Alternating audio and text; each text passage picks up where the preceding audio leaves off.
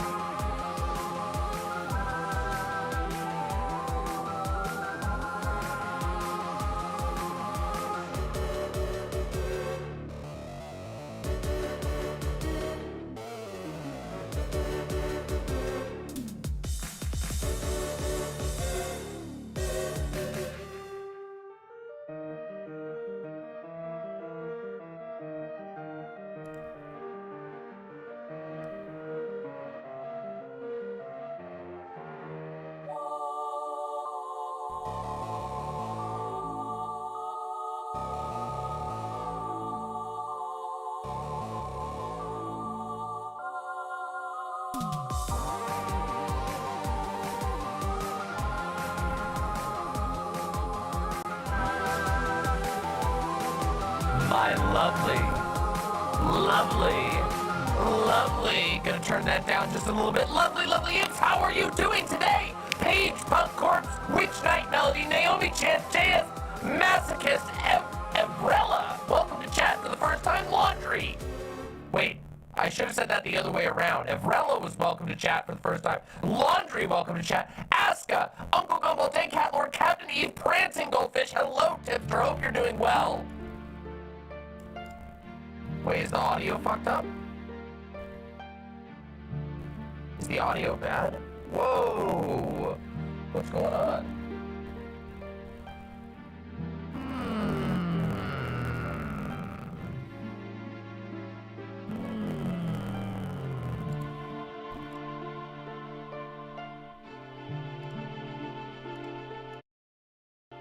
What about now? What about now? How's it sound now? Did that fix it? Wow, so something broke. Something broke in my light host, and just turning it off seems to fix it. Well, that sucks. Devilatier, Lauren X Pandamus, Delance, Intentions Nasty, Ada Stardust, Windleby, SMG Hottie, Scenic 93, Leaf, Destiny Hayden, Misfit Satanus, Sunny Joe, Furcifer, Light Rays, Yasmin, Semi Locon, Killjoy 40k, Peppy Toaster, Q-Berry Shortcake, Windleby, Posadas John, Cedar Waxwing, great name, Dale Husband, Monster, Tori Monsters, Tori Cassia, Tori Falmer Flamingo, the Vegan Rancor, but home is nowhere. Maybe that means home is everywhere.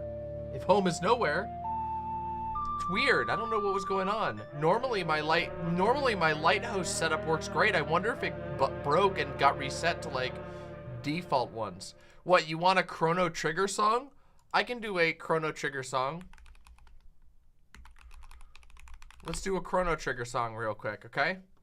Hold on.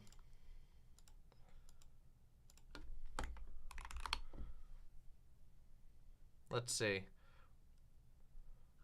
I'm just gonna pick one off the cuff and we'll see if it's any good. I don't know if it'll be any good.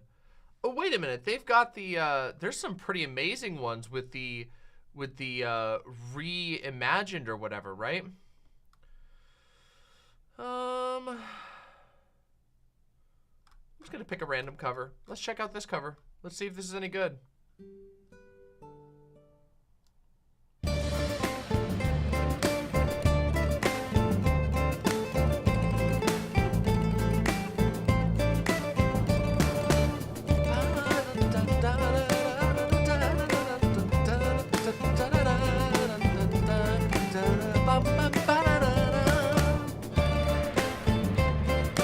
For the source, here you go.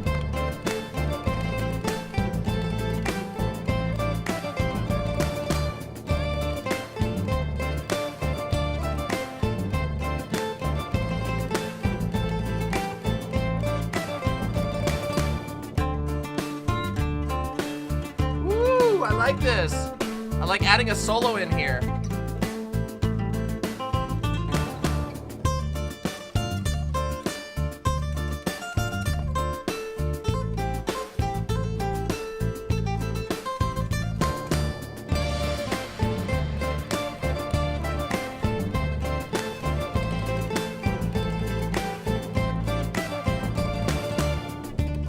I know, doesn't this go hard?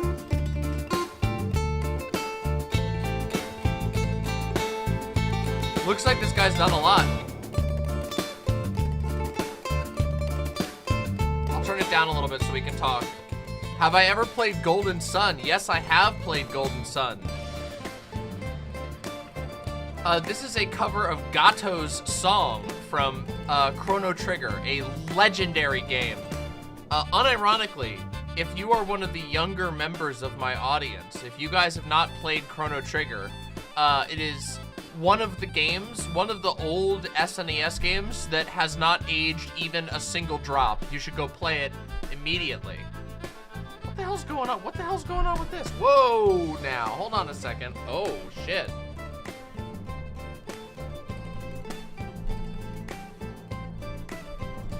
Jesus, what the fuck is happening? My monitor is breaking. Holy shit. Okay, that's much better. That was weird as hell. It would be a real shame to lose my nice monitor in the middle of stream, but it seems to be fine now. It looks like the connector on the back was coming loose.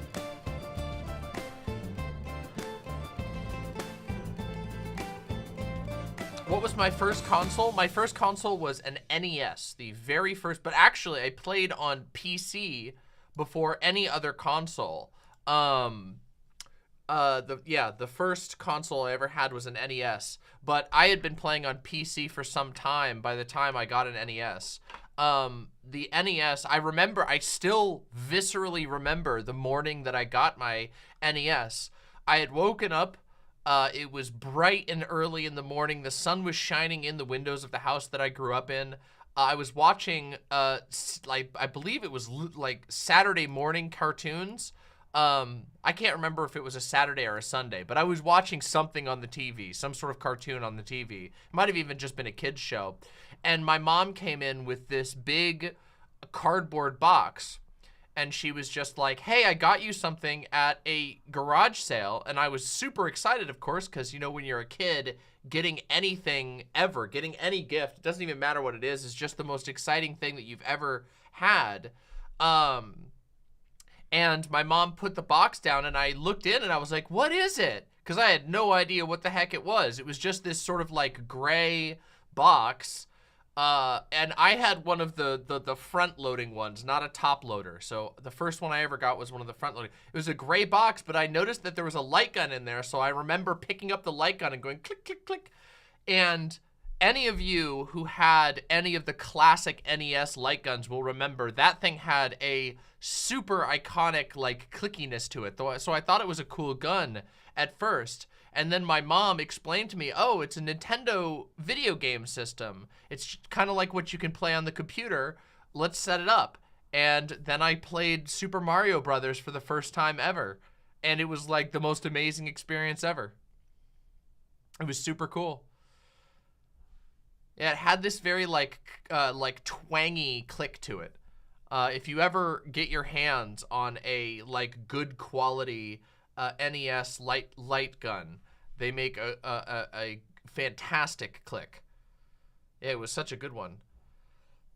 A gamer was born. Well, it's funny. I was actually a bit of a gamer even before that. My dad, the first job that my dad worked after I was born was in a like computer manufacturing center.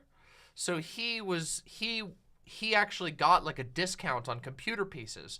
So when I was just a little baby, he would sit me on his lap and play video games. So I was a gamer almost literally from birth just because of circumstance. It was sort of like random chance. My dad happened to work in a computer assembly factory when I was young, and he got us a computer for cheap. So I had games from the moment I was a little tiny baby. There's actually a picture, one of the earliest pictures of me ever. One of the earliest pictures of me ever is just me as a little baby sitting on my dad's lap. Yeah. Yeah, it's really cute. So, I haven't seen that picture in forever. I bet my mom has it somewhere. That's pretty cool though. Sorry he was super religious. It's really weird. My dad didn't become super religious until later. I don't know if you were talking to me. I assume you were. My dad got more religious as time went on. Like, it was really weird. He wasn't super religious. I mean, he was religious, but he wasn't nearly as religious as he became. He got super religious when I was like 7 years old or so. And then we started going to the cult, and then it went downhill from there. Yeah. So weird. Hippie Punk with the tier 1 sub. Thank you so very much for the support. The support means a lot to me.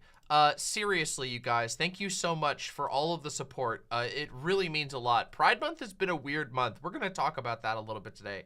Glad to have you keeping me company in the company kitchen, especially since this should be fun watching the right have a meltdown with Mama and the Imps. Oh, you guys have no idea. We have so much fun stuff to go through today. Okay, we all had a blast watching the Trump deposition where he misidentified, his wife, where he thought that the victim was his wife. That was fun. But guys, I think this indictment might actually be funnier, and I'll show you why. There is there is so much. Yeah. We have so much to laugh about. Oh my god, it's good. Okay. Bogey Fan 101 says, I hate to ask right now, but when you start talking about Tears of the Kingdom spoilers, will you warn us? Yes, I will be warning well in advance. I have a pretty critical review of Tears of the Kingdom to do today. I have put an unbelievable amount of time into Tears of the Kingdom, and I want to do a review of it. Even though I haven't actually beaten the game yet. I haven't done the final bit of the game yet.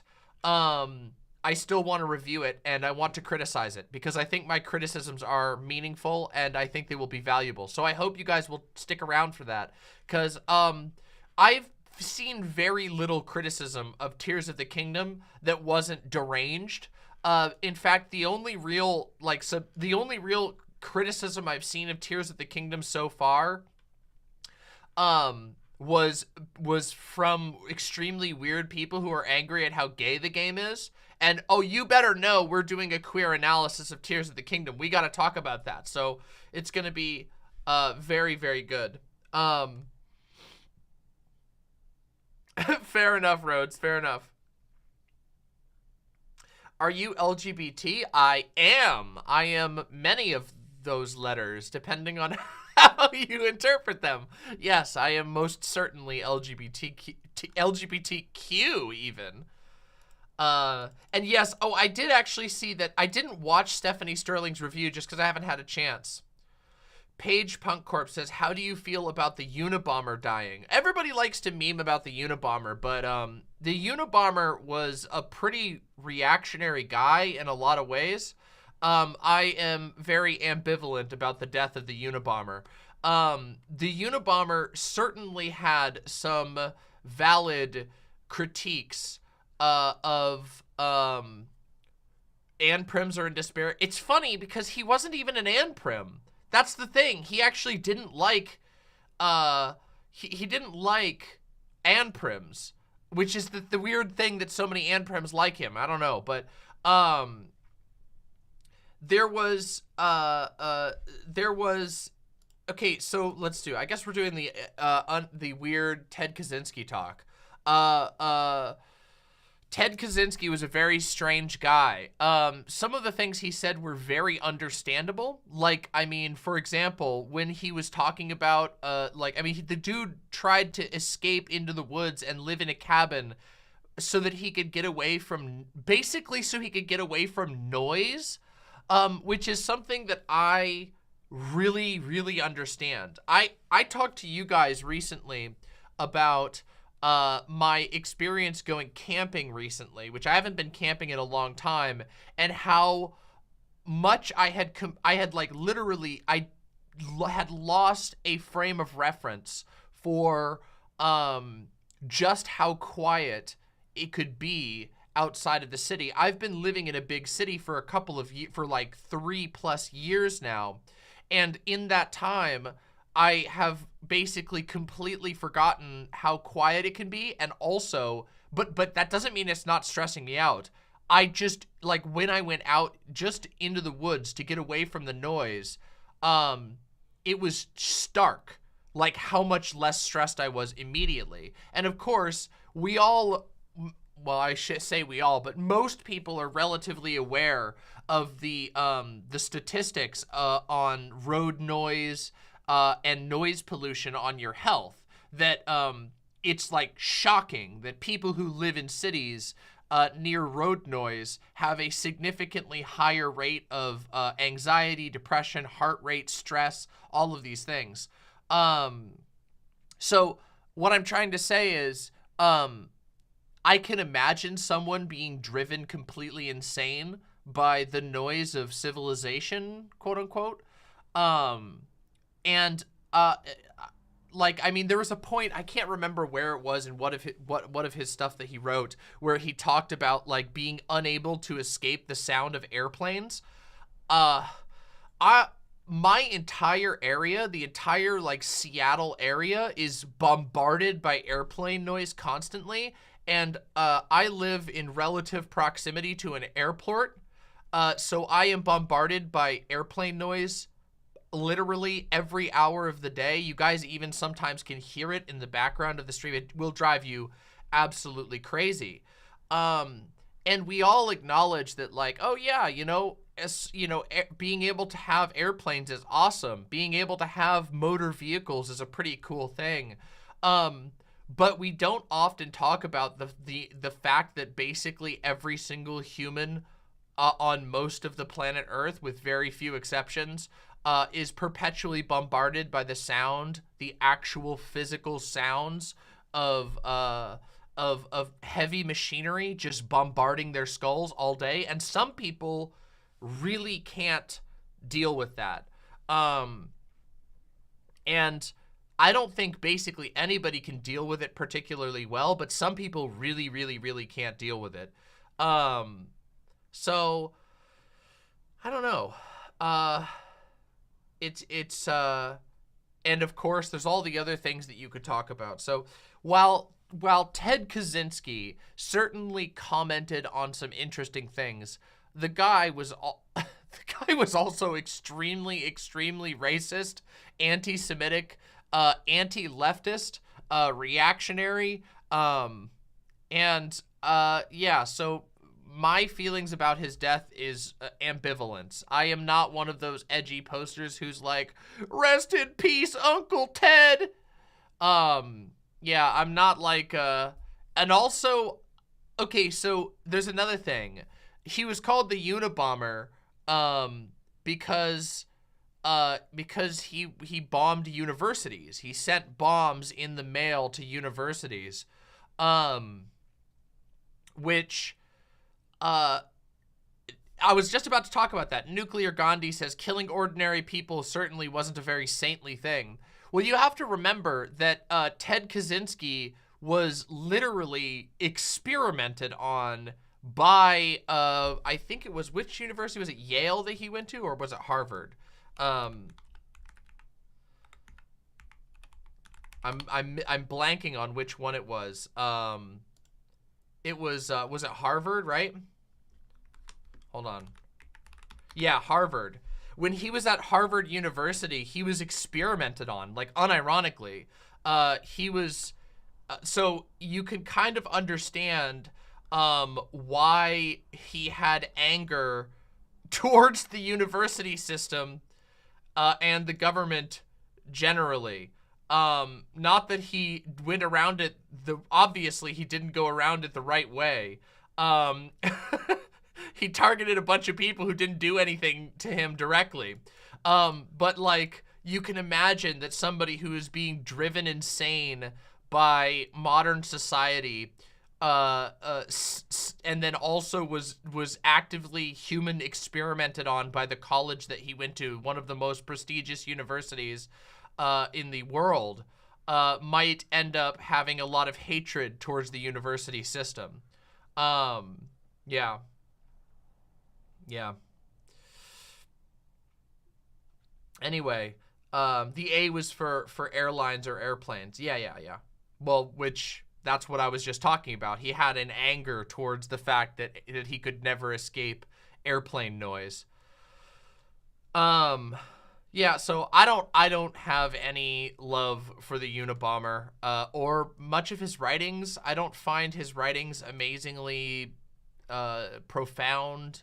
I do think that there is, I do think that some of the things that he said about his personal experiences with like modern society are interesting. That part is interesting because I find it interesting when someone is tortured by our current state of affairs, by what is accepted as normal to that degree. Because I feel like a lot more people actually are, but only a handful of people actually get pushed to that level of extreme behavior. And it makes you wonder, you know, what is it that pushes people across that line?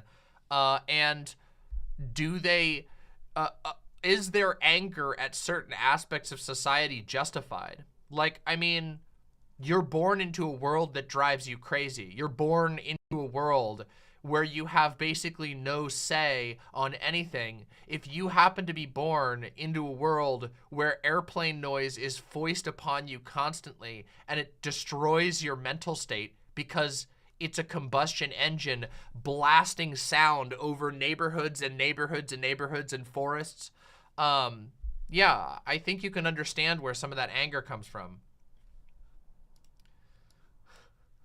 Oh no! Oh no! Oh God, no! Rip Unabomber, you would have loved Funko Pops. Oh God! Oh my God! Oh no! That's insane. Bombing innocence, hot take, bombing innocence is an unhealthy coping mechanism. Yeah, imagine that. Point is, most mentally ill people don't go bombing places. Well, yeah, but most mentally ill people basically get pounded into line by the system as it is. Most mentally ill people just end up kind of finding a way to survive the unjust shit that's being put on them. Yeah. It's a weird thing. Also, Timothy McVeigh is like infinitely more insane than Ted Kaczynski. Like, people compare them because they both did bombings, but you guys need to understand Timothy McVeigh was a like deranged neo-Nazi, like who was obsessed with the idea that a race war would happen where it would become basically illegal to just kill anybody who wasn't of your race. Yeah, Timothy McVeigh was the Oklahoma City bomber. Oh yeah, everybody's been posting this this like liminal space picture of his FBI of his cabin in FBI storage, which is a wild picture to see. For real? Really? There we go. Really, we're already losing the. Oh, I hate that. Man, that's gonna be a.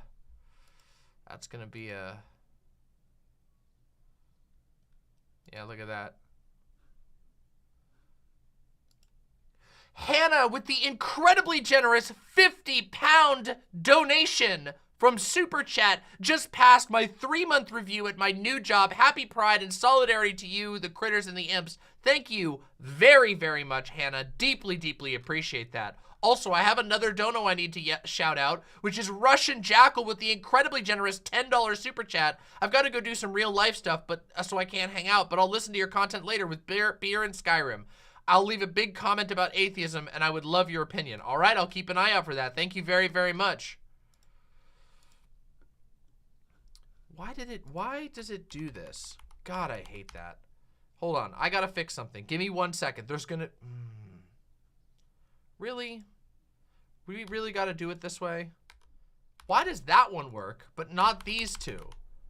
What the fuck is up with this shit?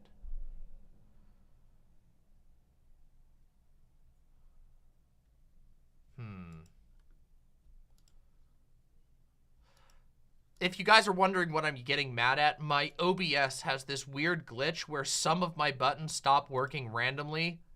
And there's basically nothing I can do about it. It's incredibly, incredibly obnoxious. I actually hate it. And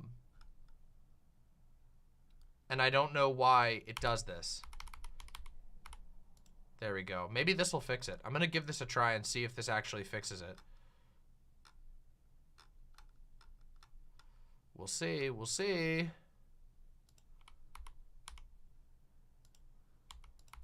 Yes! No! Wait. No! Now it only did what?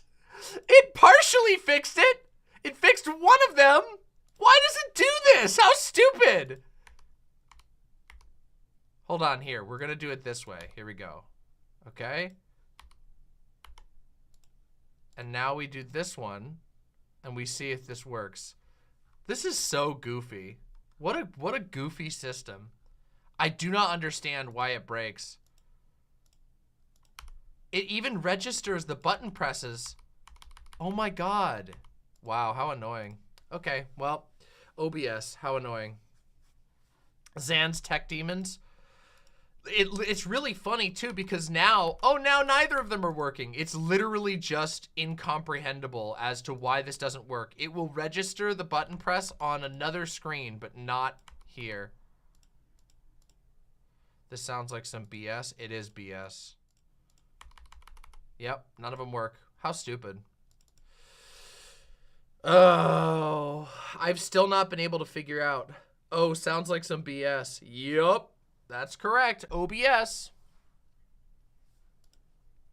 By the way, if you are here, I forgot to ask for likes. I need to do better about that because my videos are getting a ton of attention, but they need more likes. We're not getting as much likes as we should.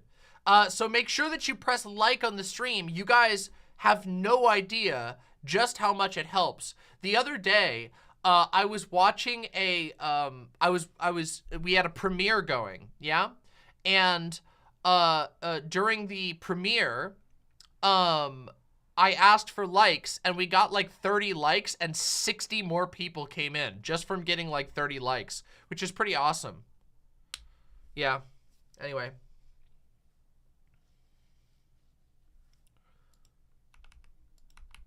Why has it got to do this to me? Why has it got to do this? Now I got to manually click all my screen changes. There was a ton of people watching that premiere. Yeah, we had a crazy amount of people. Let me just show you real quick. Hold on.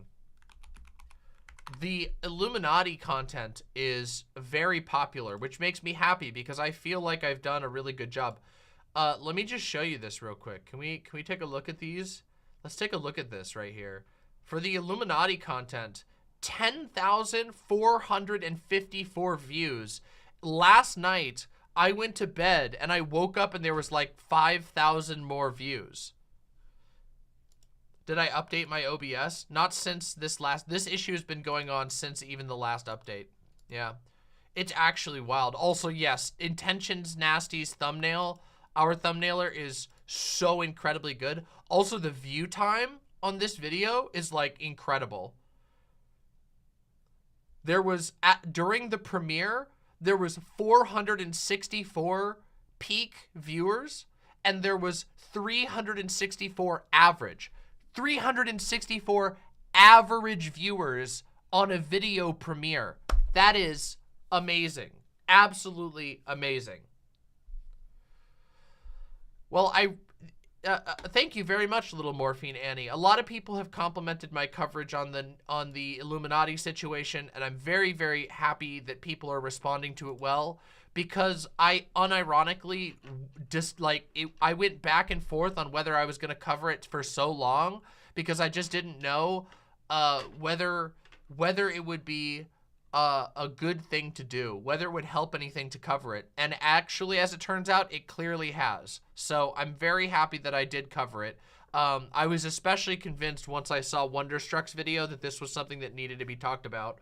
Unfortunately, it looks like there's probably going to be at least one more chapter for us to cover because Oz Media has essentially confirmed that he is going to be creating a ultimate takedown video that is going to attempt to address all of the allegations from his perspective, which he had the most inside perspective outside of Blair herself, which is wild.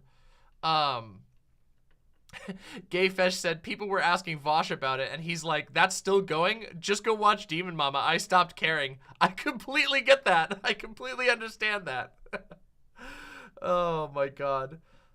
Delant says Salty said that he was scared to put out his own video since he has a wife and kids. Yeah, I get that.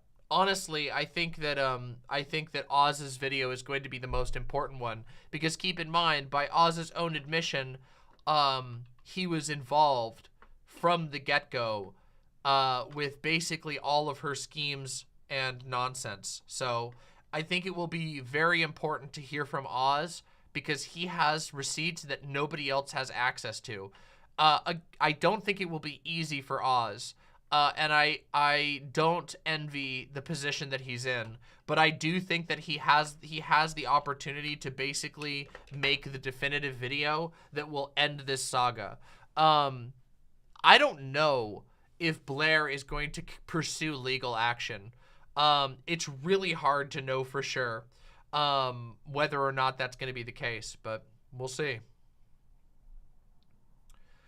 Tronsler says Swoop made a video with an allegedly ex-BF of Blair's. Yes, I saw that. I don't think I'm gonna do a section just on that. However, I might talk about it alongside the Oz Media video when the Oz Media video drops. It is true that the stuff that was the stuff with the ex-boyfriend, who I think his name was like Devil's Advocate or something along those lines, it was pretty bad. Like, he even had her just like screaming at him on a phone call. There was a recording of them talking, and she just like freaks out and starts insulting him, which was just... It's funny because it's so stark to the character that she presents in her videos. And like, of course, everybody has moments in life where they don't look good. But this is just like literally her just laying into this guy. And he's not like yelling or anything. It's not reciprocated at all. It's not like they're having like a yelling match to begin with. She just fucking blows up on him. It's pretty bad. Yeah, I watched the Swoop vid. There's a lot that I like about Swoop. I wasn't super familiar with Swoop. Swoop has a really catchy editing style. Although there were some decisions I didn't agree with Swoop on, I do think that some of the receipt keeping on Swoop's end was a little bit lower than what I preferred. But you know, whatever. Swoop was pretty cool, and I liked the video overall.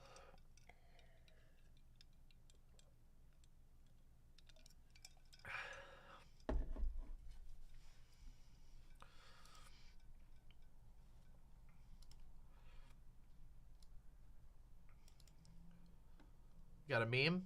All right, let's take a look at this meme. Ah, yes. Let's do it.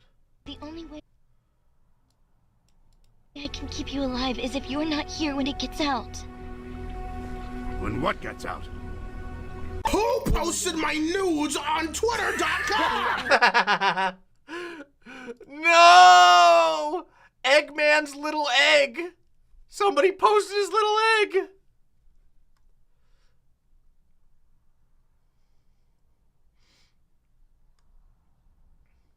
They got him. No.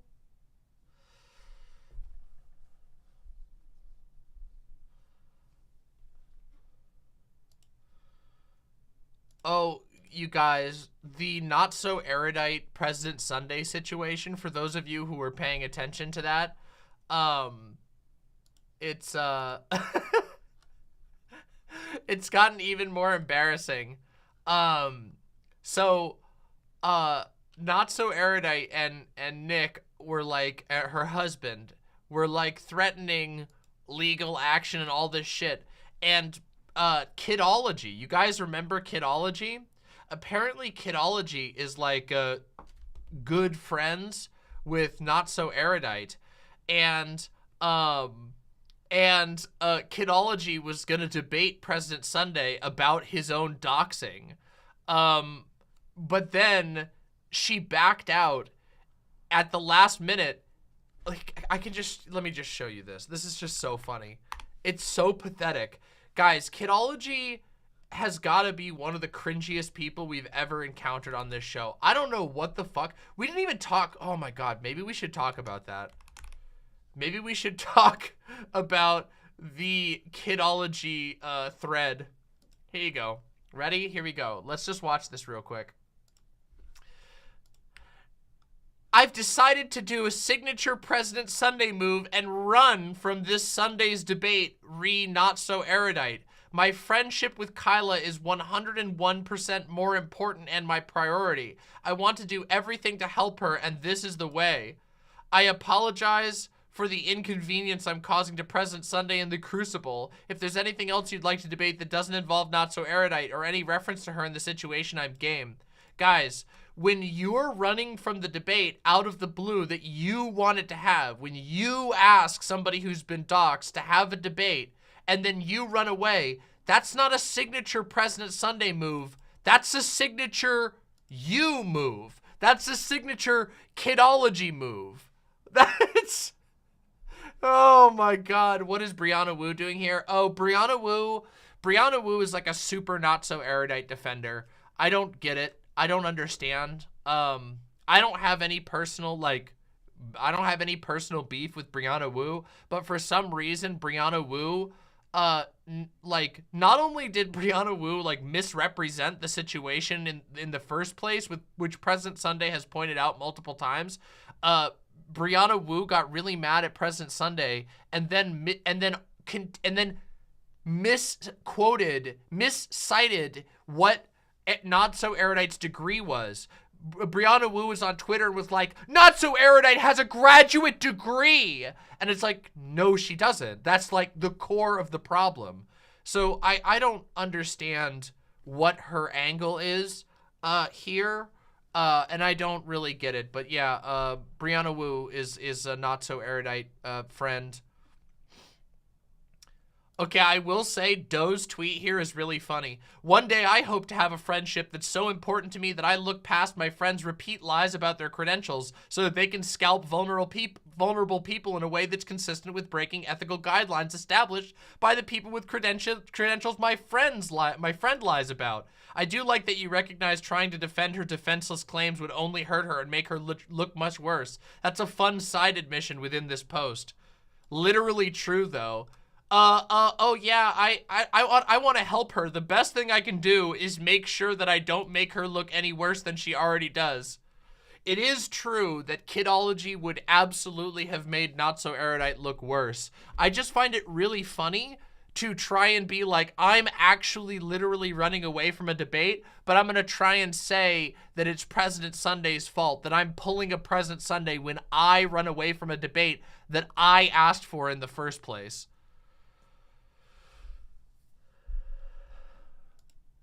How does Doe constantly wipe the floor with people on Twitter? The reason is that Doe very carefully chooses her battles and is never super mean about it.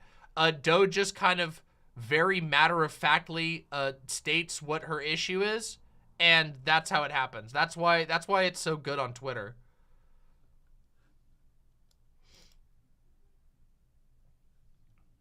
They were gonna debate on the Crucible, the debate platform with a hanging tree and a noose. Yeah. Are Kidology and notsoErudite Nazis?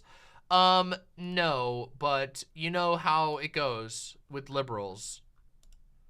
Well, actually, I don't think that Kidology is a Nazi, but Kidology certainly doesn't take Nazism very seriously, in my opinion. Also, President Sunday posted this, and I gotta say, we gotta react to this, because this made me laugh. Let me just, real quick. This is a video that was posted by notsoErudite. This is an actual short from notsoErudite. Let's just enjoy it real quick. Go to fucking church! The title of this, by the way, is Black-Pilled Men. Sorry, I shouldn't be shouting. Nick's sleeping. All these guys are fucking complaining about dating apps and all this shit. Go to church. All of these beautiful, kind virgins are at church. Why aren't you at church? I'm gonna tell you right now, it's gonna be filled with a whole bunch of cute girls who have never been told they're pretty in their life, because most men at church are fucking beta losers who are afraid of women and never compliment them because they're afraid that if they compliment them, God might smite them for being dirty, okay? Go to church. You don't even have to believe this shit, okay? Half the time, they'll flirt to convert you, okay? Go to fucking...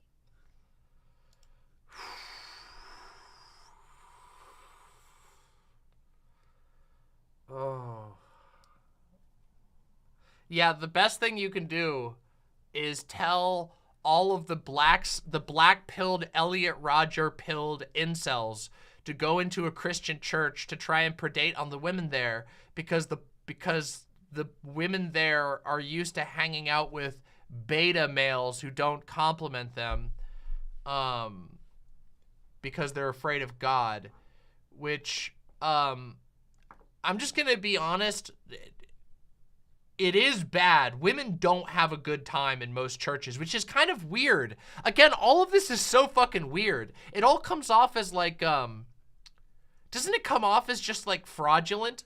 Like you're sort of like ironically distancing yourself from Christianity. Just remember, notsoErudite is a Christian. notsoErudite's entire career up to this point was through Christian faith mental health organizations. So I just find it very weird to like pretend that you're distancing yourself from Christianity when you're literally telling people to go to church.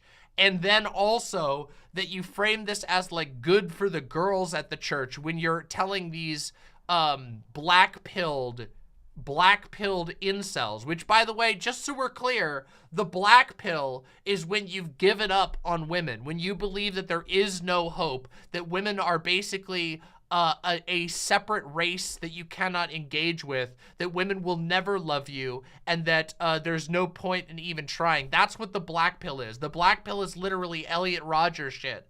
And she's like, yeah, go to church. They'll go to church and farm up these desperate women. Man, it's one of the weirdest shits I've ever seen. And this is still on her channel. Like, I didn't have to archive this. It's just posted on her channel.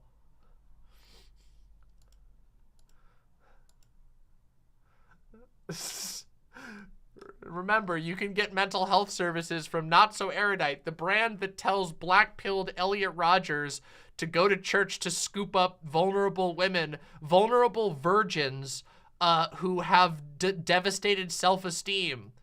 Incredible advice and an incredible, incredible opinion of both women and men.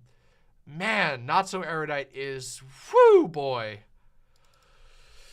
Oh boy, my God. Oh, yeah, actually, I wonder what the comments are like. Can we look at the comments on there? I would love to see what the comments are like.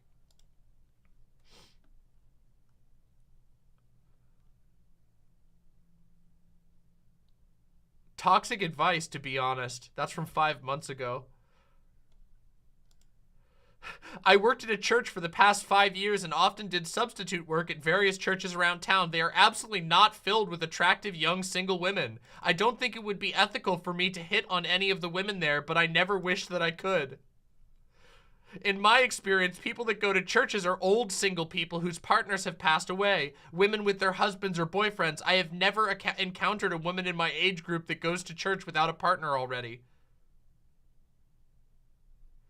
Pastors, oh yeah, and this is a real hard hit. Pastors literally put out memos on my Facebook that they have been getting complaints from women at their church that men keep flirting with them. Women at church, in my experience, are looking for a bailout after they've been through loads of guys, or they're single moms, usually both. The truth is, you're either attractive enough that you can approach or get approached by women. You date way under your looks by level by 3 points, or you just stop and focus on other things. Man, they're taking this advice really well, guys.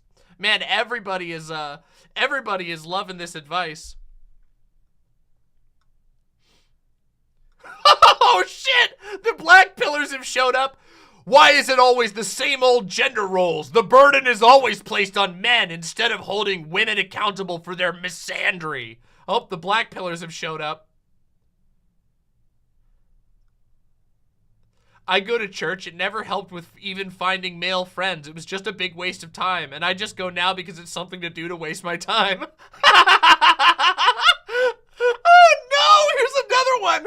The only young single women in church are in youth groups for teenagers. Anything past that are married, divorced, or widowed. There isn't a surplus of single women in their 20s at church, especially when you're encouraged by people and Christianity to marry young. Let me tell you something. I went to a lot of church when I was younger, and let me just tell you, there was a massive culture of get married by the moment that you hit 18. There was this extreme culture where women were pressured constantly to marry the moment they turned 18 and to have kids by the time they were 20.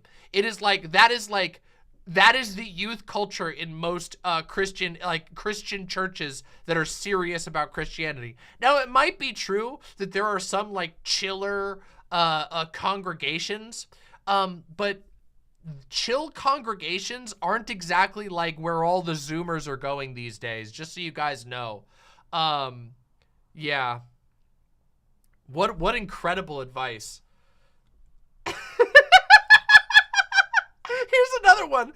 It's amazing how confidently you give this god-awful advice. If you're not religious, don't look for women at church. You will likely be hugely incompatible. The image of an atheist, non-religious person going to church just to creep on virgin Christians is absolutely hilarious. Literally every single side of this conversation is dunking on her because it's the stupidest take I've ever heard. No, guys, here's a hot take.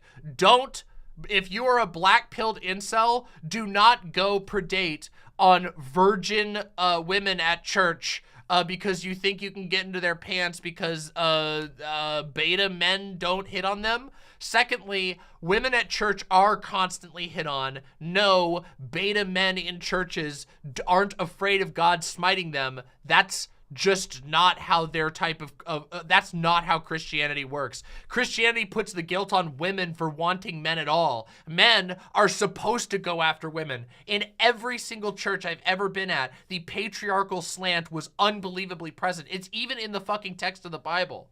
So no, do not black-pilled men.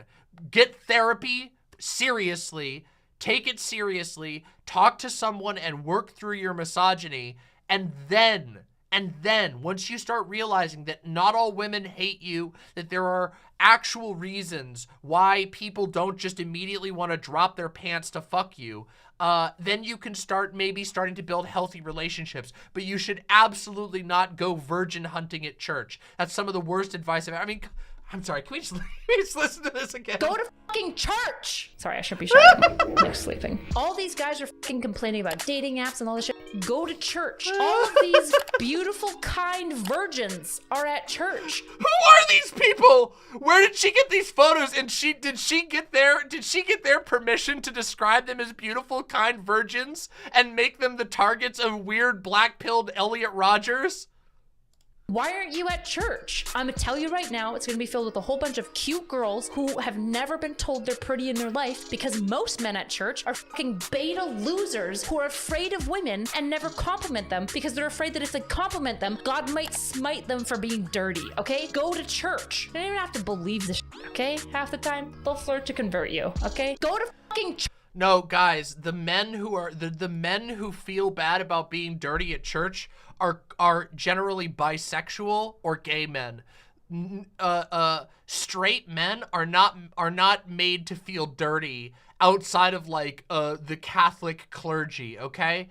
Everywhere else, there is a machismo patriarchal culture that encourages them to constantly take the first step, and they're not made to feel dirty. It's women.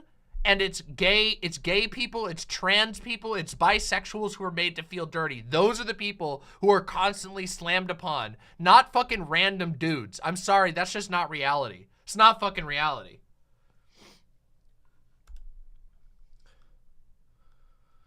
Just everything about this is so wrong. God, these comments are so fucking funny. Yeah, let's go to church. Everyone knows that's where all the 18 to 24-year-olds love to hang out. Oh no! Oh no, more black pillars. Here we go. Here's another black pillars. Okay, here we go. Church girls, once they get out of their parents' house, are the most wild girls out there. I'm talking 10 to 20 guys in rotation, 2 to 3 guys a day. But these girls would have stopped going to church by then.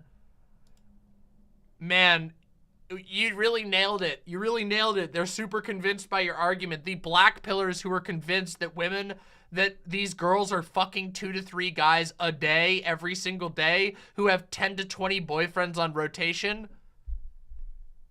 First of all, please consider living in a different fantasy world. The Lord of the Rings is right there. There's hobbits, there's dragons, there's fucking wizards, there's a big flaming eye. Please choose a better fantasy universe than the one where you think that every girl who went to church once in her early 20s is fucking 10 to 20 guys in rotation, 2 to 3 fucks per day. Dude, come on. For real. Come on. Let's get real here. You could have a magic ring for that price, okay? You could have Gondor and Ents for that price, okay?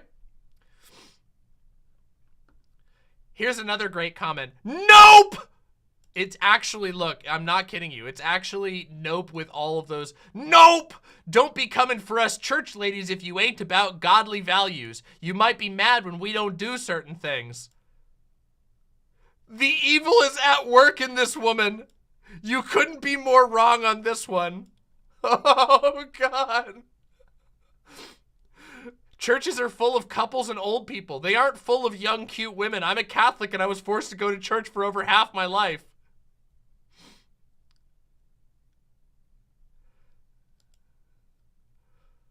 Oh, my God. I sure hope the red pillars won't go to church, though, because they may do huge harm on the long run to those girls. True! True! You forgot that the pastor sleeps with them, so it's not a place I would advise anyone to go. Oof, okay, that's also true. Woo!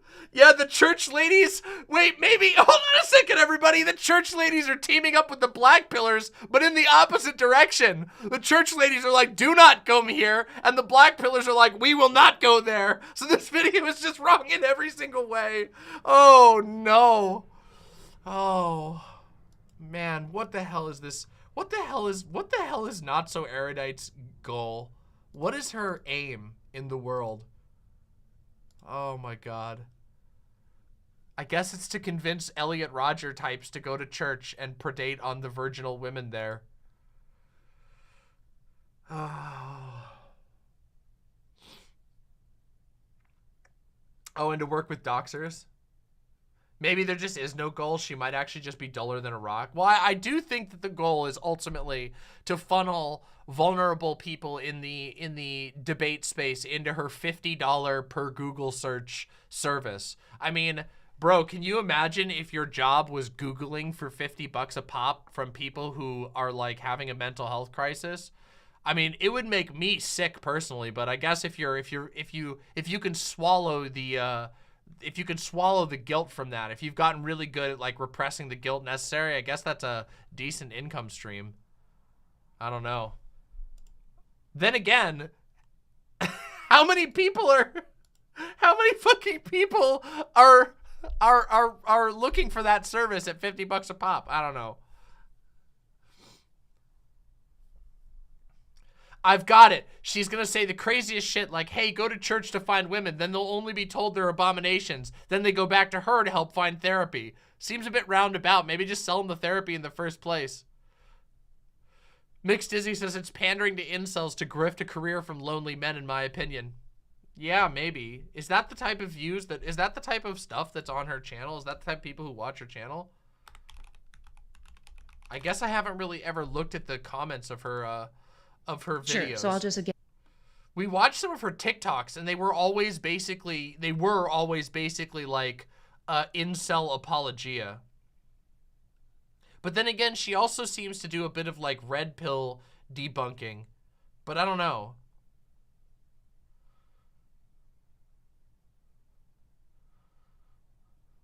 Yeah, I don't know.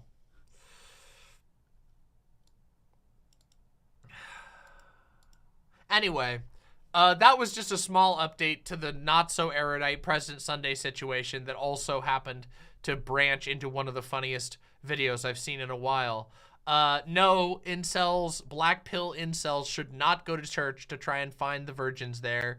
Definitely not, because the overlap between the black pill incel community and the pedophile community is like almost a perfect circle. Definitely no, not a good idea. Trust me, churches don't need any more help facilitating pedophilia. Yeah, so that's all there is to say it. That's all there is. Kidology's channel is a lot of reaching out to incels too. Yeah, but okay, guys, I've seen a couple of Kidology videos now, and all of Kidology's videos are basically, there are two extremes. They're both very extreme, and I don't like either of the extremes.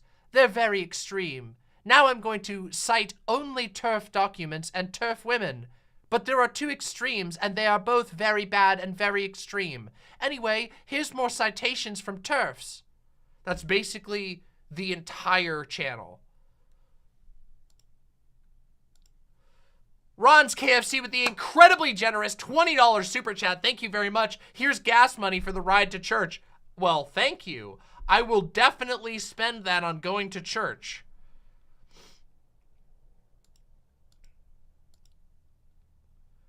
I don't know a lot about her, but is she basically like religious destiny with like a fake degree? Well, she has a diploma. It's just not in, it's not in how she present.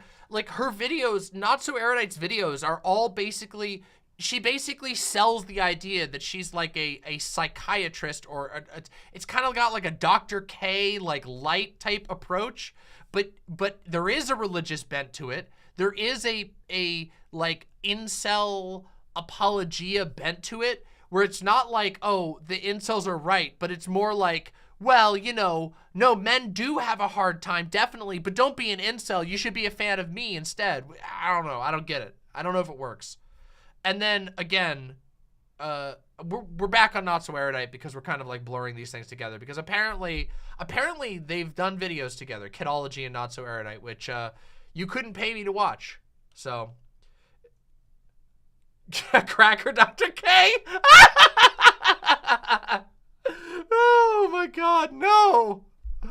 Oh man.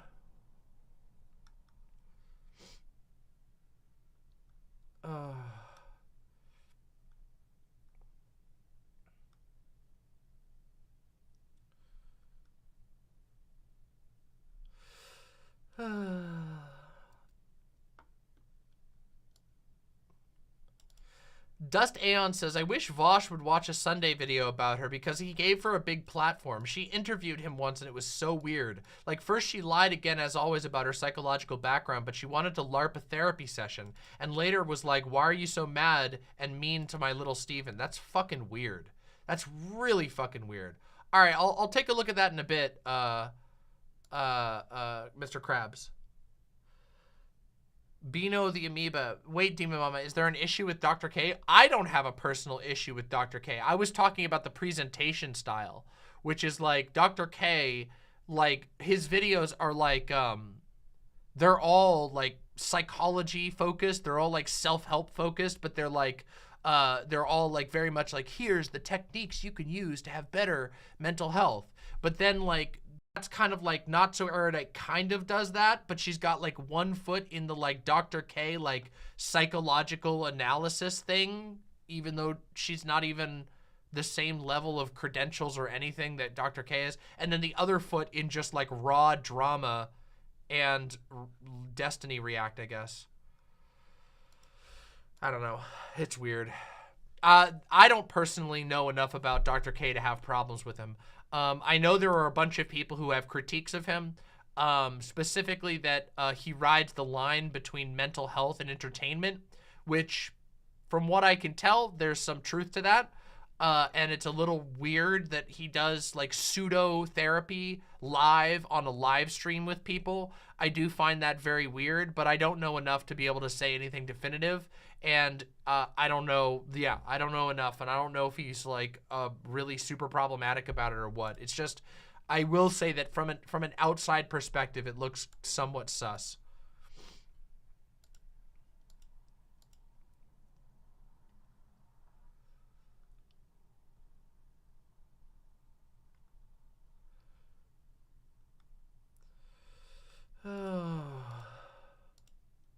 Yeah, people seem to like Dr. K's Discord community, that's good. That's kind of cool, I guess. I don't know.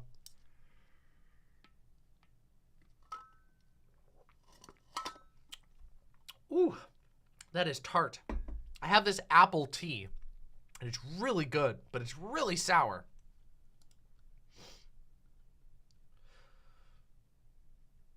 One of his patients killed themselves, and a lot of people blame Dr. K.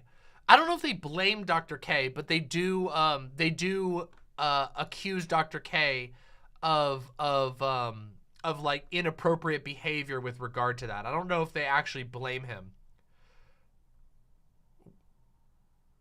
Wait a second.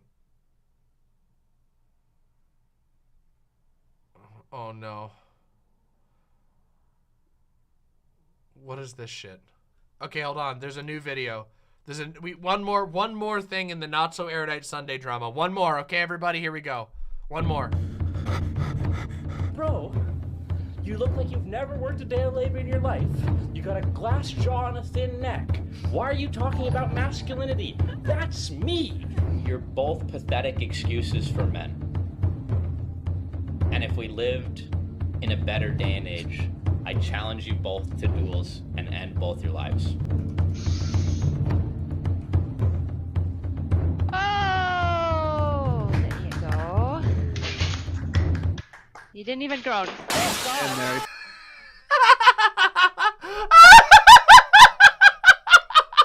What the fuck? No! Dude, no!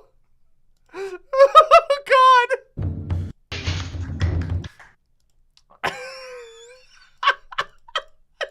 In a better day and age, I challenge you both to duels and end both your lives.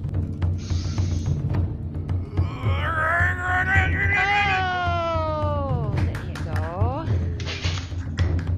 You didn't even groan. And Mary. Oh, bro. Oh, no. Oh, no. Oh, my man. Why do the oddest people choose to pick weird fights on the internet, don't they?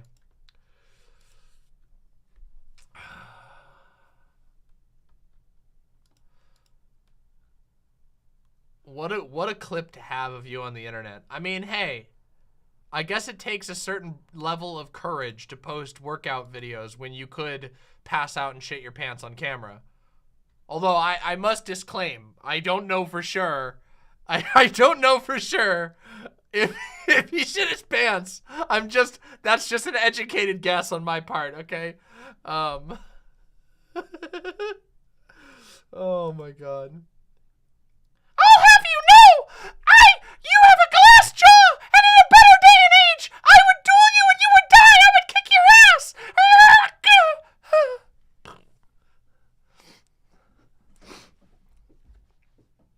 Incredible. Incredible. Truly the apex of masculinity on display here. Oh my God. Oh my God. You gotta love it. You gotta love it.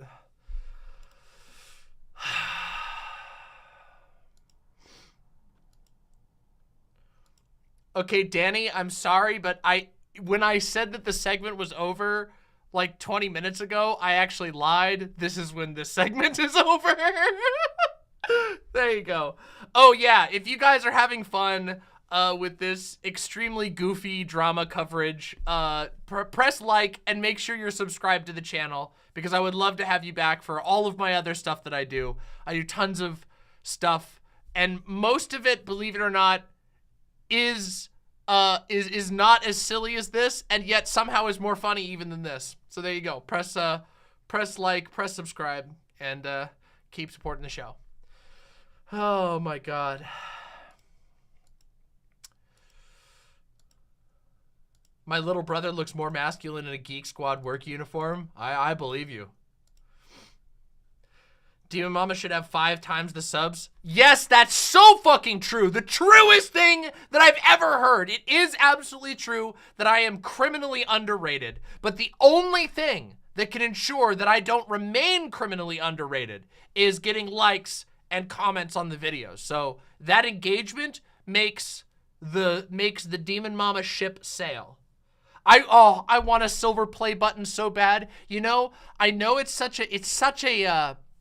like getting a trophy, okay? And I know, you know, trophies can only go so far, but you know, it would feel really good to get a silver play button.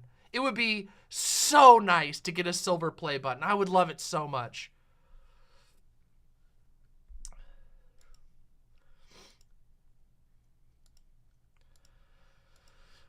It would feel super good to display in the background. Yeah, it would be amazing. I'd love that. Just be careful Illuminaughtii doesn't steal your receipt. I've never collaborated with Illuminaughtii, so I don't got anything to worry about on that front.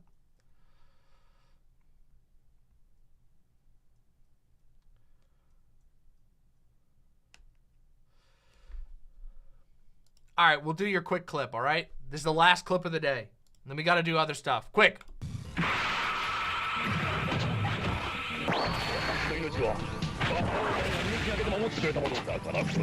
The Wolf of Asia. Jesus.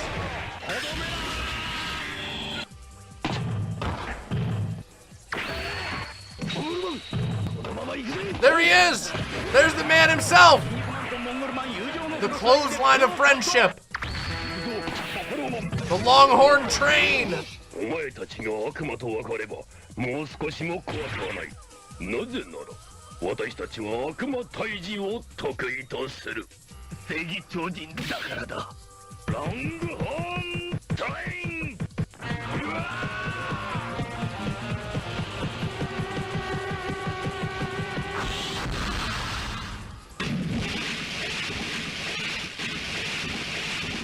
Oh my god. They got impaled. He got completely and utterly impaled.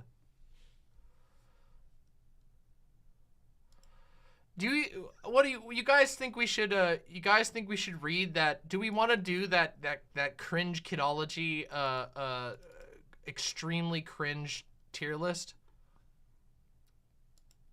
Should we do that? Bonus content? We got to talk about Trump though. How bad do people want to be petty today? It is pretty cringe.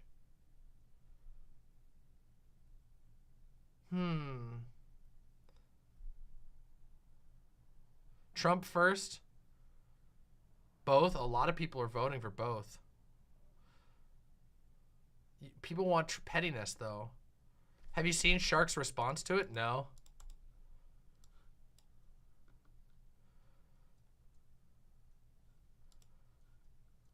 Oh yeah, also, okay. Trump first, then pettiness as a cleanse? Yeah, but I'm gonna want to do my review afterwards. All right, hold on. Let's see. Trump first? Okay, we'll do Trump first. All right, I'm ready for Trump. I'm ready to do Trump stuff.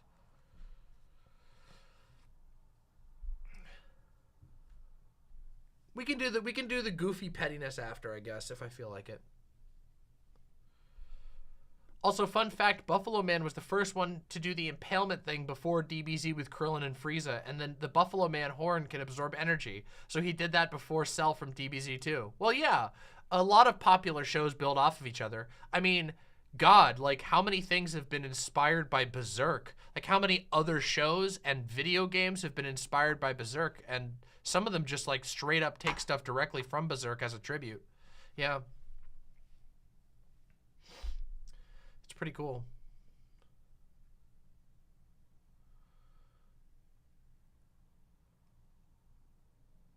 I like to think I have some good taste in online drama. I imagine you do. If you're watching my show, you have to.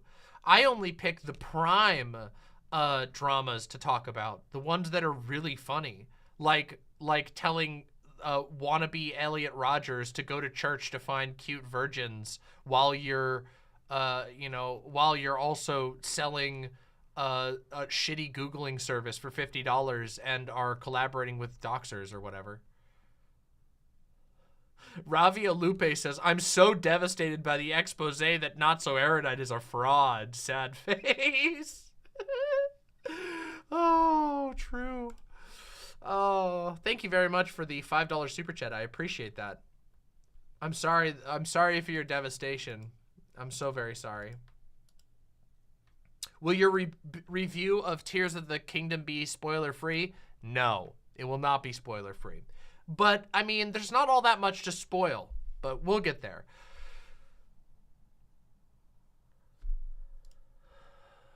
Oh no.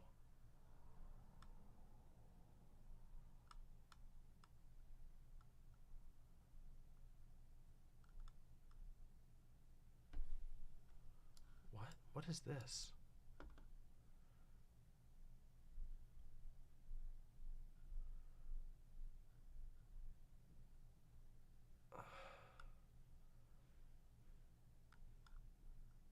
Okay, that's cringe. All right, everybody. Let's do this, okay? No, Kaiser K, you haven't missed too much. Let's do this. We're not doing the review, don't worry. You're not late, don't worry. You did miss some funny stuff, Cummy Nipples. You know, that name is kind of a trap, isn't it? It kind of kills the monetization, doesn't it? It's a good one. It's a good way to make us YouTubers lose money, damn it. All right. Yeah, warm-up was a miniature react. My lovely, lovely imps. Today, we have something very, very funny to talk about. You see, the God Emperor of the MAGA states of America, the Kaga King, Keep America Great Again King, right? That's what it is. It's Kaga, or did they just do CAG? I don't remember. Whatever. Who cares? Fucking jailbird Donnie over here, has been clapped yet again. But unfortunately, this time, it is not going to be as easy for him because his last indictment was on civil charges that left him liable for money.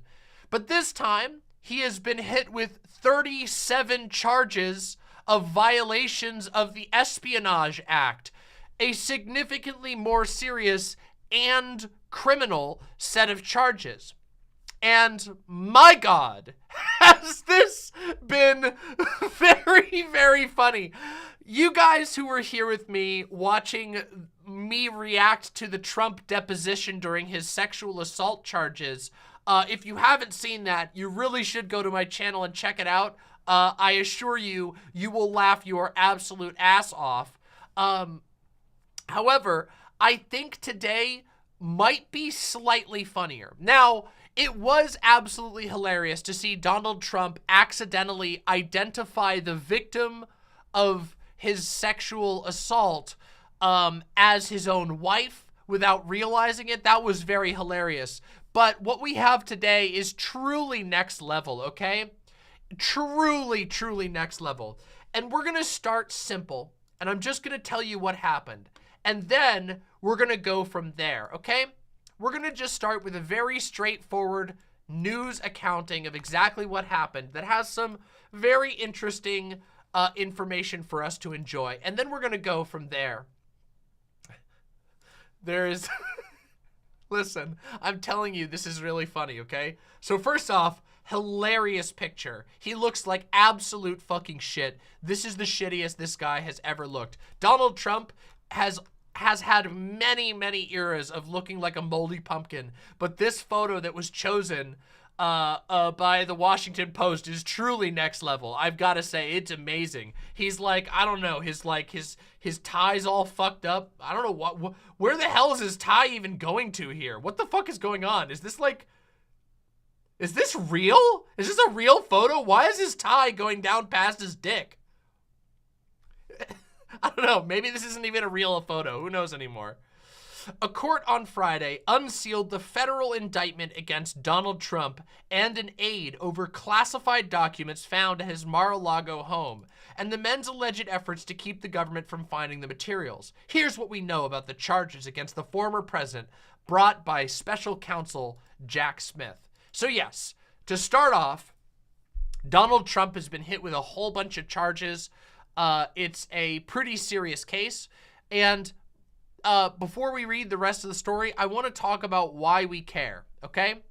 Because as you guys know, I am a big fan of such goofy slogans such as "Be gay, do trolling," "Be gay, have fun." I love these types of things. I don't really care all that much about people getting in trouble on technicalities. However, Donald Trump is the avatar of the law. He is the literal head of state. Or he was. He's not anymore. He was, obviously. But Donald Trump was the president of the United States. And as that position, as somebody who assumes that position, there is an increased burden of behavior, of lawly behavior, okay? If you're going to assume the position of the avatar of order, if you're going to run on a law and order campaign platform, then it is very important, actually, that you follow the law. And also, secondly, these aren't just technicalities. The stuff that Donald Trump is getting in trouble for is gross negligence with regard to state secrets. State secrets that he was supposed to be, is allegedly supposed to be in charge of as the commander-in-chief and as the representative of the state authority. Yeah.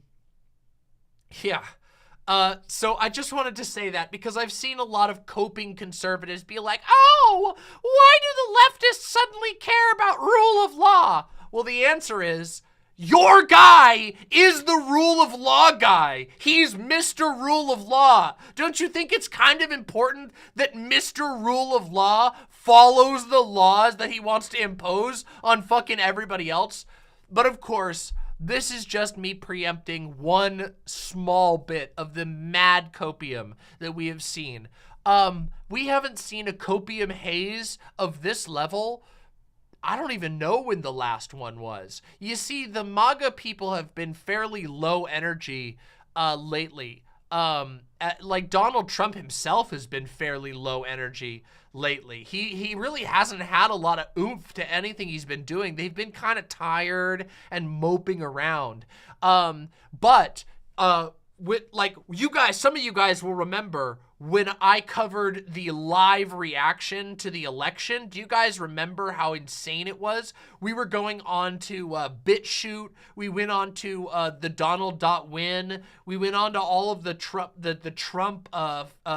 Twitter groups, and we were checking out all of those people and those comments. Some of you were here for that. And remember, the copium was so thick that it was burning your eyes out of the sockets. It was, these people were overdosing. They were losing their absolute minds.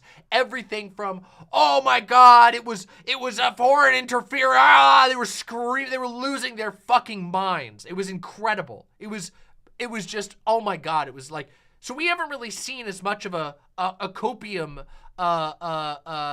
flare up in recent memory. Even when he got in trouble for the last indictment, which was the Stormy Daniels, well, okay, the last indictment. Of course, he lost the sexual assault case recently, and then before that, there was the Stormy Daniels stuff. And the Stormy Daniels stuff is a little bit more of like a technicality. It's like, you know, it's one of those things where you can write it off as, it's not that important. He was a little bit of corruption, if you want to.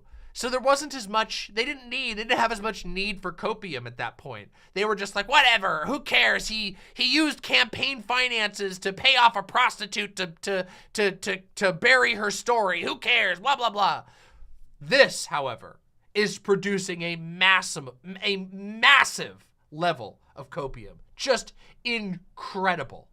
Okay? It is going wild this time. We're going to get to see some of it, which is fun. Anyway, let's continue. How many charges does Donald Trump face? Donald Trump is accused of violating 7 federal laws, but faces 37 separate charges. And that's because each classified document he's accused of holding onto illegally is charged in a separate count. And his alleged efforts to hide classified information from federal investigators is also charged in several ways. His longtime aide, Walt Nauta, faces 6 charges, 5 of which are also lodged against Donald Trump. Trump indicted on, now they have this handy graph. How wonderful. Here we go. 31 counts of willful retention of national defense information related to Donald Trump's unauthorized possession of national defense documents and his failure to turn them over to law enforcement officials. Incredible. So what this is saying is that they've found 31 separate examples of him not just, keep in mind, it's not just an accident. It's not that he forgot or made a mistake. It's willful retention. These are 31 separate charges of him simply refusing to put the documents where they belong.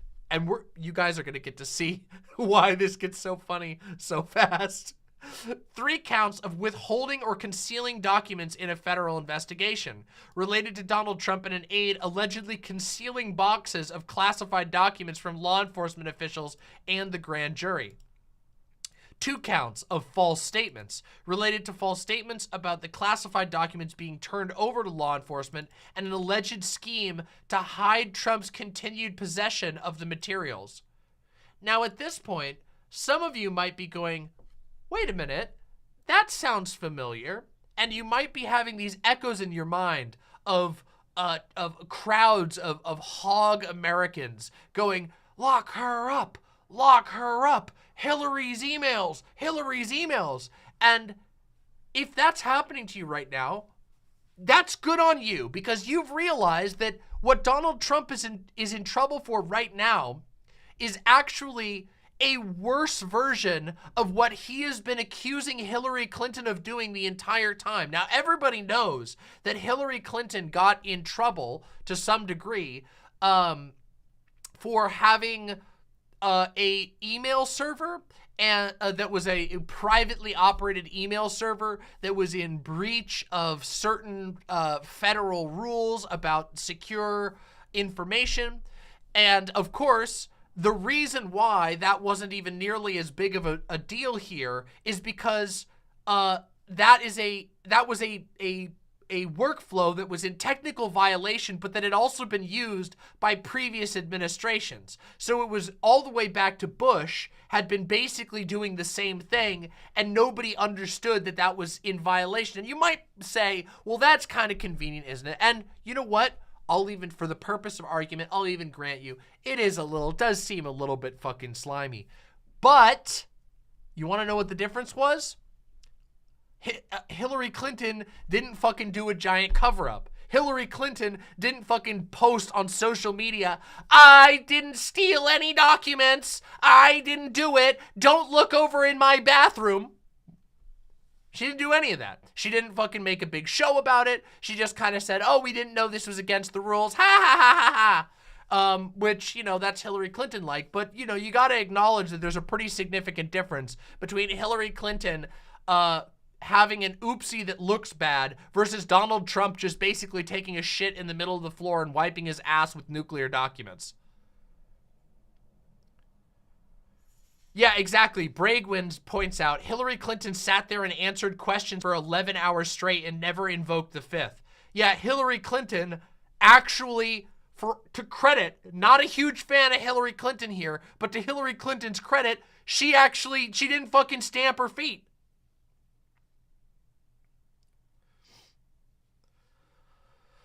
But it's interesting now, of course, that there is now significant evidence that Donald Trump may have literally done the exact thing that he was accusing Hillary Clinton of. Remember when he kept talking about Bitwasher or whatever the fuck that was called, bit acid, or acid wash, or whatever that stupid shit that he used to ramble about. He had like 100 different names for it, which he said was allegedly like a program that Hillary Clinton secretly used to delete emails that there was no evidence of them existing. He just basically made that shit up.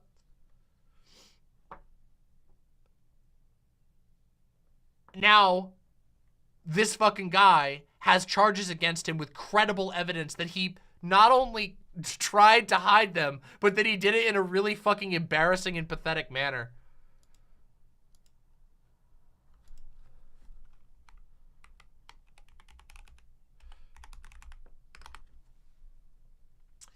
Also, these are just the documents they chose to declassify the existence of. There are some that are so classified no charges will ever be brought because just revealing they exist is a threat to national security. Yes, of course, that's certainly possible. Anyway, let's continue. Finally, the final count. 1. Conspiracy to obstruct justice. This is related to an alleged conspiracy between Donald Trump and an aide to keep classified documents Donald Trump took from the White House. So they've got evidence that he not only lied and tried to hide the documents, but that he tried to basically photocopy them to make sure he could keep them after he left the White House. Just so embarrassing. What are the charges against Donald Trump? Espionage Act, unauthorized retention of national defense information. Trump is charged with 31 counts of violating a part of the Espionage Act that bars willful retention of national defense information by someone not authorized to have it. Such information is defined as any document, writing, code book, signal book, sketch, blah, blah, blah. A lot of different things. Photograph, photographic negative, blueprint, plan, map, model, instrument, appliance, or note relating to the national defense or relating to the national defense which information the possessor has reason to believe could be used to the injury of the United States or to the advantage of any foreign nation. So basically, this is battle plans, which we're going to find out, information on potential enemy actions, information on potential U.S. military actions. Technically, that information does not actually have to be classified, but in practice, the law is almost exclusively used to prosecute retention of classified material. What this is saying is that you can actually get in trouble for sharing even non-classified information, but the stuff that he shared specifically is classified information. In Trump's case, the prosecutors say that all but one of the 31 documents he is charged with illegally retaining were marked as classified at the secret or top secret level. Oh, shit. Oh, no, bro. You didn't just choose the classified stuff. You choose the extra spicy and the extra spicy. Oh, fuck. Oh, no. If he's found guilty on the espionage charges, he might not be able to hold any office, regardless of if he gets votes or not. I know, and that would be absolutely hilarious to see him trying to run for president when he's been disqualified from office. So I'm hoping that justice is carried out in this incident, okay? A conviction does not require evidence of a desire to disseminate the classified information. Having it in an unauthorized location is enough. However, the crime requires willful mishandling of material. The possessor has reason to believe that it could be used to injury of the United States or to the advantage of a foreign nation. Charges are generally not brought without some aggravating factor, making it clear the retention was not accidental, such as evidence of intent to share the information, signs of disloyalty to the U.S. government, or simply the volume of documents taken. That right there is pretty important. The fact that these charges are specifically targeting the fact that it was willful, and as we're going to see in just a few minutes, you guys are going to get to see just how willful and just how strong the evidence that it was willful really is, okay? Oh, God.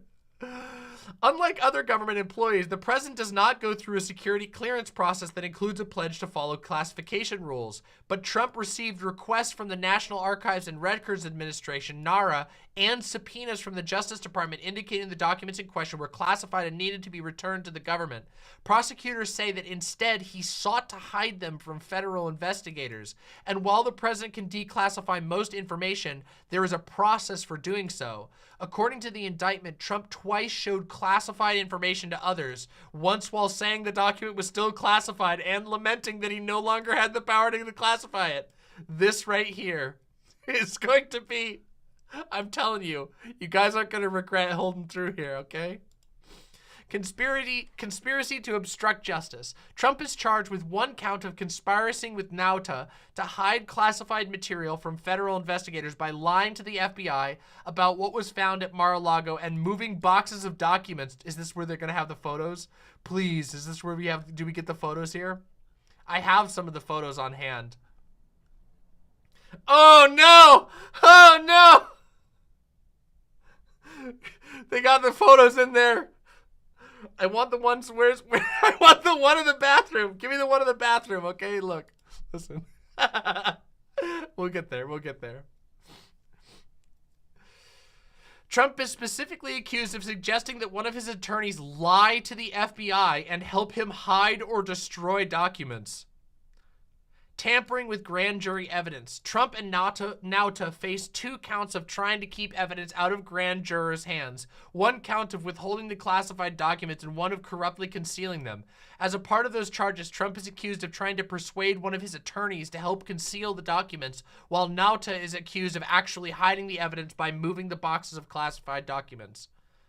Concealing evidence in a federal investigation. For the same alleged conduct of hiding the classified information at Mar-a-Lago, Trump and Nauta separately face 1 count each of concealing evidence with the intent to obstruct an FBI investigation. Thank you.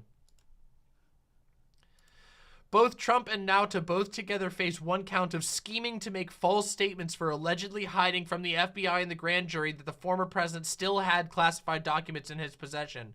Trump faces a separate count for causing his attorneys to falsely claim in June 2022 that all classified documents in the former president's possession had been handed over in response to a subpoena, according to the indictment. Nauta alone is accused of lying to the FBI by falsely claiming that he had nothing to do with moving any boxes. What possible penalties does Trump face? The maximum punishment for each count of lawful retention of national defense information is 10 years in prison. Remember how we talked about, the last time we talked about Trump, we were talking about the fact that he was found liable in the sexual assault situation with in the sexual assault situation, and the liability was monetary. So while it does look very bad on him and it does go on his record as a matter of public record, the punishment was actually monetary, which, as we all know, Donald Trump is very rich. That is not the case here, okay? This is a 10-year in prison sentence for each of his counts, for each of his 31 counts. Now, it is possible that these counts don't all stick, but the fact that each one of them carries a potential of 10 years in prison is some serious, that's some serious doo-doo, okay? That's what we call in the fucking lawyer industry, which I'm not in, just as a record, I'm not a lawyer, but in the lawyer industry, they call it deep doo-doo, okay? Whew. If he gets just 1, that's the rest of his life there. Yeah. Conspiracy to obstruct justice, tampering with the grand jury evidence, and concealing evidence in a federal investigation all carry punishments of up to 20 years. Each false statement charge is punishable by up to 5 years in prison. If Trump were convicted on all of the charges, the sentences could run consecutively, amounting to hundreds of years in prison. But federal defendants are rarely given the maximum possible punishment. He does not face any mandatory minimum sentences. So it is possible that he walks away from this scotch-free. However, this is the first time that Donald Trump is seriously coming up against the fact that he might actually have to do prison time. And of course, it's possible he doesn't have to do any, but the possibility exists where it hasn't before.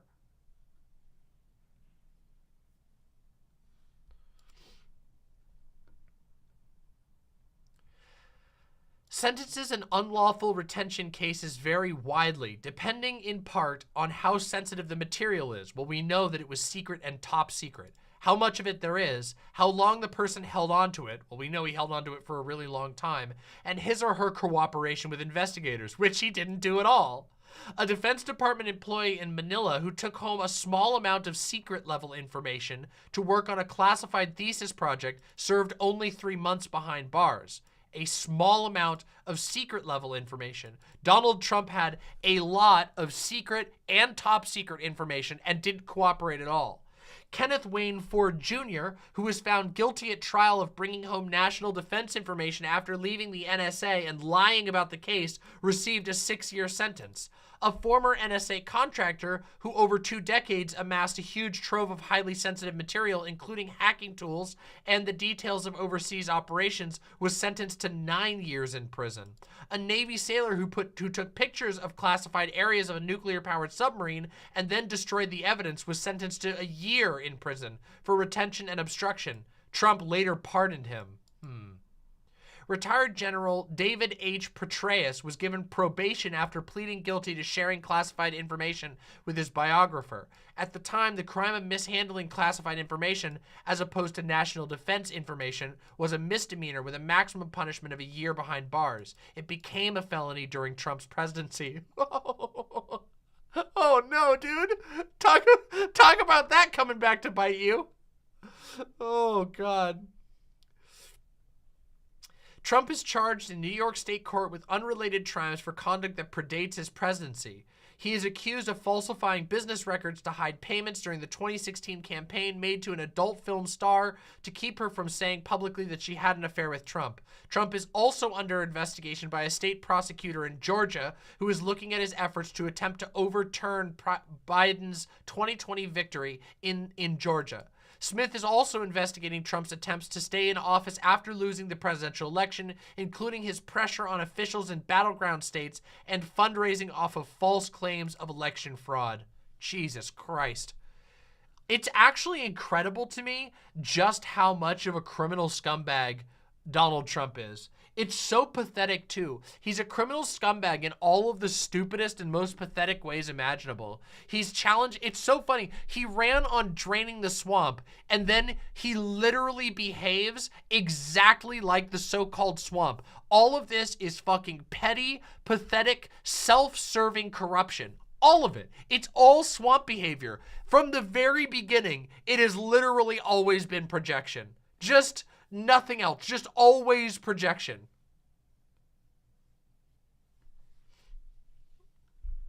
Deranged.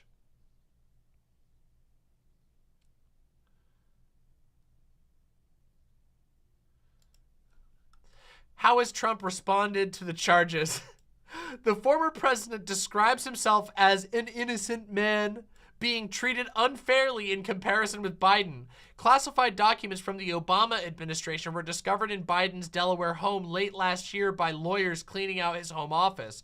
Biden's attorneys turned those documents over to NARA, and the president gave the Justice Department permission to further search the home, as well as his beach house and think tank office. The White House has said only a small number of documents from Biden's vice presidential tenure were ever found. A special counsel has been appointed to oversee that investigation. You guys remember? Do you guys remember when all of the conservatives were trying to whip everybody up about, oh, Joe Biden stealing documents, when it turns out like his lawyers were like, oh shit, we have old Obama era documents. We better turn these in. And they volunteered to let them search his house. Come on. Donald Trump is fucking burying all of his classified and top secret documents in a fucking hotel, in a fucking in his house at his resort in Florida. Are you? And he's like, no, Joe Biden is super bad. Joe Biden's like, oh, we found 2 papers that were technically classified documents that were sent to me when I was working for Obama. You guys better search my house, my beach house, my think tank, my office. You guys better come on in and take care of this. And Donald Trump is like, let's burn it all, allegedly.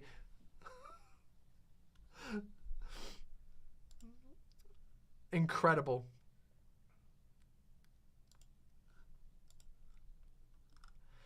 Okay, so that's a special counsel has been appointed to oversee the investigation. There you go. Okay, so there's the basic story, everybody. Now we get into the fun stuff. So the greatest picture to come out of this so far, the absolute most amazing picture ever, is of course the famous picture of all of the documents that were hidden in his crappy bathroom at Mar-a-Lago. Okay, these are the documents that were reclaimed by the FBI. Okay. He had secret documents stacked up in a guest bathroom. And if you look over here, if you look up at the top of this image, you can actually see that there are more documents piled up behind the shitty fucking bathroom curtain. It is the absolute funniest thing I think I've ever seen in my entire life. Can you imagine Donald Trump just banging his knee on these shitty boxes, or Donald Trump's guests? First of all, what a terrible toilet for anybody. What the hell is this toilet? It's like, it's not even a squatting toilet. It's like halfway between one of those like rural China squatting toilets and a normal ass toilet that you would buy at Home Depot. It's got some kind of like fusion design, specifically designed to cramp your thighs while you're taking a shit, okay? He's got this ridiculous death trap chandelier hanging over you the entire time you're trying to take a shit. And every guest that came to stay at Mar-a-Lago had to look at the fucking nuclear codes while they're taking a shit while getting paper cuts on their knee from these boxes. Absolutely, oh my God, absolutely incredible. Just amazing, okay? It truly doesn't get better than this. I'm sorry, okay. Any person in this audience right now, nobody here, to my knowledge, I don't think we have, you know, Joe Biden or Obama watching the stream right now. Nobody in my audience has ever been president of the United States.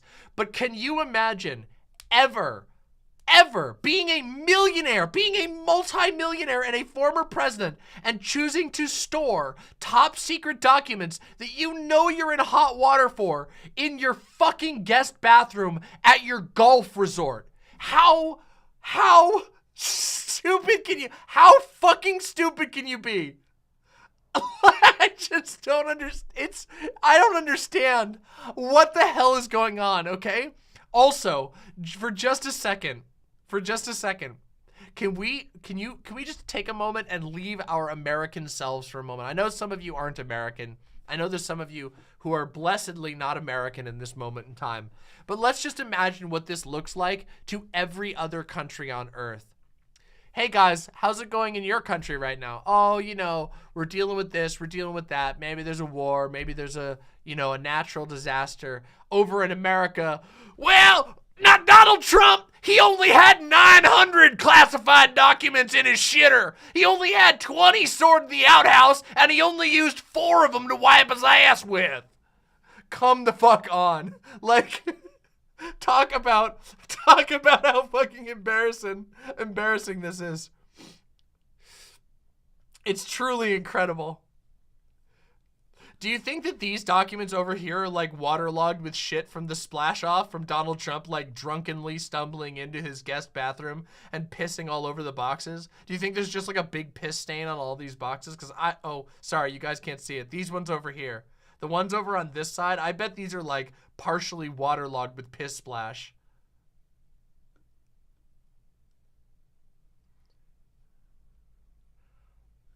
Also, I want you guys to just think about something else, okay? Take one second again, okay? One more thing to think about. Donald Trump does not clean his own bathrooms, okay? Obviously, he's a rich guy, and this is his manor at his golf resort, okay? How many house cleaners do you think went in there and were just like, I have to clean up the piss splash around all of these nuclear documents?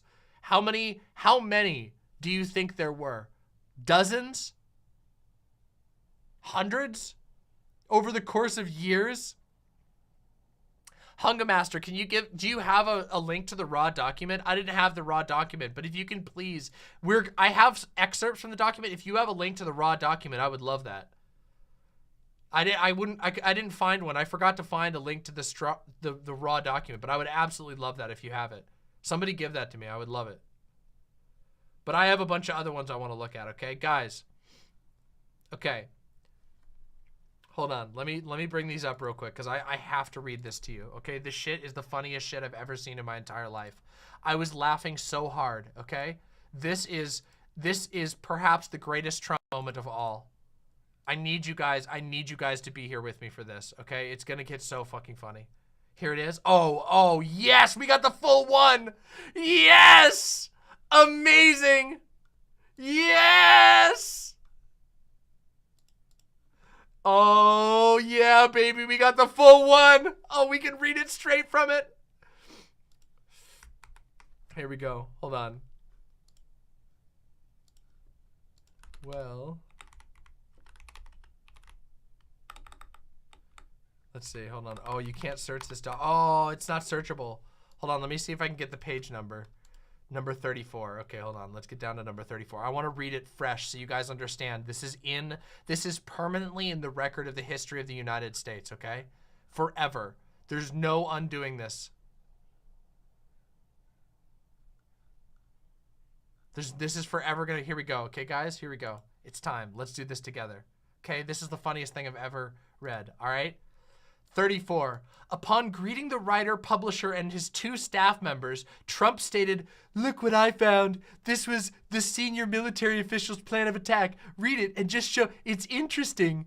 Later in the interview, Trump engaged in the following exchange. Here we go, okay, everybody? Trump, well, with the senior military official, let me see, I'll show you an example. He said, "I want to attack country A. Isn't that just amazing? I have a big pile of papers. This thing just came up. Look, this was him. They presented me this. This is off the record, but they presented me this. This was him. This was the Department of Defense and him." Writer says, wow. Trump, we looked at some. This was him. It wasn't done by me. This was him. All sorts of stuff. Pages long. Look. Staffer says, Trump, wait a minute. Let's see here. Staffer, laughter. Yeah. Now, I know that they can't write nervous laughter here, but we all know that this is nervous laughter, okay? And if you don't believe me, just wait just a few minutes and you'll understand why I know for a fact that that was nervous laughter. Trump, I just found, isn't that amazing? This totally wins my case, you know? Staffer, Trump says, except it's highly confidential. Highly confidential. Staffer, yeah. Laughter. Yeah, period. Laughter.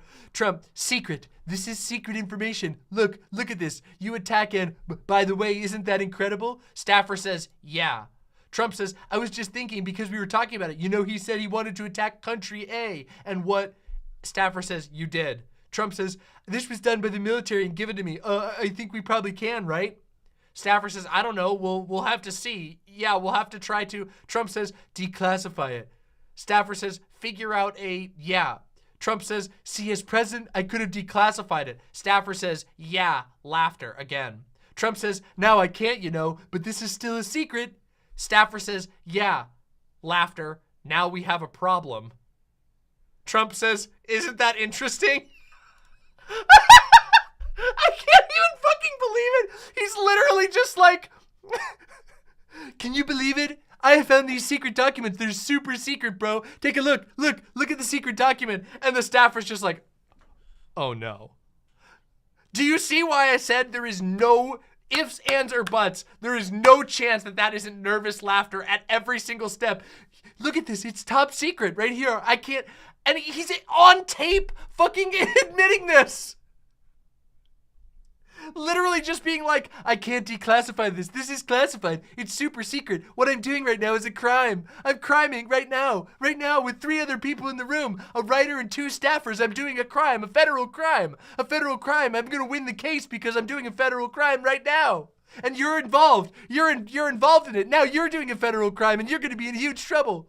I can't even keep up the Trump voice. I can't even come close to keeping up the Trump voice. It's too fucking ridiculous. Hey guys, take a look. This is the Necronomicon. You look inside, your soul's damned forever. Look, oh, made you look. Your soul's damned forever now. What are you gonna do about it? Incredible stuff. Truly incredible.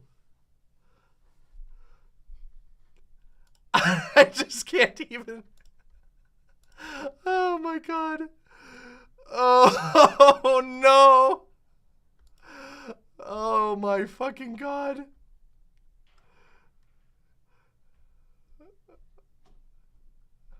No! Listen to this! There's so much more! Oh, please, clip this up and we're gonna make as many, go ahead, we'll make clips out of this, whatever. It's too good and it doesn't stop. There's so much more. Look at this, number 35. In August or September of 2021, when he was no longer president, Trump met in his office at the Bedminster Club with a representative of his political action committee.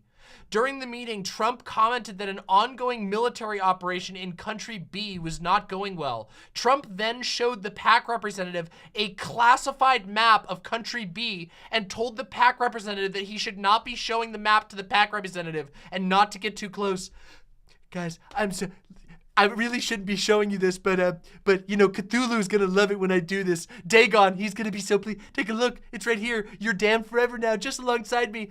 You're fucked now. Literally just, you shouldn't be seeing this, but I'm showing it to you. The PAC representative did not have any security clearance or any need to know classified information about the military operation.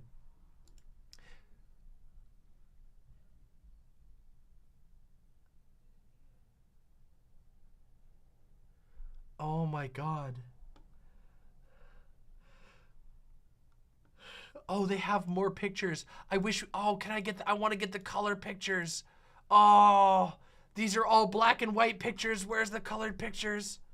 I need the photos. There's so many of them. Look at this. This is the black and white one. It's a literal wall of classified documents. Oh my God.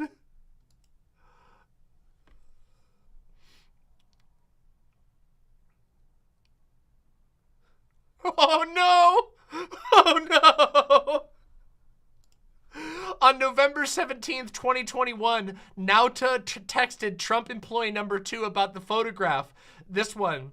Trump employee 2 had provided to Trump, stating, he mentioned about a picture of the boxes. He wants me to see it. Trump employee 2 said, calling you shortly. On November 25th, 2021, Trump employee 2 texted Nauta about Trump's review of the contents of the boxes.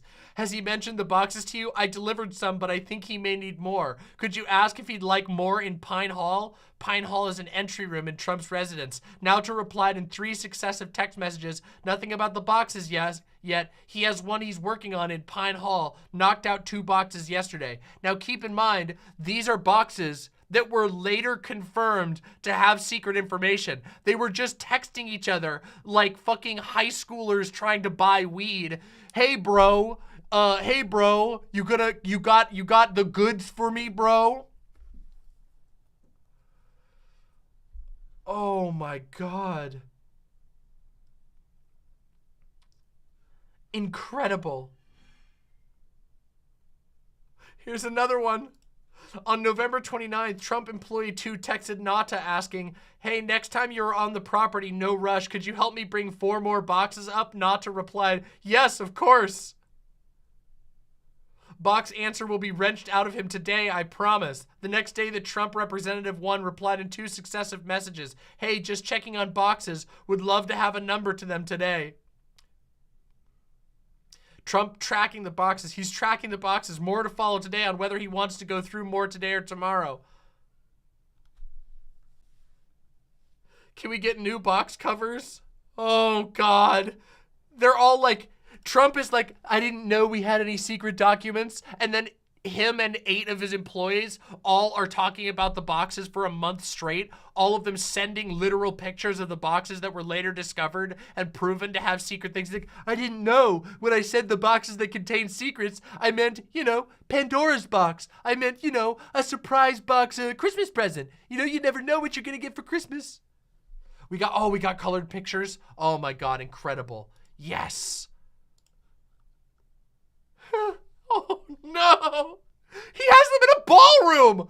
In a fucking ballroom. I didn't even see the ballroom picture. That's incredible. All right, this is what you expect right here, okay? This picture here, a secret hallway down in some abandoned basement under the property. That's where you expect secret documents. But a guest room and a fucking ballroom? Yeah, we saw the ones that are behind the curtain already. I've seen this one. I just had not seen the ballroom picture.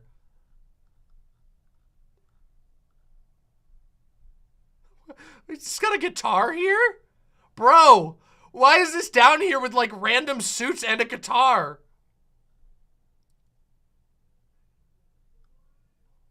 The Trump employee who was not named is, hold on.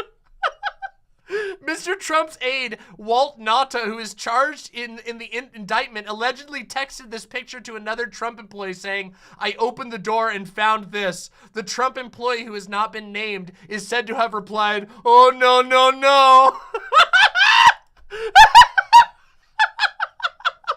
Dude, you can't fucking make this shit up. Oh, no, no, no.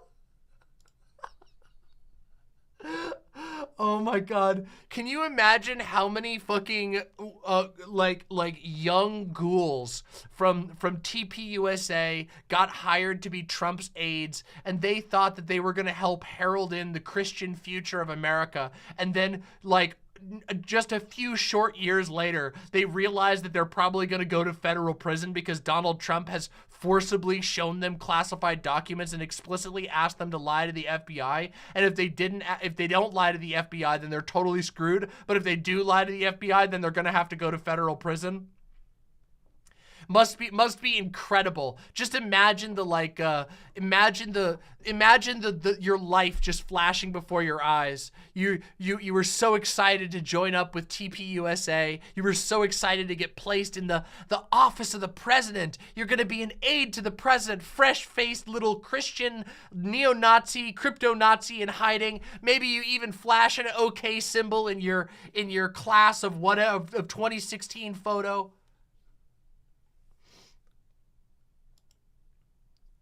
Oh no! Oh God, no! Oh my God.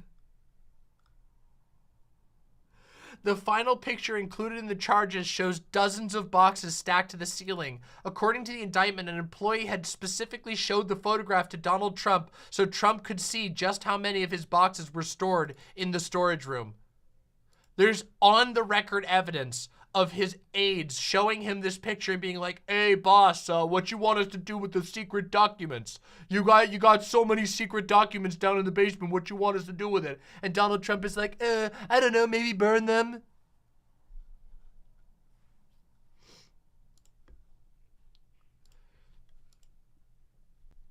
Absolutely incredible. Absolutely amazing.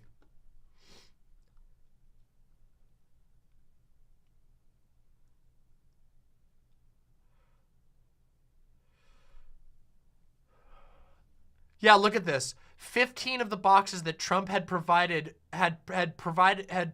reached NARA in January of 2022. NARA reviewed the contents and determined that 14 of the boxes contained documents with classification markings. Specifically, as the FBI later determined, the boxes contained 197 documents with classification markings, of which 98 were marked secret, 30 were marked top secret, and the remainder were marked confidential. Some of these documents also contained SCI and SAP markings. So these pictures that they were sending around were later literally confirmed to have top secret and secret information in them. And they're going, uh-oh, Big Donnie wants these boxes moved into the black, make sure you put these in the black site where the FBI won't be able to find them. Oh my God. Absolutely incredible. Just amazing. Just incredible.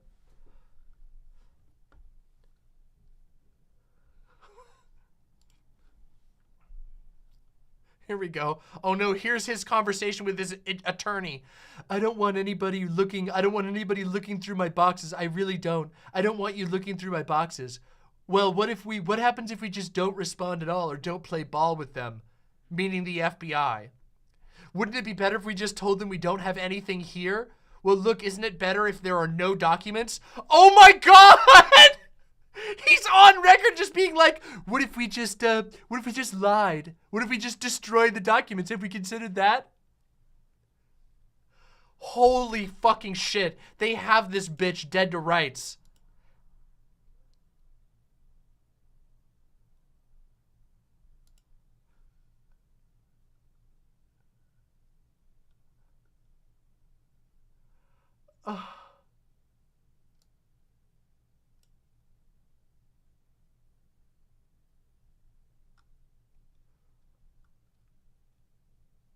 Oh my God. I can't even believe it. He's self-incriminated the over and over and over again.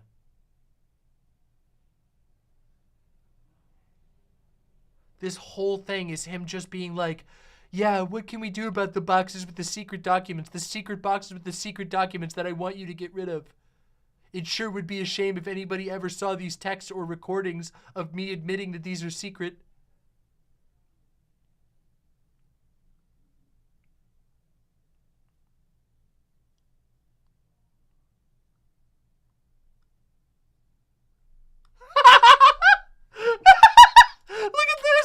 Trump and Trump Attorney 1 then discussed what to do with the Redweld folder containing documents with classification markings and whether Trump Attorney 1 should bring them to his hotel room and put them in a safe there. During that conversation, Trump made a plucking motion as memorialized by Trump Attorney 1.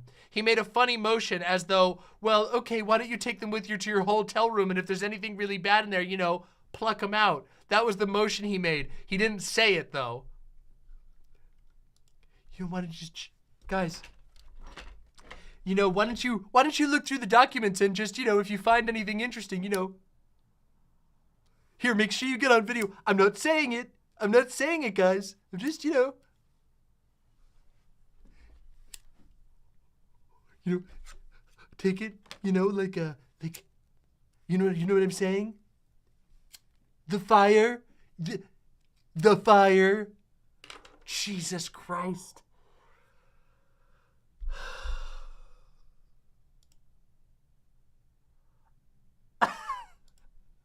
This man is a master criminal. A true master criminal. Remember, this guy is the God Emperor.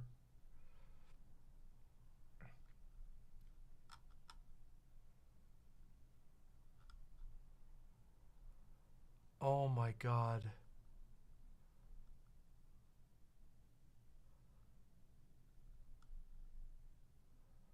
Here's all of the, by the way, here's the full list of the documents, okay?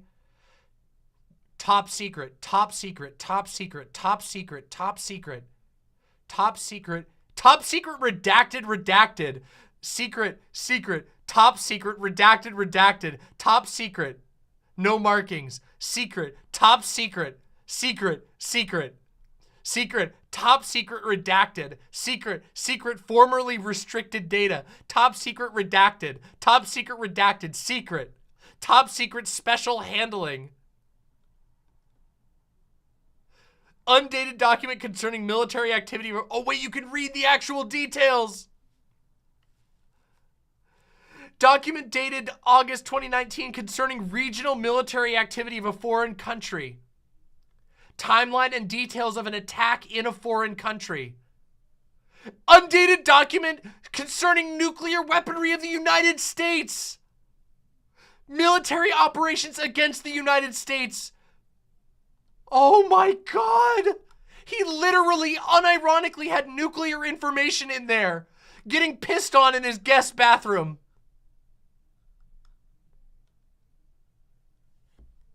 Oh my God.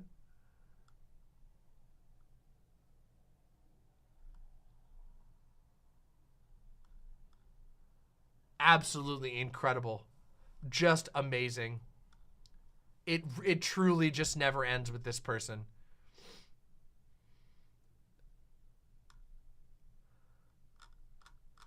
Wait, what was number 11? Did I roll past it? What's number 11? Holy shit. Undated document concerning military contingency planning of the United States. Holy shit. And that's one of the ones with no marking. I guess that one's gone. Nuclear weaponry.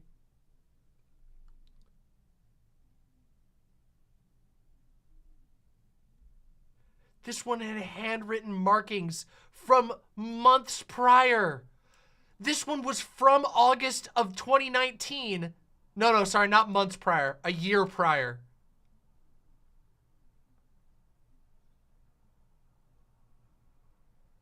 Holy shit. Why did he have these at his house? Why? Why would he ever leave these at his fucking... Why would he leave these at his golf place?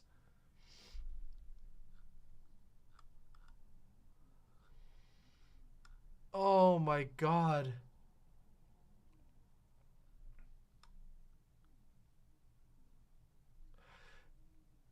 Look at this. Listen to this. So this is on the charges of false statements. Nauta was asked the following questions and gave the following false answers. Question: are any of you aware of any boxes being brought into his home or his suite? Nauta says no. And then they have his texts showing that he was personally carrying the boxes into his home. All right, so to the best of your knowledge, you're saying those boxes that you brought into the truck, the first time you ever laid eyes on them was when Trump 2 needed you to. Correct, take them. Of course, proven incorrect. I wish I could tell you, I just don't know. I honestly just don't know. So you only saw 15 boxes, 15, 17 boxes, and then in his records, it shows that he had sent pictures of 80 boxes. Oh my God. Oh my God.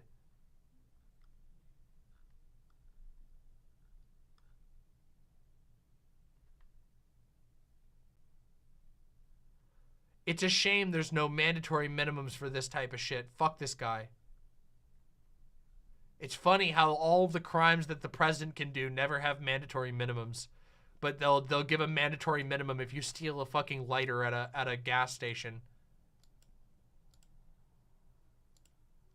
Okay, guys, but I know that we've been laughing a lot, okay? Oh, thank you, Flops. I appreciate that a lot. Thank you.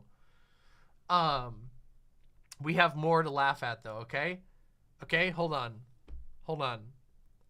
We have a couple of funny things to laugh at, okay? Which is Donald Trump totally taking this all really, really well, okay? We have to take... I assure you, okay? He's taking it super, super well right now, okay? Oh my God, he deleted one of them. Oh my God, hold on a second. Did they delete this? Since I was last there? Hold on a second. Hold on, he may have deleted one of my really funny ones I wanted to show you. Oh! I knew it. I should have archived it. Hold on, let me see if I can find it. It was so fucking funny. If I can find it again, it might just be a glitch because Truth Social doesn't work well at all.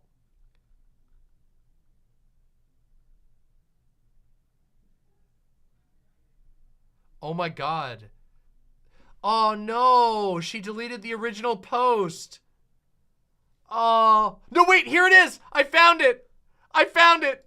My favorite image. Guys, okay? They're handling this so well, okay? They're handling it so well. Watch this, okay? Here we go. I just learned, so here's what Donald Trump says. Here's Donald Trump. I have just learned that the thugs from the Department of Injustice will be indicting a wonderful man, Walt Nauta, a member of the U.S. Navy who served proudly with me in the White House, retired as senior chief, and then transitioned into private life as a personal aide. He's done a fantastic job. They're trying to destroy his life, okay? And this is what he's retweeting. This is not a game!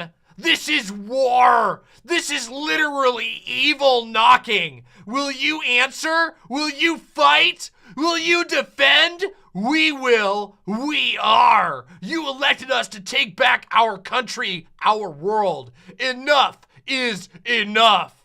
You think this is, it's literally evil. The demon rats are coming for you. Absolutely amazing. They are so self-important. It's so fucking funny. This is a post by some random MAGA patriot person. This is from New Jersey Patriot, hashtag America First. The real insurrection occurred on November 3rd, 2020. Explosion, explosion, explosion, explosion, explosion, explosion. I wonder what else this person has been retweeting. Oh, American flag Punisher skull titled "The Storm Has Arrived." 13th generation patriot with what appears to be, is that like an oath keeper? I don't know. A bunch of Trump retweets, a bunch of QAnon crap. The storm has arrived again. Literal raw QAnon madness. Yeah, literally raw QAnon posting. These people are insane.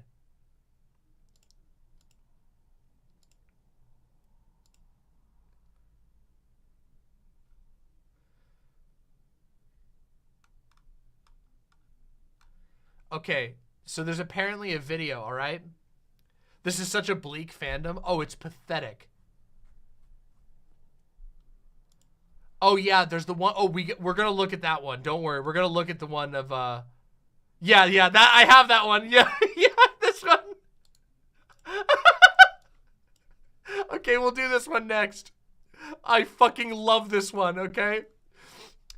America went to sleep last night with tears in its eyes. Someday soon, however, it will be able to wipe away those tears and smile, bigger than ever before, for we will have defeated the radical left Marxists, fascists, communists, lunatics, and deranged maniacs and cleared the path to put America first and then quickly make America great again.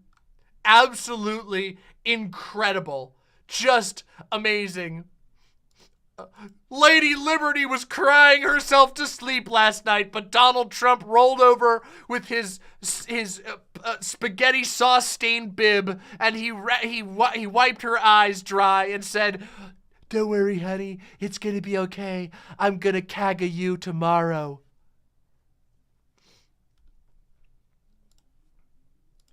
Absolutely incredible. Just amazing. But guys, it gets better, okay? He posted a video. Do you guys want to watch the video? Very sad. Here we go. This is Donald Trump's super I'm definitely doing okay video from Rumble, okay? Here we go. Very sadly, we're a nation in decline, and yet they go after a popular president, a president that got more votes than any sitting president in the history of our country, by far, and did much better the second time in the election than the first.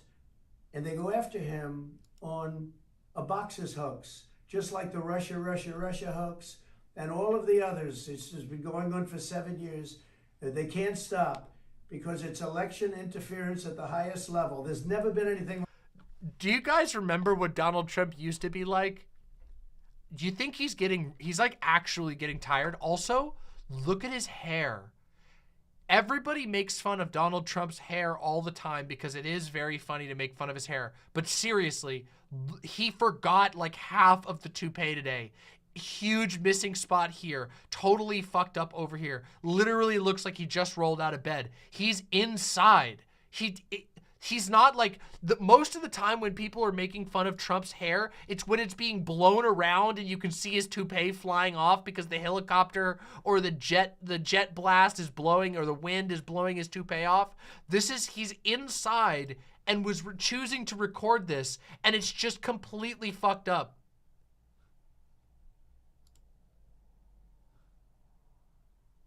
Like what's happened. I'm an innocent man. I'm an innocent person.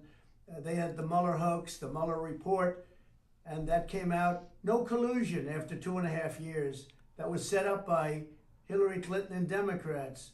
But this is what they do. This is what they do so well. If they would devote their energies to honesty and integrity, it would be a lot better for our country. They could do a lot better. They could do a lot of great things. But when you look at what's happened to our... His zest for life is gone. He's become, at long last, a pink hollow. You guys, those of you who play Dark Souls will know what I'm talking about. You guys will know exactly what I'm talking about. He's become this one. He's become the crying pink hollow. Crying by the lonely stairs forever. Our country in the last 3 years, we were energy independent. We had a strong military that wasn't woke. We were doing so well. We were respected all over the world. Got the biggest tax cuts in history, biggest regulation cuts in history. And what do? You have a president where an election was taken, got more votes than any sitting president in history by far. Never anything even It's all close. that's left. Tell me the difference. And they come after me. Crying because pink. now we're leading in the polls again by a lot, against Biden and against the Republicans by a lot. Oh yeah, you're totally destroying Biden in the polls. You're destroying Biden in the polls of only MAGA people from your emailing list. Totally, bro. Leading against Biden by a lot, a tremendous amount. And we went up to a level that they figure the way they're going to stop us is by using what's called warfare. And that's what it is. This is warfare for the law. And we can't let it happen. We can't let it happen. Our country is going to hell. And they come after Donald Trump, weaponizing the Justice Department, weaponizing the FBI. We can't let this continue to go on because it's ripping our country to shreds. We have such big problems, and this shouldn't be one of them. It's a hoax. The whole thing is a hoax, just like Russia, just like the fake dossier was a hoax. You saw the Durham report. You saw the Mueller report. It was all a big hoax. You had two... Okay, one thing I will say is that for MAGA idiots, for like the hogs out there, this is basically like, okay, have you ever talked, okay, I know some of you in the audience are like One Piece fans. Just shut the fuck up for 1 second. Those of you who like One Piece. Anybody out there who doesn't like One Piece, if you've ever had a One Piece fan go off in your ear about One Piece, a show that has like 900 episodes and 47,000 different storylines going on at any one moment, that's the same thing as this. For all of the MAGA fans, they know what all of this is. They're totally in on the lore. They're like, oh yeah, the Rumble Fungal report. Oh my God, I remember that arc. I remember the Donald Trump arc when he was dealing with the fungal bungle. And everybody else is like, yeah, okay. Remember in episode 637 when whatever character said this and did that? That's his fans are all like, and everyone else is like, bro, what?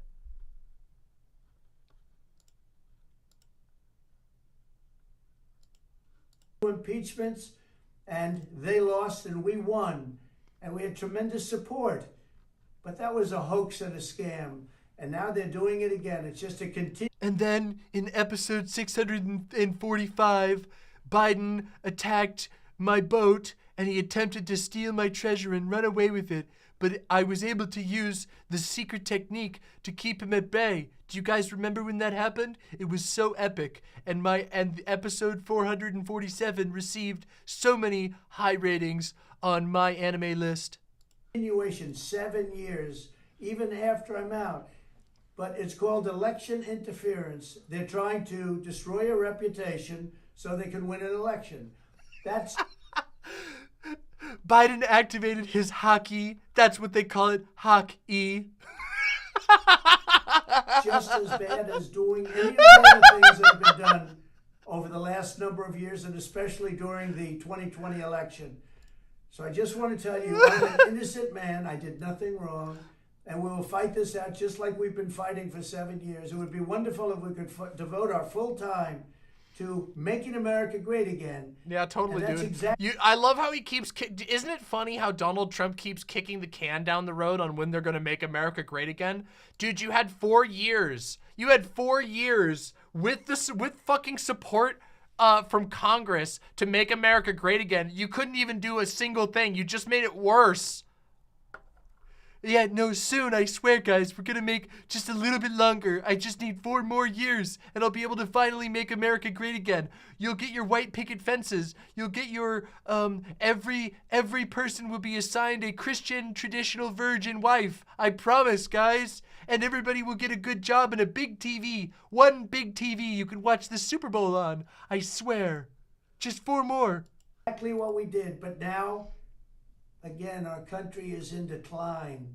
We're a failing nation, and this is what they do. I'm an innocent man. We will prove that again. 7 years of proving it, and here we go again. Very unfair.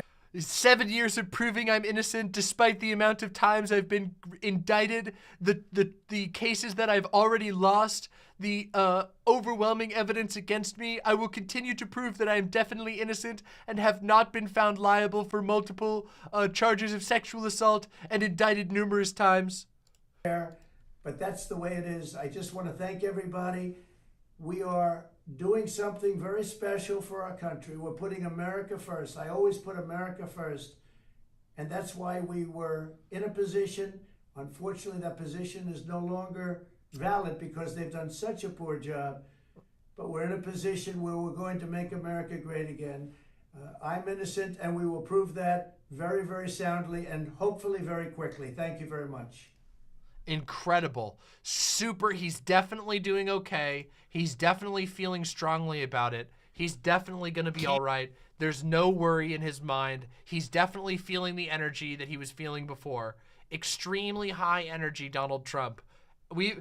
I love how, what's this? When is this from? This is from years ago. This is not new. Here we go. I want to show you guys one more thing, okay? There's another one, all right? There's another one. And it's really fucking funny, okay? Let me show it to you. Now, he deleted this one, okay? But this one was reported on before it got deleted, all right? I wonder why he might have deleted this one. Oh, thank you, Uncle Gumball's mom. Thank you very much. Here we go. Watch this. Ready? See you in Miami on Tuesday. All hands on deck. Trump document hoax rally. 400 North Miami Avenue, Miami, Florida, 33128. Wilkie D. Ferguson Jr. U.S. Courthouse, Tuesday, June 13th, 10 a.m. to 5 p.m. He's actually trying to make a January 6th happen at the case where he's getting in trouble for trying to prevent any sort of justice from being carried out. Is the rally a hoax, or are they rallying about a hoax, or are they rallying to plan a hoax? Personally, guys, I really hope that this happens, okay? And the reason why I hope that that they show up is because it will be the funniest thing to happen since January 6th. You guys remember when we were watching January 6th and it was a bunch of fucking old farts stumbling over each other, dropping their beers, slipping on their fucking flip-flops, knocking their hats off, falling off of ladders, shitting all over the walls, you know? And there was like 7 really serious guys, all of whom didn't actually accomplish anything and only really managed to like scare a couple of politicians. And that was about the maximum that they accomplished. Every time they try to do a show of force, it's the funniest and most embarrassing thing in the world. And guys, let me just tell you, they don't have the energy, okay? They've been running on fumes since the beginning of the Biden presidency, okay? Running on fucking fumes. They blew their load in January 6th, and all they've been able to do since then is have meltdowns over M&Ms and Dylan Mulvaney and trans people. It's really funny. You guys notice how conservatives can only ever pick a fight when they have an overwhelming majority and they already have all of the advantages in their side, and that's the only thing they can muster. They can't even stand up out of their fucking chairs for a real struggle. They're like, oh yeah, let's mobilize the entire Republican media sphere against like 1% of the population, like less than 1% of the population.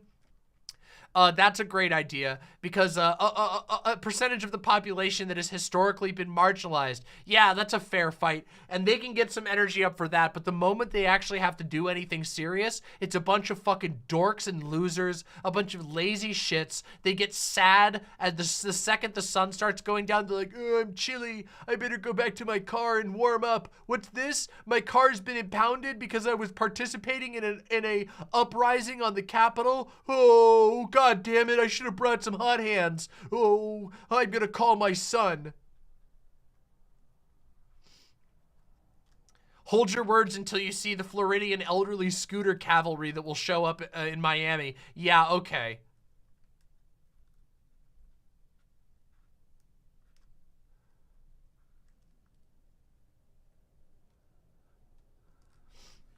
Oh my God. Where's that one? Hold on.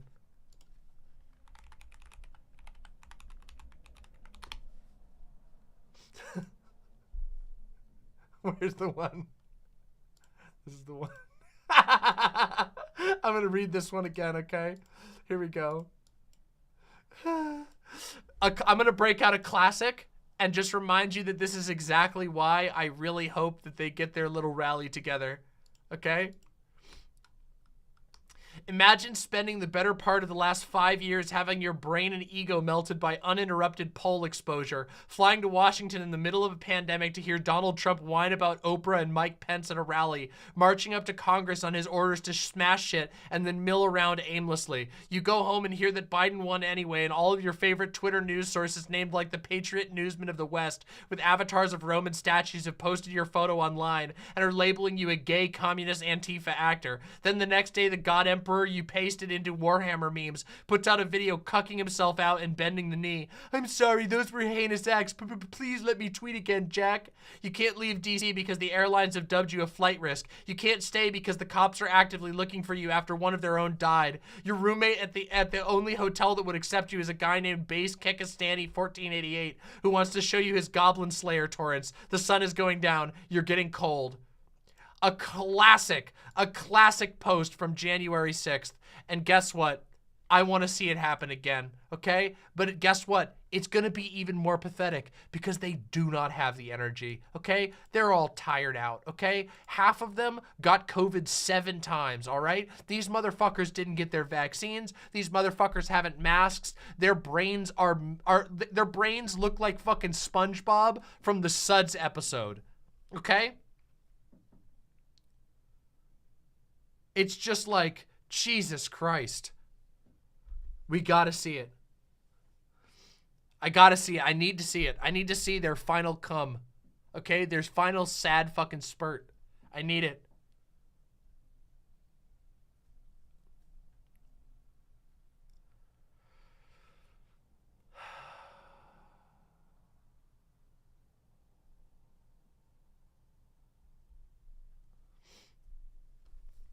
All right, guys. One last thing, okay?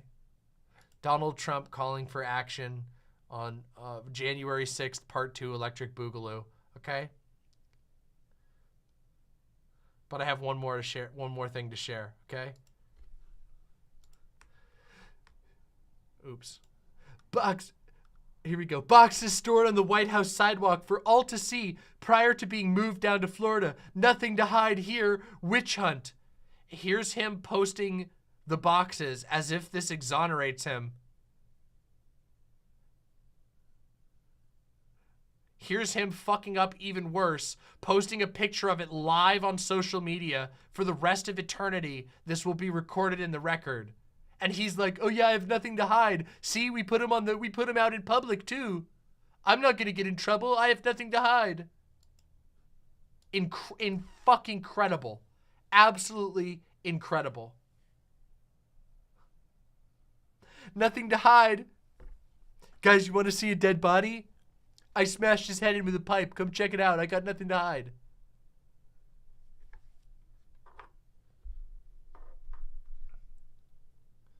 Yeah, these were the fake Antifa misdirection boxes.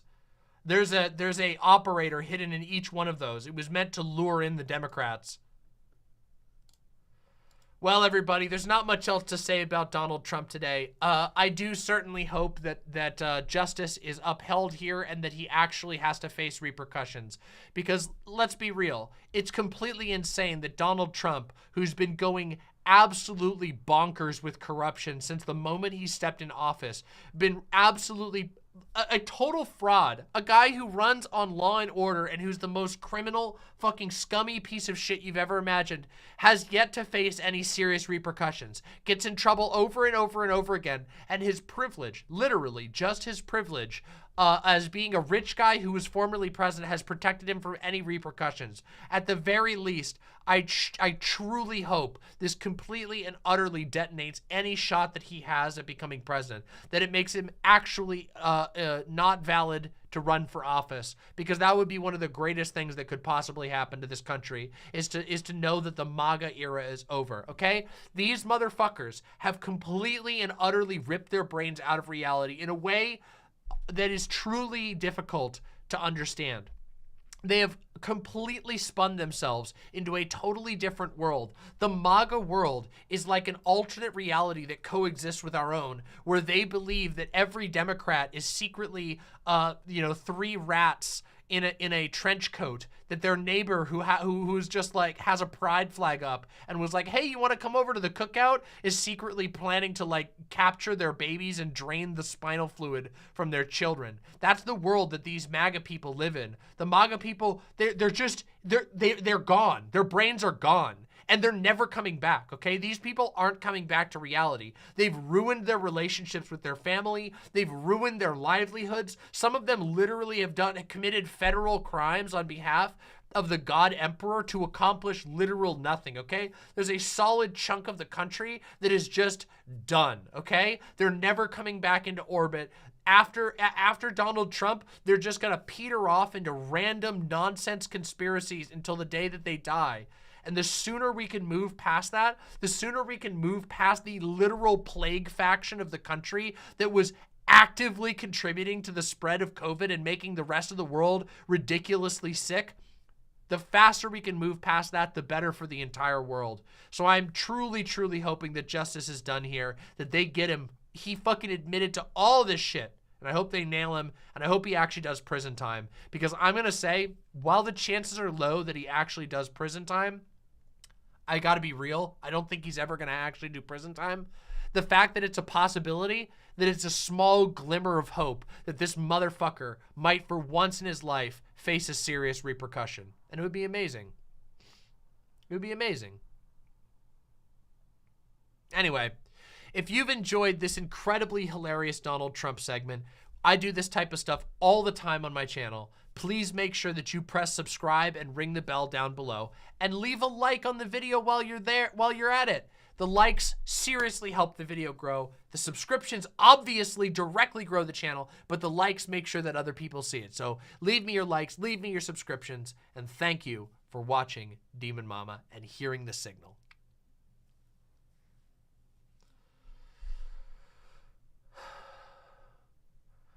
Dust Aeon says, I do think it's over for him. He has literally every department against him, from the Pentagon to the FBI. Also, they will never, ever work with him again. Yeah, I have no idea what possible, what would he even do if he took office again?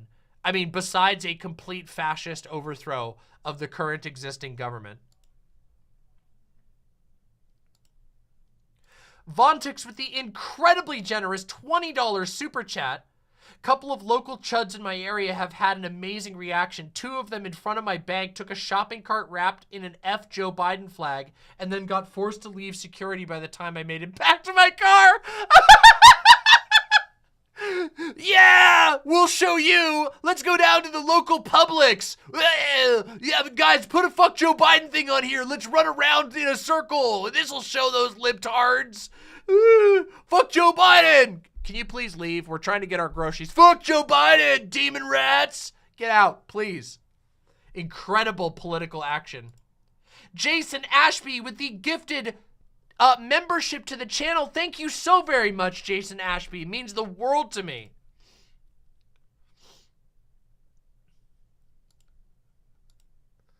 Absolutely amazing. Please get out of my way. I just came for some flavor blasted goldfish. Sir, this is a Publix. Retcon says, I think Trump looks so tired. Like, how much does he actually have left? Not much, okay? Donald Trump, I think, is running out of air. Okay? I really do. I really think his age is finally catching up with him. He's been so depressed. He's become depressed. Every time we've seen him recently, he's been bumbling, stumbling, making just horrific mistakes. He doesn't have the pizzazz. He's lost all of his riz. His mojo has flown out the window. He's gone. He's done. He's got nothing left. The only thing he's pulled off is a couple of zingers against Ron DeSantis, and that's it. He's not got anything on Biden anymore.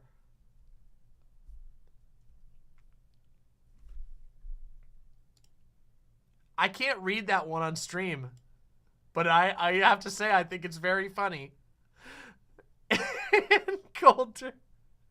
Wait, I can read this one on stream. This is a quotation of Ann Coulter. I am reporting the news, okay? I can read this one. This is a quote of Ann Coulter. That's nothing. I'm calling on every Republican to commit suicide in solidarity with Trump. Otherwise, we don't have a country, folks. Absolutely, absolutely amazing.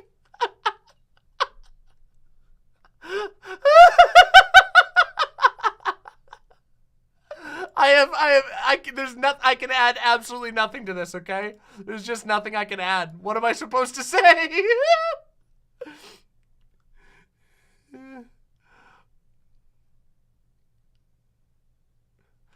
Oh my God.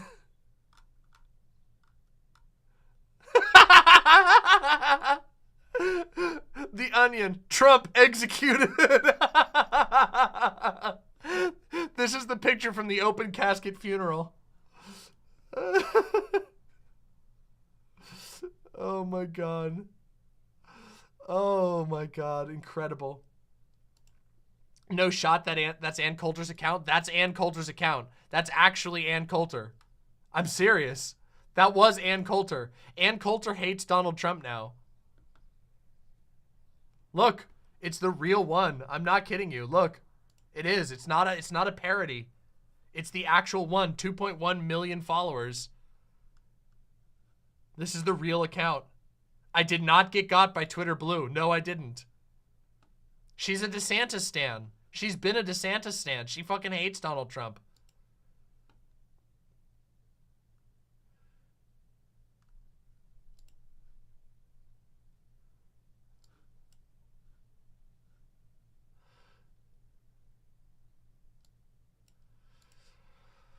With the Pinko Diamond, with the $5 super chat, thank you for supporting the show.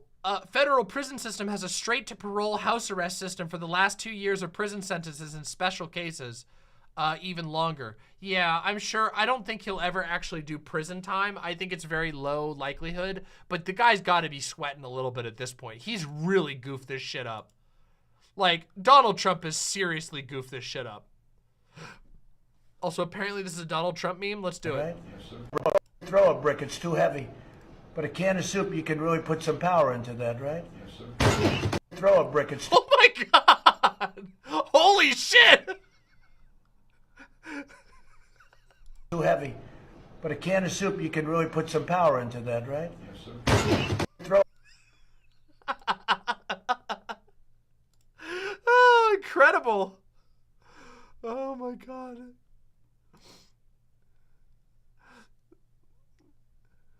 Retcon says, but will we finally get the freedom moat around Mar-a-Lago this time that they promised during the last raid? I sure hope so. I truly hope so. Biceps and Bikini says, Meatball Run will run on a will pardon Trump platform. Okay, yes.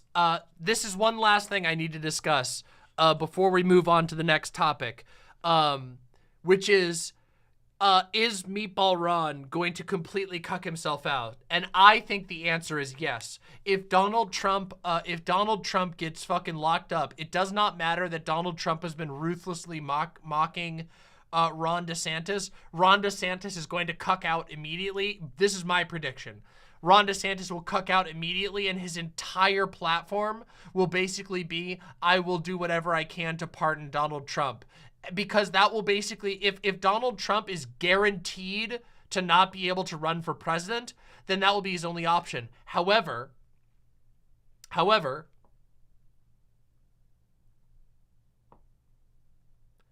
I don't think Donald Trump's going to play ball with it. I don't think that even with the pardons, that Donald Trump's ego will allow him to not shut the fuck up. And so Ron DeSantis will keep cucking himself out, and Donald Trump will keep calling him Meatball Ron, and it will just completely deflate the Republican vote. I'm not going to lie. I don't want to be overly positive, and you should definitely make sure that in 2024, you go out and fucking vote for Joe Biden, okay? Not to be the anarcho-lib for a second, but please, I really don't want to fucking deal with a Donald Trump presidency, okay? Please, for God's sake, let's not, or a Ron DeSantis presidency. However, I will say, I genuinely believe that the Republicans have absolutely no chance, okay? I really don't think they got a shot. I think they're completely and utterly screwed. I don't... Yeah, Mike Pence is fucking trying to run too, which is just a joke. I just don't think they have a chance. I think that what's going to happen is that I think they're going to blow their load completely, getting angry over Donald Trump. They're totally disconnected. They don't believe in democracy anymore, so they're not going to show up to vote. Joe Biden is going to absolutely fucking roll the Republicans. That's my prediction. I would be amazed if Joe Biden doesn't absolutely roll the Republicans.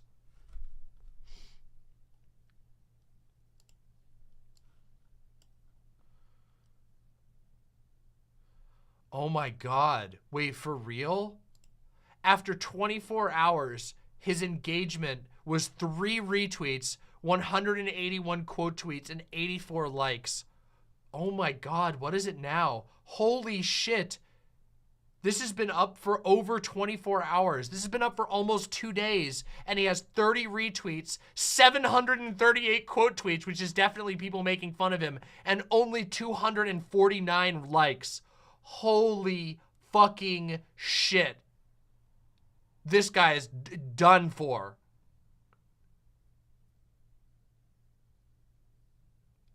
Wow.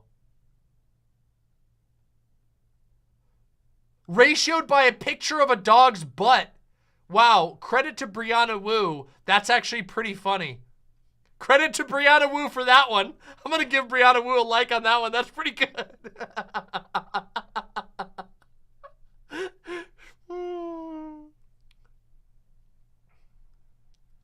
Oof. Everyone is beating his ass. Oh, ratioed by the Toyota-thon. He got, oh my God! He got obliterated by the Toyota-thon!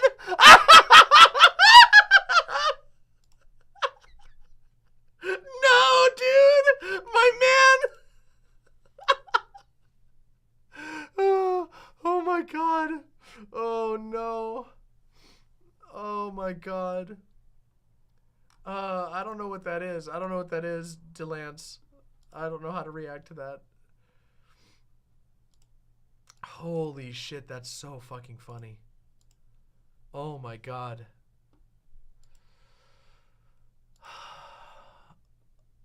Dead, just dead.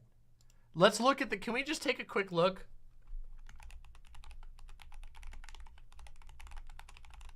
I want to see all the people that are running for president right now. Here we go. We got NPR. Wait, this one's the newest one, okay? Oh my God.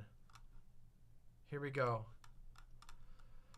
Ron DeSantis, Donald Trump, Nikki Haley, Mike Pence, Ted Cruz is not going, Ryan Binkley, Doug Burgum, Chris Christie, never gonna happen. Just a literal joke.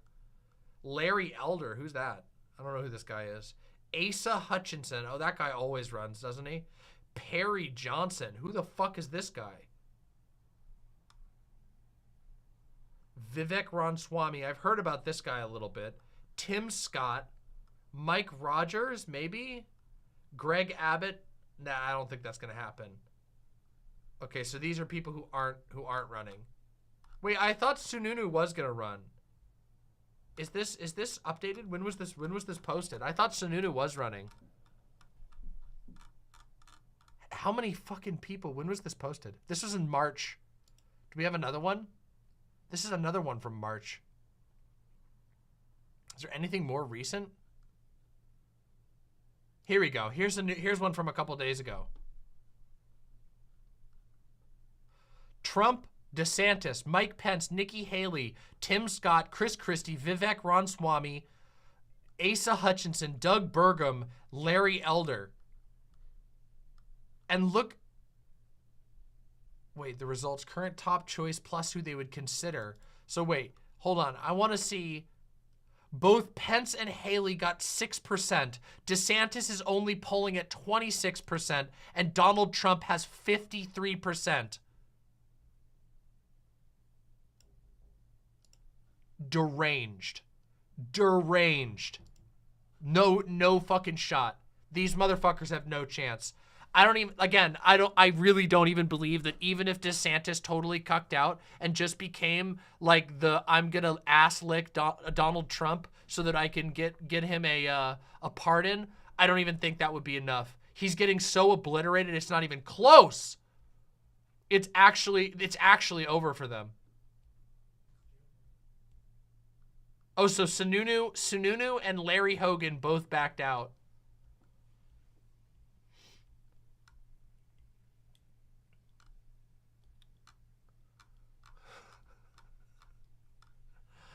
The Republicans completely put all of their eggs in one basket. These motherfuckers have no shot. Not a single goddamn shot.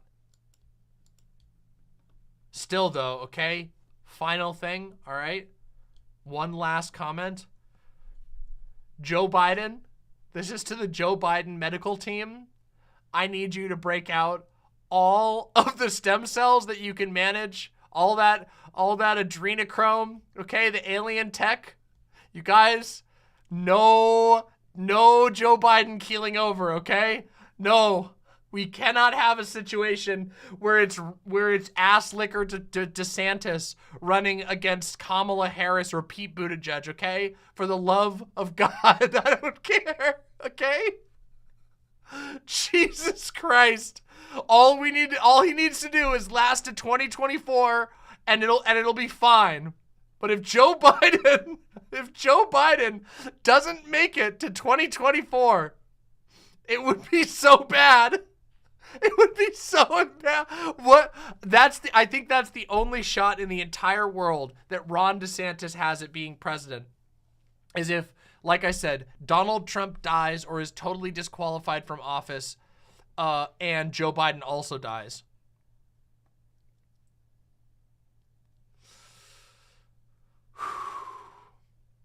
Trump v. Harris would, okay, if Trump got a chance to argue with Harris, it would straight up, he would just do the exact same routine he did to Hillary, because Kamala Harris basically modeled her personality around Hillary Clinton.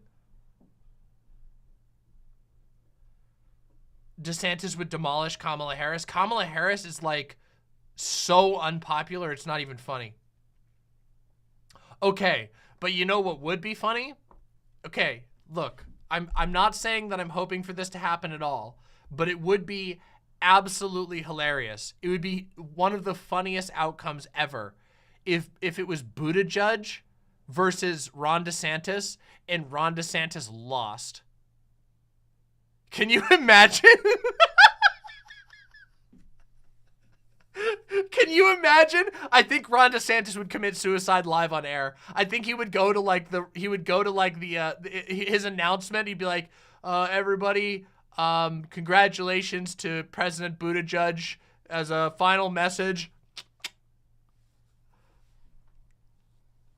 It would literally just be that time. Remember that time when that politician committed suicide live on air? It would be like that, except in 4K.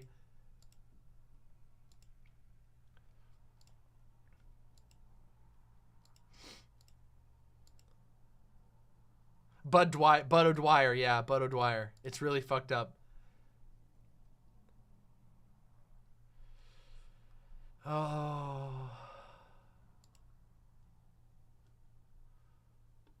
Yeah. Yeah. Oh no, not that one. The guy who drank the poison, that's a different one. I was talking about there was an American politician who shot himself in the head on TV.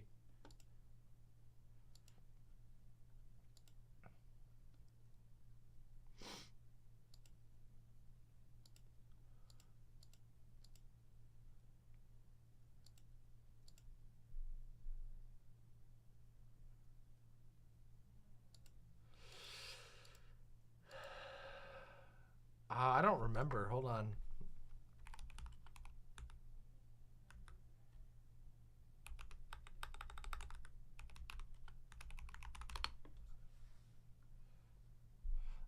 That happened in, let's see, 1987. It was on TV in 1987.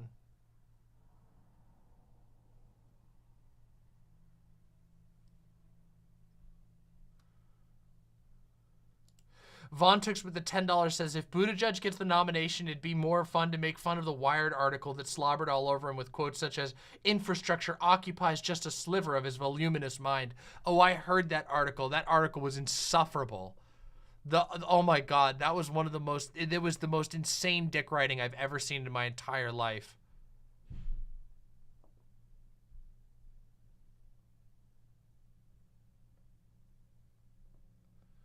Thank you so much for the support, Vontex.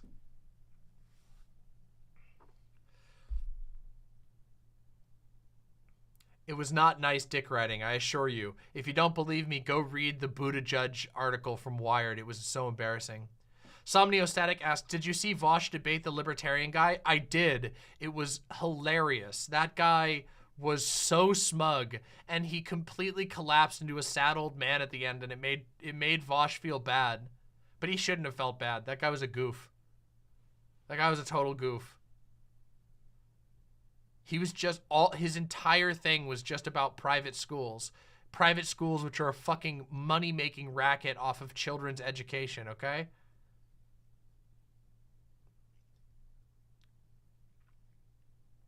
Retcon 404 says, whatever happened to Andrew Yang? Did he just implode like most libertarians?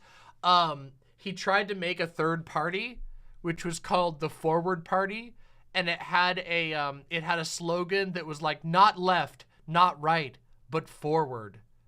And then everybody laughed so hard that he never showed his face in public ever again. It was so fucking funny. It was just it was like a landmining his own career. Just deranged level of stupidity.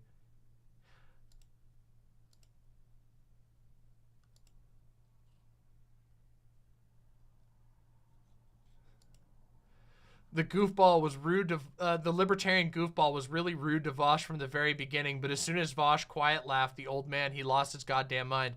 Oh, at the end, the libertarian guy, like, he got offended because Vosh said something like, he was like, I don't think you give a shit about Americans. I think you give a shit about corporations. And then he like actually almost cried. He was like, I can't believe you'd say that to me.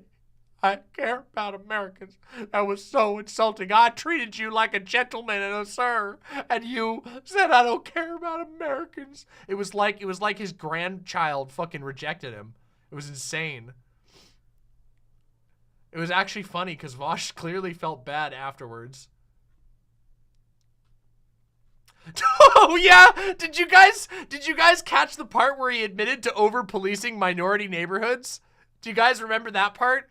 Vosh didn't even catch that. But if you go back and watch it, towards the end, he's like, I worked as a cop, and there were some bougie neighborhoods and some poor neighborhoods with lots of minorities, and unfortunately, we spent a lot of time in those neighborhoods, in those minority neighborhoods, and he like as if he was protecting them and not over policing them.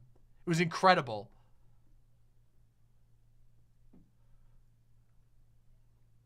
Oh yeah, I come from a long line of Chicago garbage men. I'm like, dude, admitting that you come from a family of Chicago garbage men, that's like you may as well just play the Hitman theme.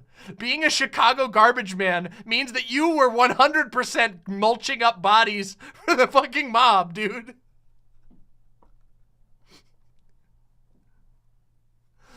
Oh, incredible. Absolutely incredible. No, we didn't review this debate. I just watched it on my own time. I don't have the energy to watch a debate like that. It was funny. There were funny moments, but it went on for a really long time.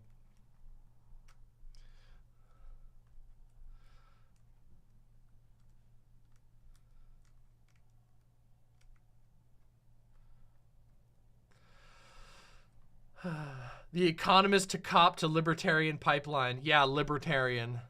It's really funny how libertarians never actually care about the freedom of anyone except for a corporation to do business. I love the part where he just could not acknowledge what Vosh was talking about how the minimum wage absolutely raised the wages of people, and he was just like well, yeah, but the market would make them pay less. And then Vosh was like, yeah, so you're admitting that the minimum wage ensures that a bunch more people are being paid not nothing. And he was like, no. And it was just like, dude, what?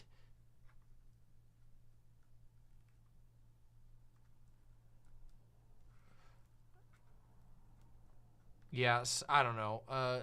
ANCAP libertarians are not libertarians. The only thing they care about is the right for to employ children in factories and pay a minimum wage of $0. They say they don't believe in slavery because they say, oh well, you know, nobody would actually be a slave, and then they conveniently forget all of the times in history where people actually were slaves, but they write that off because they were like, oh, well, no, that wasn't during capitalism, except for the fact that capitalism was alive and well during most of the most heinous slave trades of history. The most disgusting types, chattel slavery, coexisted with capitalism, but they just literally don't. There's a big hole in their brain that doesn't allow them to acknowledge that, because if they acknowledge that, their entire worldview would fall apart.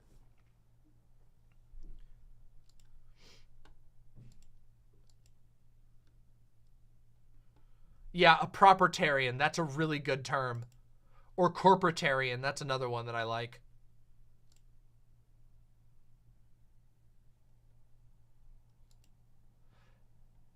They also tend to have problematic views on the age of consent for some reason. Yeah, I wonder why that is. Almost like they literally believe in child labor, and, you know, what is child labor? What is pedophilia but a certain form of child labor? Am I right, guys? I fucking hate ANCAPs.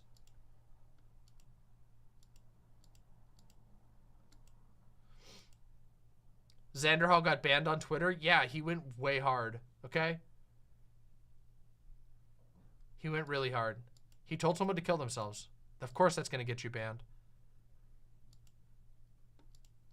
Not saying they didn't deserve it, but yeah.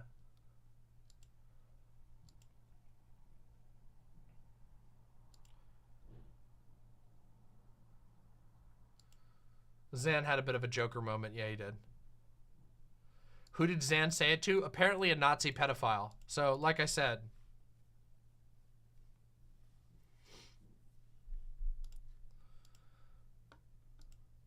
Based, retcon.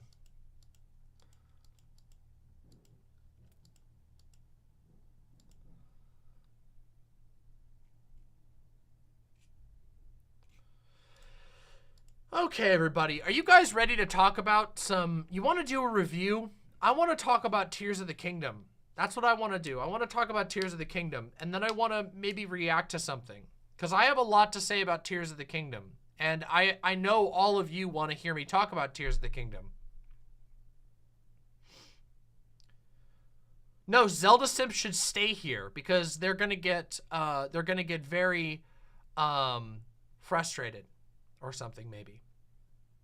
Help me, I can't stop playing Tears of the Kingdom. We're gonna talk about that. We're gonna talk about that. Will this contain spoilers? I'm gonna try to avoid spoilers, but there's no way in doing a review that I can't have some spoilers, okay? So let's are you gonna spoil the ending? No, I'm not gonna spoil the ending because I actually haven't finished the game. I haven't done the ending of the game yet. So we don't have to worry about that type of spoiler. I'm probably gonna discuss some of the story, but again, don't worry, okay? Don't worry.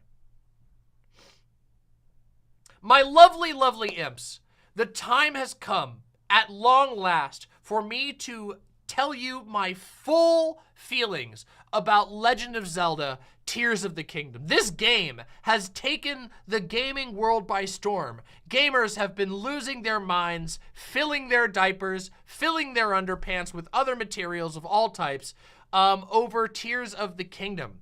And to be honest, I also have very much enjoyed Tears of the Kingdom and also was very excited for Tears of the Kingdom. However, my lovely imps, I come to you today with critiques. And there are a lot of people on the internet who have been very defensive about Tears of the Kingdom, and I think that it's important to check those people just a tiny bit. Not because I like to rain on people's parade, but because I think that if you give unalloyed praise to games that do not deserve unalloyed praise, you won't have an accurate memory of the game, and you just forever continue to cycle a never-ending a regurgitation of nostalgia, basically. This game is good because it reminds me of something else. This game is good because it's a series that I love. I think it is important to critique the things that you love. And today I am going to be critiquing a game that I loved. So first off, I really, really liked Tears of the Kingdom. I have not beaten the game, as in I haven't finished the very tail end of the game. And actually, that's going to be part of the critique that I'm going to talk about in just a little bit. I didn't finish the final part of the game, so you don't have to worry about that type of spoilers. I'm going to do my best to avoid spoilers, but I can't make any promises. There are some things about the story that I have to discuss. So if you really care about spoilers in this game, I guess check out the review once you're done. I'm going to post on the channel shortly. But otherwise, I encourage you to stick around and hear what I have to say, because I have a lot to talk about, and most of it is going to be focusing on non-spoiler related things. I have played, I don't even know, 60, 70 plus hours of Tears of the Kingdom. I have also watched all of my other partners play this game. I've talked about it with all of my friends. Basically, everyone I know has been playing Tears of the Kingdom, and I've been enjoying it quite a lot. Tears of the Kingdom is obviously, it takes place in like the same exact world map with a few little modifications as Breath of the Wild, the previous game. And we're going to dive into all of this stuff in a second, but I just wanted to say I had a really good time with it, and I do not regret my purchase, even though it's a $70 game, which is a lot of money. Nintendo games are expensive, guys. They're just really, really expensive. I have no regrets regardless, even with it being a $70 game. And there's a lot of things that I truly, truly love about this game. And I'm going to start with the good things first, okay? Which is the one thing that I love the most is that this game is very, very, very horny, okay? I mean, just unabashedly very horny. Now, the Legend of Zelda games have always been very horny. All of them. all of time. It is a ancient Legend of Zelda tradition that these games are very, very confident in their and I'm not saying that they're like adults only games. They're very confident in their sexiness. The characters are sexy, they're creative. There's a lot of different types of references, like loose references to kinks and things like that people are into. They're just very confident games in that way. It's something I've always liked about the Legend of Zelda series, that they're not afraid to have certain levels of sexual expression, that Link is explicitly a gender non-conforming character. The designer of Link explicitly talked about how he wanted female players to see masculine traits and identify with them in Link. He wanted masculine players to see feminine traits in Link and be able to identify with them. And he wanted people of all sexes and genders to be attracted to Link in their own way, which is really cool. And you see this actually through most of the games. In Ocarina of Time, for example, I mean, one of the main characters that all of the straight guys are super into, Princess Zelda when she's an adult, hopefully. They're into the Princess Zelda. She's super pretty. But then you also find out, spoiler alert for Ocarina of Time, that Sheik, who is very, very masculine and a warrior and dresses up like a boy, is actually also Princess Zelda, that they're the same person in disguise, that Princess Zelda is both a beautiful princess and a sort of masculine fighter warrior type.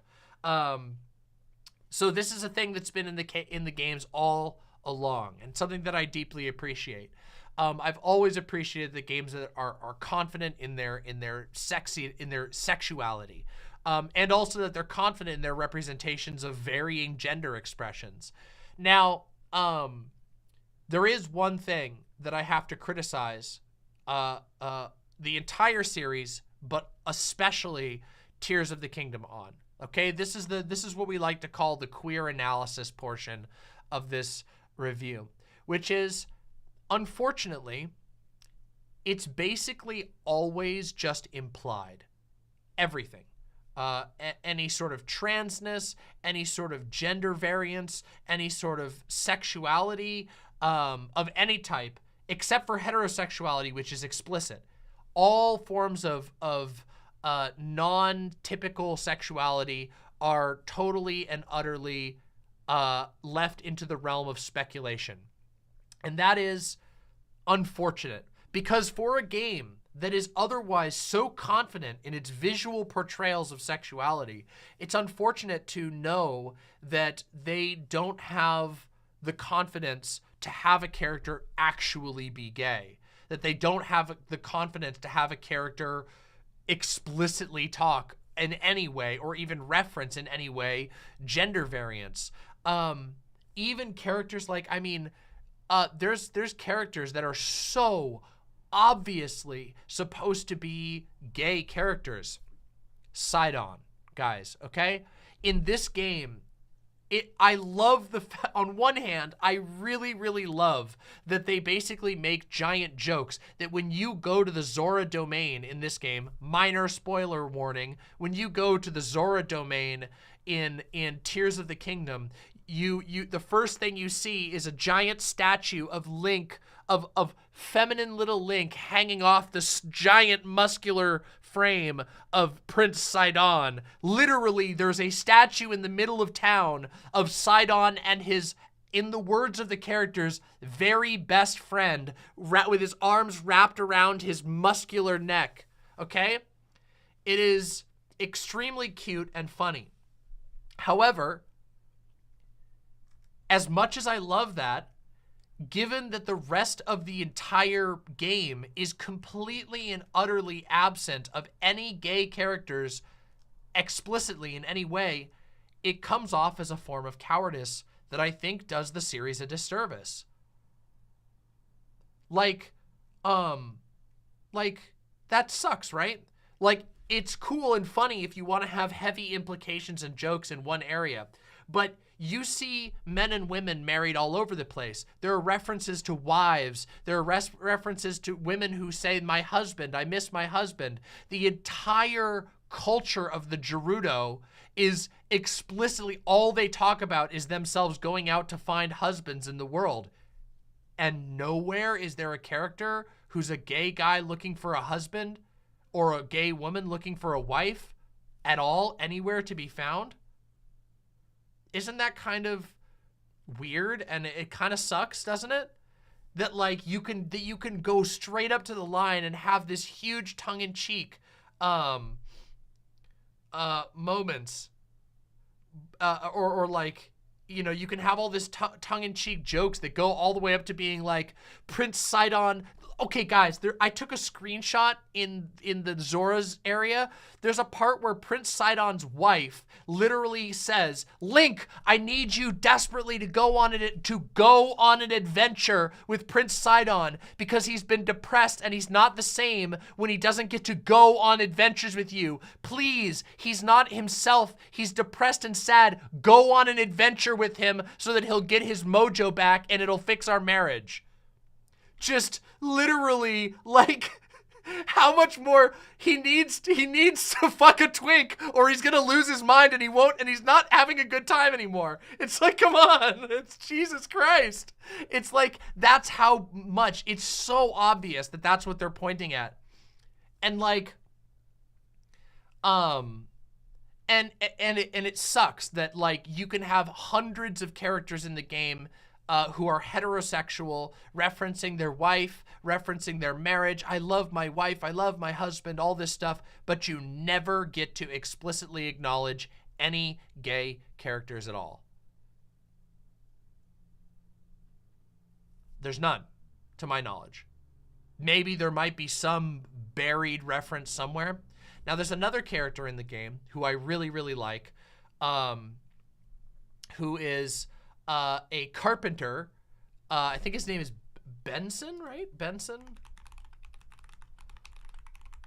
I might be getting the name slightly wrong. What's his name? Somebody will correct me. Bolson. Why do I think Benson? Bolson. Bolson is a extremely flamboyant guy. He literally has like makeup on, wears a little animal print boa thing, and he walks around and goes, "Oh, you're so cute," and he goes, "Ooh." His little noise is all of these hyper feminine. I love him. I absolutely love the Bolson character. Bolson is very clearly supposed to be sort of a stereotypical gay guy, and he's not portrayed hatefully. He's like extremely flamboyant, but he's like a really lovable character, and he has one of the best storylines in the game, in my opinion, which I'm gonna come back to Bolson's storyline a bit later when we're talking about mechanical stuff, once we're out of the queer analysis portion. I love Bolson. But guess what? They never acknowledge that he's gay. At all. Ever. They just never say. They will not actually say the word that he's gay. He's queer in all of his portrayal, down to the way that he flirts with Link, but they will never just acknowledge that he's gay. They won't show him with a husband. They won't show him with anything like that. And it's one of the things that one of the things that bums me out about this game is that after all these years, there's so much confidence otherwise in sexuality, in the sexiness of the characters, and in this game, the characters are so sexy. The designs are so off the rails, especially with the male characters. They went so hard with so many of the male characters in this game. Rauru is like one of the main characters of the game, and he's just this unbelievably sexy, totally atypical masculine character. He's a very masculine character, but he has atypical features. He's thin and muscular, not like huge and over ripped like you usually get. He's not a power fantasy type character. He's a twink, but he's like a confident hunter twink. And all of this, and yet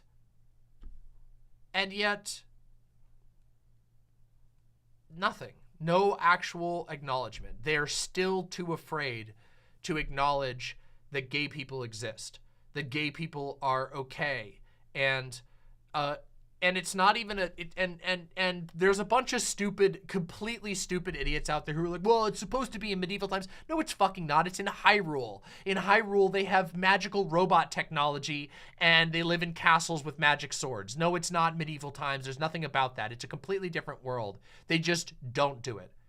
They just refuse to. And it's unfortunate, and it makes me sad. It makes me sad that the best that we can get is heavy winks and nods, but at the end of the day, it is still too far for them to just acknowledge that gay people exist. It is something that bums me out. And it was unfortunate because I kept expecting them to just finally do it.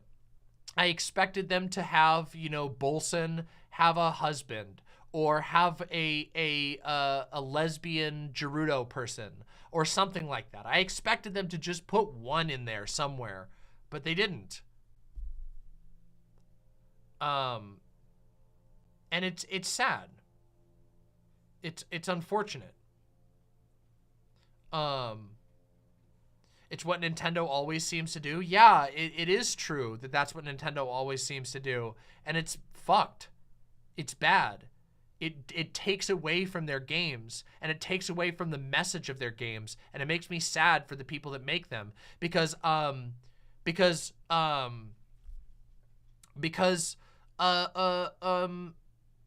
it's very clear that whoever made this is obviously not straight.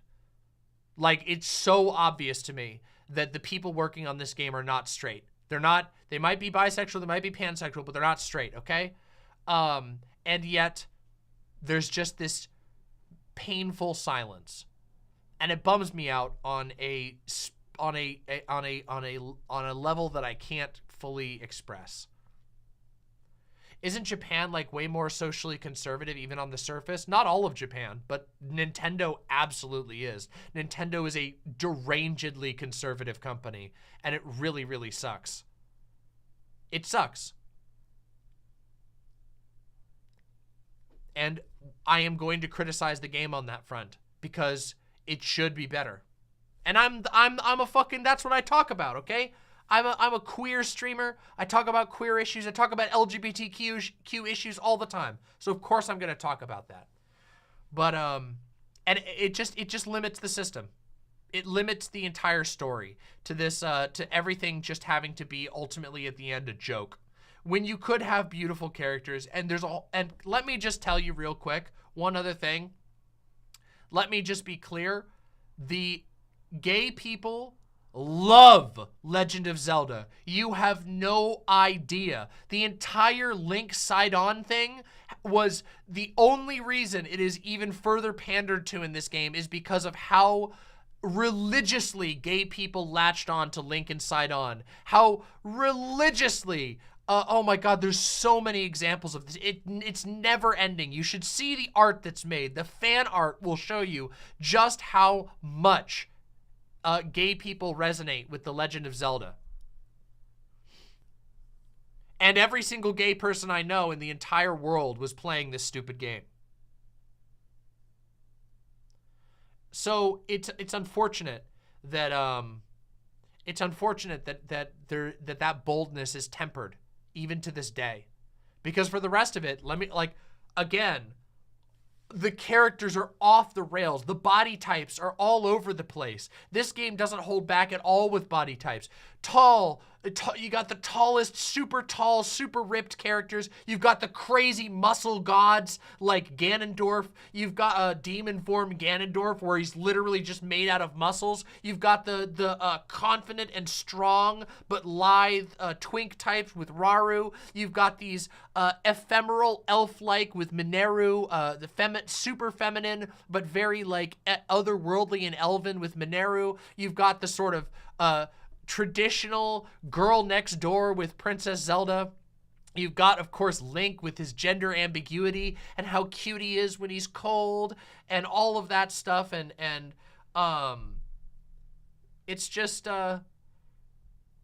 there's so much. Oh my God, you've got Pen who's the new bird, who's got like, he's like very top heavy, and he's a boisterous and loud and confident bird guy who loves working with his teammate, and he's always super supportive and all this shit. You've got the Gorons. Every single one of the Gorons have like they've got like the Bara sumo wrestler builds. There's so much diversity of body types in men and women in these games, and it's awesome to see. It's great to see how much difference there is and how much confidence there is, and they're presented sexily. They're not just different body types. They make all of them beautiful in their own way, and it's great. It's so great. So that's one of my big critiques, is that it's a shame that all of this amazing stuff that I can praise and I love that these games so confidently portray it visually, but that they're so afraid to say the word gay or to even just be a little more explicit. They will never cross that line, and it sucks because it deserves to go across that line. We deserve some explicitly gay characters in these games. Again, where's our lesbian Zoras? Where's our gay or our gay non-binary Goron love? Where's our, because Gorons don't even have a gender. They're all just non-binary. It's amazing. They're rock gender. You know, where's our lesbian Gerudos? Where's Bolson's husband? He deserves a loving husband, okay?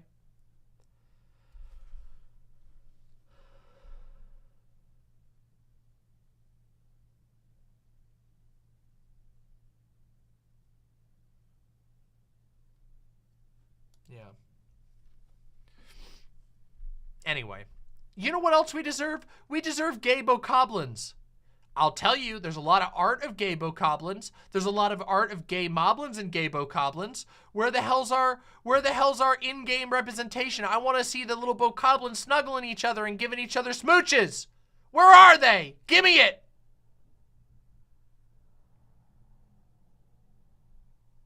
Tired of this shit.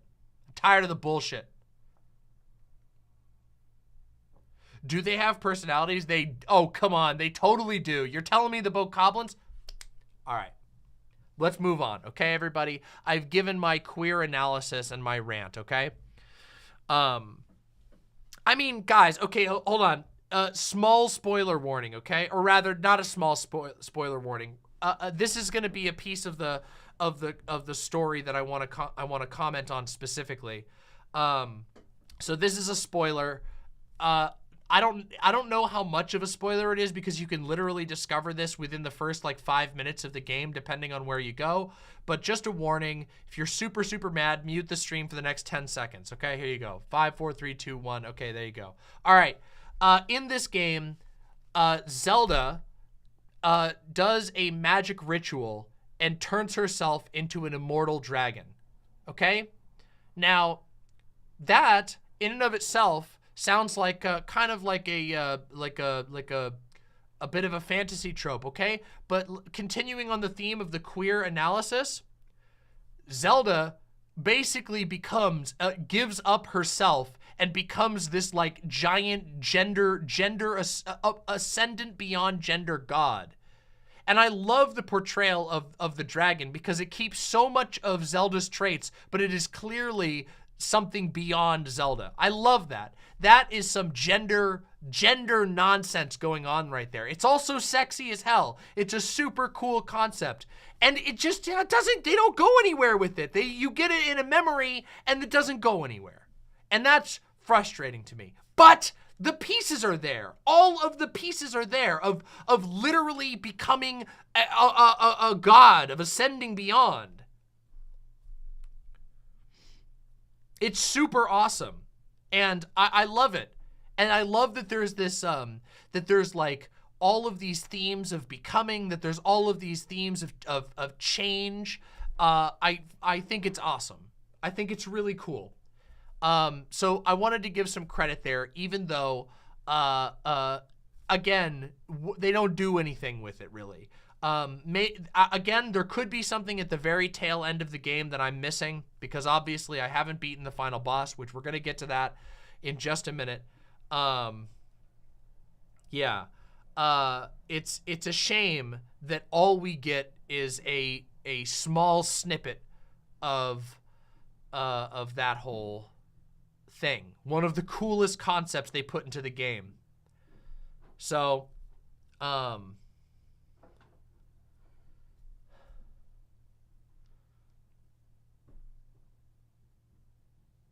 almost done.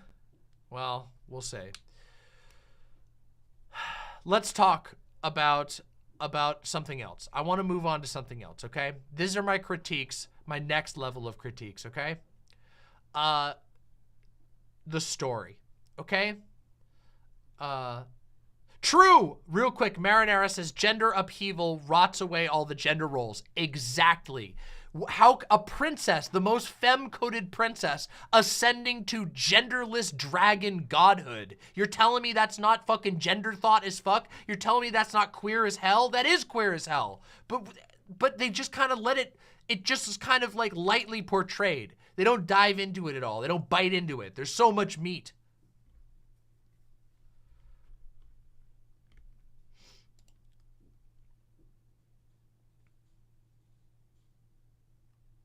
Next, the story in general. This is one of my biggest critiques of Tears of the Kingdom. And it's one of the things that I if you watch my initial review, my first impressions video, which I posted a little bit ago about Tears of the Kingdom, my first impressions were basically very positive. And of course, I hadn't done much of the story at that point. I have now since, of course, done almost all of the story, except for the very, very, very tail ends. The very tail end of the game, I haven't beaten the final boss. And I have to say, I'm pretty disappointed with certain aspects of it. There are pieces of the story that I absolutely love. The aforementioned dragon stuff is amazing. I love that they've added all these new characters. However, I feel the need to point out that despite this game seeming to really want to put you in the world more, in Breath of the Wild, a lot of the game was focused on the ancient past. You're running through old ruins all by yourself. You're exploring through things like the lost pieces of a culture that no longer exist. And in this game, it really seemed like they wanted to, okay, let's spend time in the Hyrule of the now. You know, the ruins are, you're not spending as much time climbing through Sheikah ruins. You're not, you're not fighting these ancient mysterious robots that are beyond human comprehension. You're not like trying to piece together the mystery of the past as much, except that you do. They use the exact same way of telling the story that they did in Breath of the Wild, which doesn't really make a whole lot of sense to me because thematically it doesn't line up. Breath of the Wild, you wake up after 100 years to a world that has been, that is like completely and utterly, you know, it's completely different than you remember it, and you're trying to piece together the past that happened when you were there. In this game, everything has supposed to be happening in real time. And you kind of just pick up these memories across the world that are happening 1,000 years ago to characters that you don't interact with. Mineru got done dirty, okay? Mineru got done dirty. They made a beautiful character who's super, super cool, and you only ever see her in snippets in a memory. You never get to meet Sonya. You barely get to actually engage with any of the stuff that was written for Ganondorf and Rauru. You talk to Rauru for a grand total of 20 minutes at the beginning of the game, and then the rest of it is all somebody else's memories. Link doesn't even get to engage with any of that stuff. He's engaging with the world via Princess Zelda's memories again, just like you did in the first game, which made sense in Breath of the Wild because you were trying to piece together what happened while you were in a coma, and that was core to the story game, the experience of the game.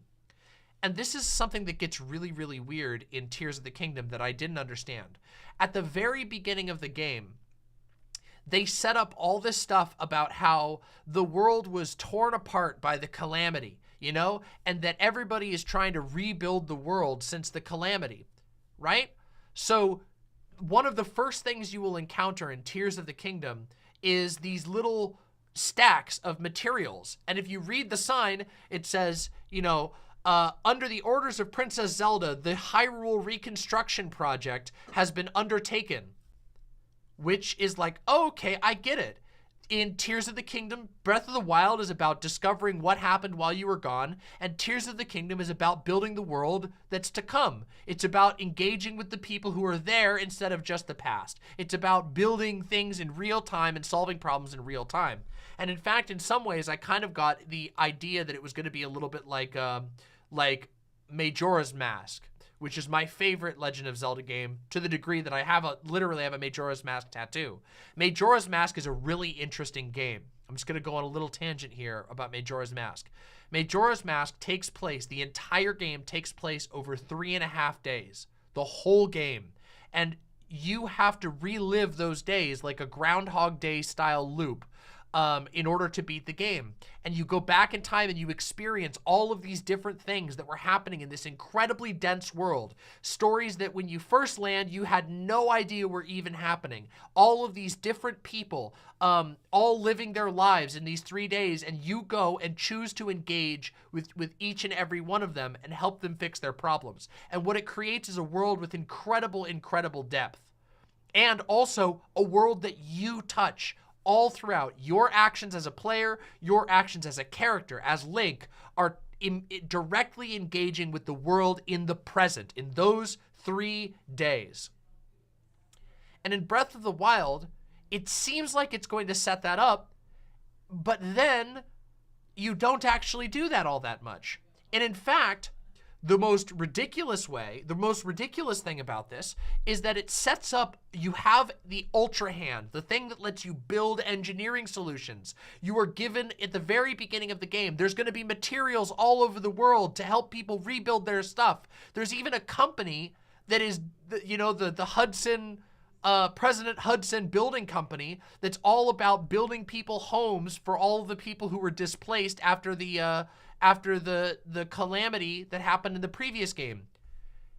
And then the only thing that you really ever build outside of a small quest, which I'm going to talk about, which is one of my favorite quests in the game, is things to hold up advertisements. I'm not kidding you. This is one of the most infuriating aspects of Tears of the Kingdom, is the fact that that most of the building puzzles in the game, not like the little things that you do freeform. Obviously, that's really cool. I should be clear. I really love the device building. Like, you can build little cars and you can build little ships, but that's just for you. That's for you to get around the world and to defeat enemies. But the actual building that you do with those building materials, outside of making yourself little devices to springboard you over a obstacle, is helping this random guy that you have no real investment in, some kind of obnoxious character who is repeated, copy-pasted all over the world, and he's asking you to help his sign stand up, which is an advertisement for the Hudson Building Company. And that's what they came up with. All of these themes of rebuilding after calamity, all of these themes of like engaging with the world, and the only way that you get to use your tools to do that is to help prop up advertisement, billboards, literally. Obnoxious billboards for an annoying character who just gives you kind of like low level upgrades. It's really unfortunate. They're all really easy too. It's incredibly unfortunate. It's a huge missed opportunity. Because when I saw that there was those materials that were going to be all over the world, I thought, oh my God, I'm going to be building houses for people. I'm going to be building sheds for people. I'm going to be, helping people. I thought for sure that I was going to go to Hateno Village and they were going to be like, oh no, a monster destroyed our windmill. Help us do an engineering puzzle to rebuild the windmill. I thought for sure that was going to be what they were going to do. I thought that was the direction that they were gonna go, with the building pieces being so big. But unfortunately, the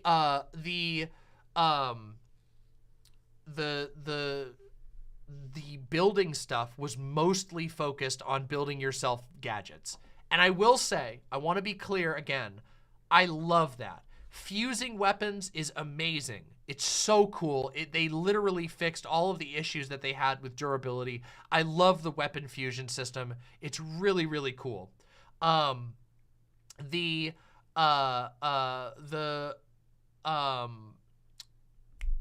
devices, like the flying machines, the hover bikes, the 18 wheelers, everything that you can build with that, the combat devices, all of that is really cool, and I really, really like it. I actually think that it's like some of my favorite stuff in the game is all of the ridiculous devices you can build, and I've had an incredible amount of fun building silly devices and watching other people build silly devices. I've seen people build snake battle mechs. I've built battle mechs. I think it's really awesome. The engineering stuff is great. The rocketry is great. Building multi-stage balloon devices that can keep going. The different, all the different materials. You've got the heavy metal, you've got the stone in the middle, you've got the wood that can catch on fire. All that stuff is really great, and I really like it. I just wish that it tied into the story more. I truly wish that all of those tools are there for you to take part in rebuilding the world, and it just doesn't happen, except for one exception, which is my favorite side quest in the entire game. Lurelin Village. Small spoilers here, okay? In Lurelin Village, there is a side quest where you are supposed to rebuild the village. It starts with a little combat quest, and then afterwards, you work for the aforementioned flamboyant gay guy who I love to death, Bolson. You work with him in order to rebuild the village. It is a very, very heartwarming quest, and it ends with an incredibly, incredibly adorable ending cinematic that I absolutely adore. It's my favorite side quest in the entire game. Is that side quest. It's really, really good.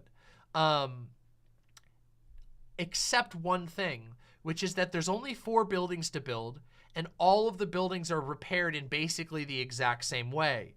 Now, at the beginning of the quest, you were given a challenge to transport a bunch of materials over a long distance. That was awesome. It was super cool to have to figure out how to transport giant logs to the town.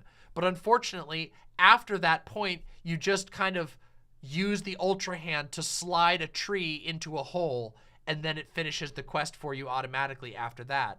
You don't have to custom build houses. You don't have to use special parts, even though they have all of the tools there to do that. Everything. You've got so many, there's so much that they could do with the Ultra Hand. There's so many things that you glue together, and there's a bunch of shrine things where you're asked to make funny little devices. But when it comes to engaging with the actual world of Hyrule, you ultimately just kind of just slot a tree into a hole.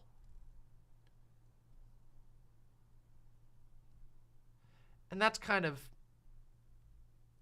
maybe it's 5 buildings. And it's depressing that that's the case. It's one of my biggest criticisms of the game, is that there is this amazing building tool, but that it's ultimately mostly only used for combat and for traversing as quickly as possible.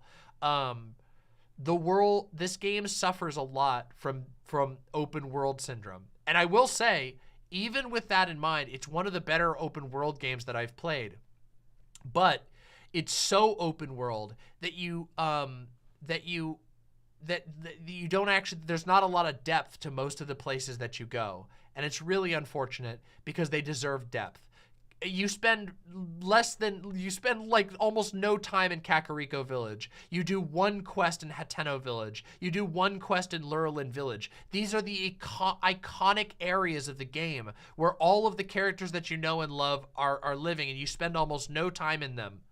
Instead, you're running all over the map trying to find every single shrine, every single Korok, every single treasure chest. And let me tell you, there is a lot of collectibles in this game some of which I'm really happy with. I'm really happy that there's a bunch of outfits to collect. I've had an absolute blast collecting and putting together the outfits. But unfortunately, there's so much to collect, and there's so many things that you're constantly trying to collect that that the depth of each of the locations suffers. And I have to say, this ties into another major critique that I have of this game as a comparison to Breath of the Wild.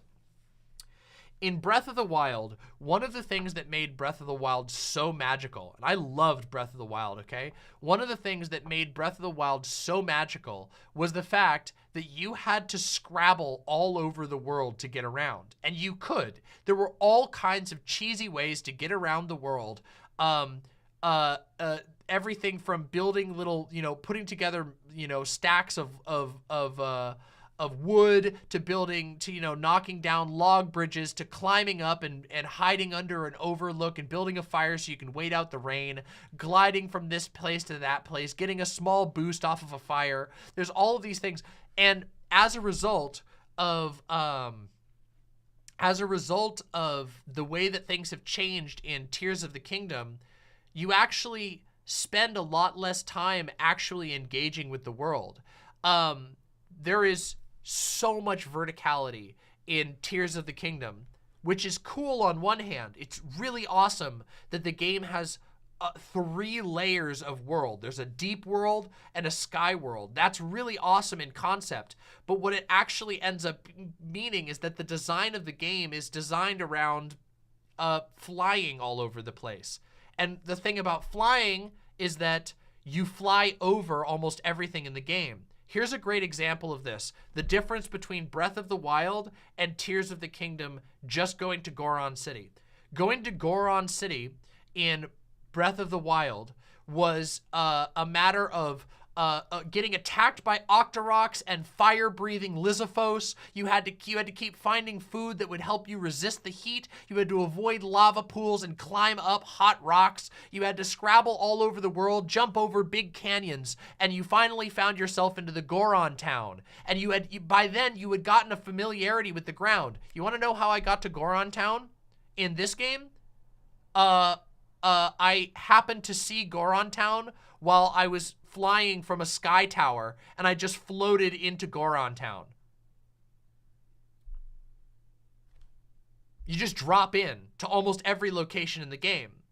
And it incentivizes you to do that. There are these towers all over the place, and the game literally tells you, try getting to a high point. And so instead, you don't actually walk through any of the world. In Breath of the Wild, you came to intimately know all of the zones because you would explore them on foot. You would have to climb around and deal with the elements and the enemies and learn where the camps are and all of this stuff, and you do not have to do that at all. And in fact, you're incentivized not to do that because so much stuff is in the sky and so much stuff is underground.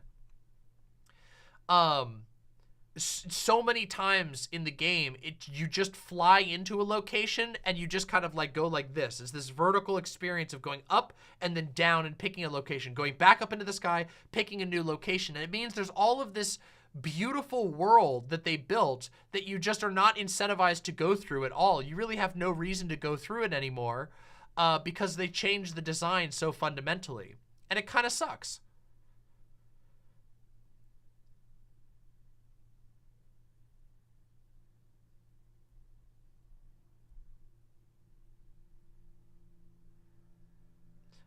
Ironically, I find myself going out of my way to walk places. Yes, but the problem with that is that you have to go out of your way to do it that way. That's not the way the game even tells you to play. The game puts a high amount of incentive on finding the sky towers and then using them. And the game has so much sky material that you're very, very incentivized to jump from those high spots down into places on the earth. And unfortunately, that means that the beautiful Hyrule that they built suffers as a result. Now, what I would have done is I would have had a lot more stuff happen in the sky. A great example of this, let me give an example from a totally different game, Wind Waker. Wind Waker is a game that takes place on the high seas. There's lots of water, empty water, and islands, and you're going from place to place. And On the way, you encounter other people's boats, you encounter little boat cities, you find a random island along the way. Even though it takes place in a water environment, in the open seas, you're not just kind of like, you know, plopping under the water and popping up somewhere else. There should have been a lot of, in my opinion, they should have put a bunch of stuff in the sky. If they wanted the game to be so sky focused, well, let's have people with airships and random people floating around with balloons. Let's have most of the game take place in the sky so that you're incentivized to interact with people in the sky. Maybe you can only fly for so long and you need to stop at little people's vessels or balloons along the way where you talk to people that you meet. I don't know. I'm not the one writing the game. I'm just the one who's reacting to the way that the world was very different from Breath of the Wild. In Breath of the Wild, the game wanted you to go, and it succeeded. Breath of the Wild sticks in people's memories because it had such a vibrant world that the game invited you to adventure through it. It wasn't an inefficient path, it was your path. The path was to find your own way, climb, sail, glide, you know, but not fly up in the sky and dive down, or build a flying machine. That's another thing too. Another part of the game that incentivizes you to do to not be on the ground is the fact that you can build so many flying machines. There's so many flying machines. They're like one of the most exciting things to build in the game, and they mean that you blast over the environment really, really fast, and you don't actually spend your time exploring it. It's just it's a clash of design decisions. And that's not to say that there aren't good things in this. Like, the Sky Islands are very fun and cool. They're a little bit repetitive because of open world type stuff. They're just a tiny bit repetitive, but they're overall really cool. There's a lot of fun puzzles on the Sky Islands. They have a treacherous feeling because you can fall off at any moment. But it just kind of, there's less care taken to have you engage with the world, and it shows, and at least from my perspective, you feel it very intensely. There's so much to gather, and there's so much to collect. There's so many collectibles that you're really incentivized to take the sky towers up, to look around and pick a thing that you want to go to and land at that thing. Instead of like finding your path to each thing and in discovering things along the way, it's this very, like I said, you go up, you pick one, you go up, you pick one, you go up, you pick one. It's got almost like you're going into a lobby to pick a mission almost. And I don't like that direction. It's a criticism I have for the game. And again, the game does incentivize you to do it that way. With one exception, the depths. The depths force you to explore manually, and the depths are one of the coolest areas of the game for that reason. You have to go carefully, throwing light in front of you, finding a way to get the light in front of you, or to build a little ATV that has lights on the front of it so you can find your way through the gloom. The depths are one of my favorite parts of the game, explicitly because you have to find extremely weird ways to get from point A to point B. You can't just use a sky tower. And yes, exactly. The depths force you to engage with combat more critically because you take permanent damage. Exactly. The depths are really, really well done. And I do wish there was a little bit more of the story that took place in the depths, because this game feels torn between all three of its locations. It feels like it wants to spend the most time in Hyrule because there's so many all of the characters that you love are in Hyrule. There are no characters in the depths at all. None. There's like, maybe there's 2 at the very beginning of the game, and then after that, there's only Yiga in the depths. There's no character story stuff happens in the depths whatsoever. Everything happens on the surface. And the same thing applies for the sky. There's no characters or story stuff in the sky at all, except for ones that are directly tied to 2 of the quests. And that's like basically it. Which is unfortunate, again. Because again, all of the storyline happens in Hyrule. I think this is probably my last major criticism of the game. And it's another story criticism, which is 4 kingdoms are in trouble You need to go and work with the sage of that kingdom to solve the problem. It's literally the exact same format as Breath of the Wild. Literally, they only changed the superficial. They changed the dungeon. The dungeon is different, but the story is exactly the same. You go to the Goron city and you solve the Goron problem. You go to the Zora city, you solve the Zora problem. You go to the Rito city, you solve the Rito problem. You go to the Gerudo town and you solve the Gerudo town problem. But unlike in Breath of the Wild, you're less incentivized to like know that region, and instead you're more incentivized to just drop in and solve the problem. In fact, Purah like yells at you for not solving it fast enough. And this is part of the thing that got me a little bit bummed out. This is why I haven't finished the game yet, because I burned out. Because I didn't want to just go do the four castles. I wanted to see all the new things this game had to bring. And so I was doing all this other stuff, and I just started getting tired of the gameplay by the time that the time came for me to do the main story. And some of the main story is like laughably baby-brained. Like, the Zoras got done dirty. The Zoras got done so dirty. The Zoras are just like, guys, we need to figure out the mystery of the sludge. Where's the sludge coming from? There's literally a tower of sludge just dumping down from the sky. And they're like, where's the sludge?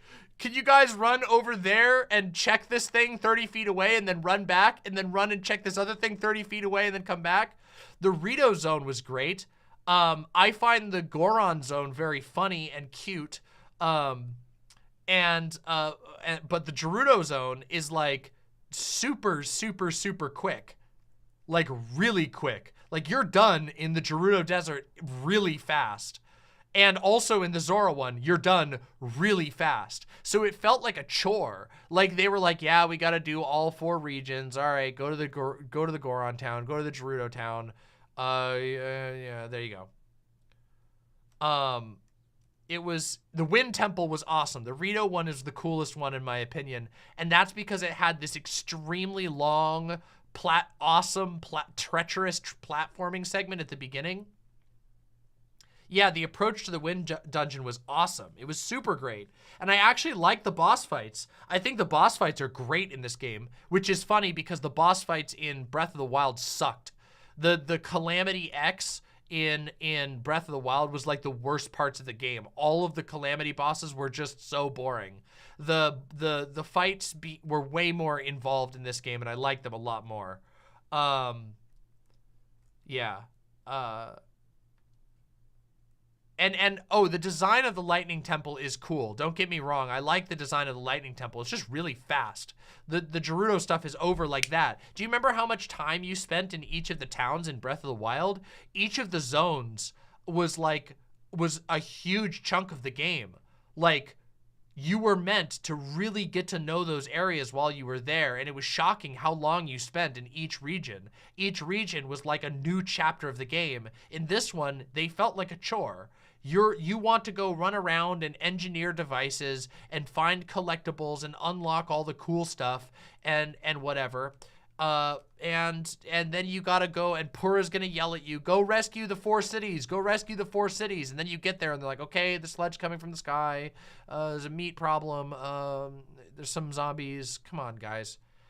And it was unfortunate. It was unfortunate that that they basically just literally copy pasted the story format from Breath of the Wild. They should have gone in their own direction. Why would you do it the same way? I get wanting to have a part where you help each of the main races of Hyrule. I totally get that. That's totally cool with me and fine.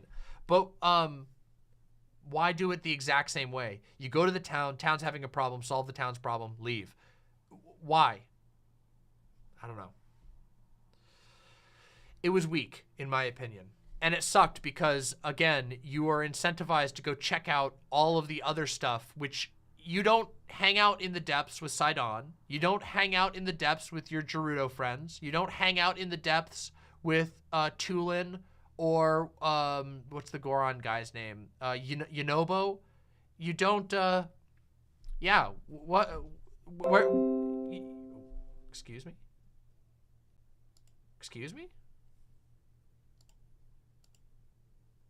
Sorry, I just got a little bit of a warning. Sorry about that. This Windows is yelling at me. Don't know why. Anyway. Yeah, sorry about that.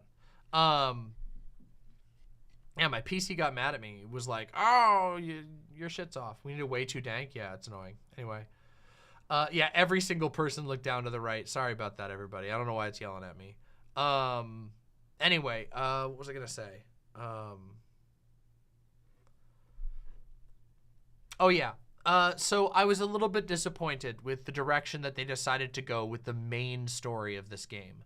The main story of this game is the weakest part.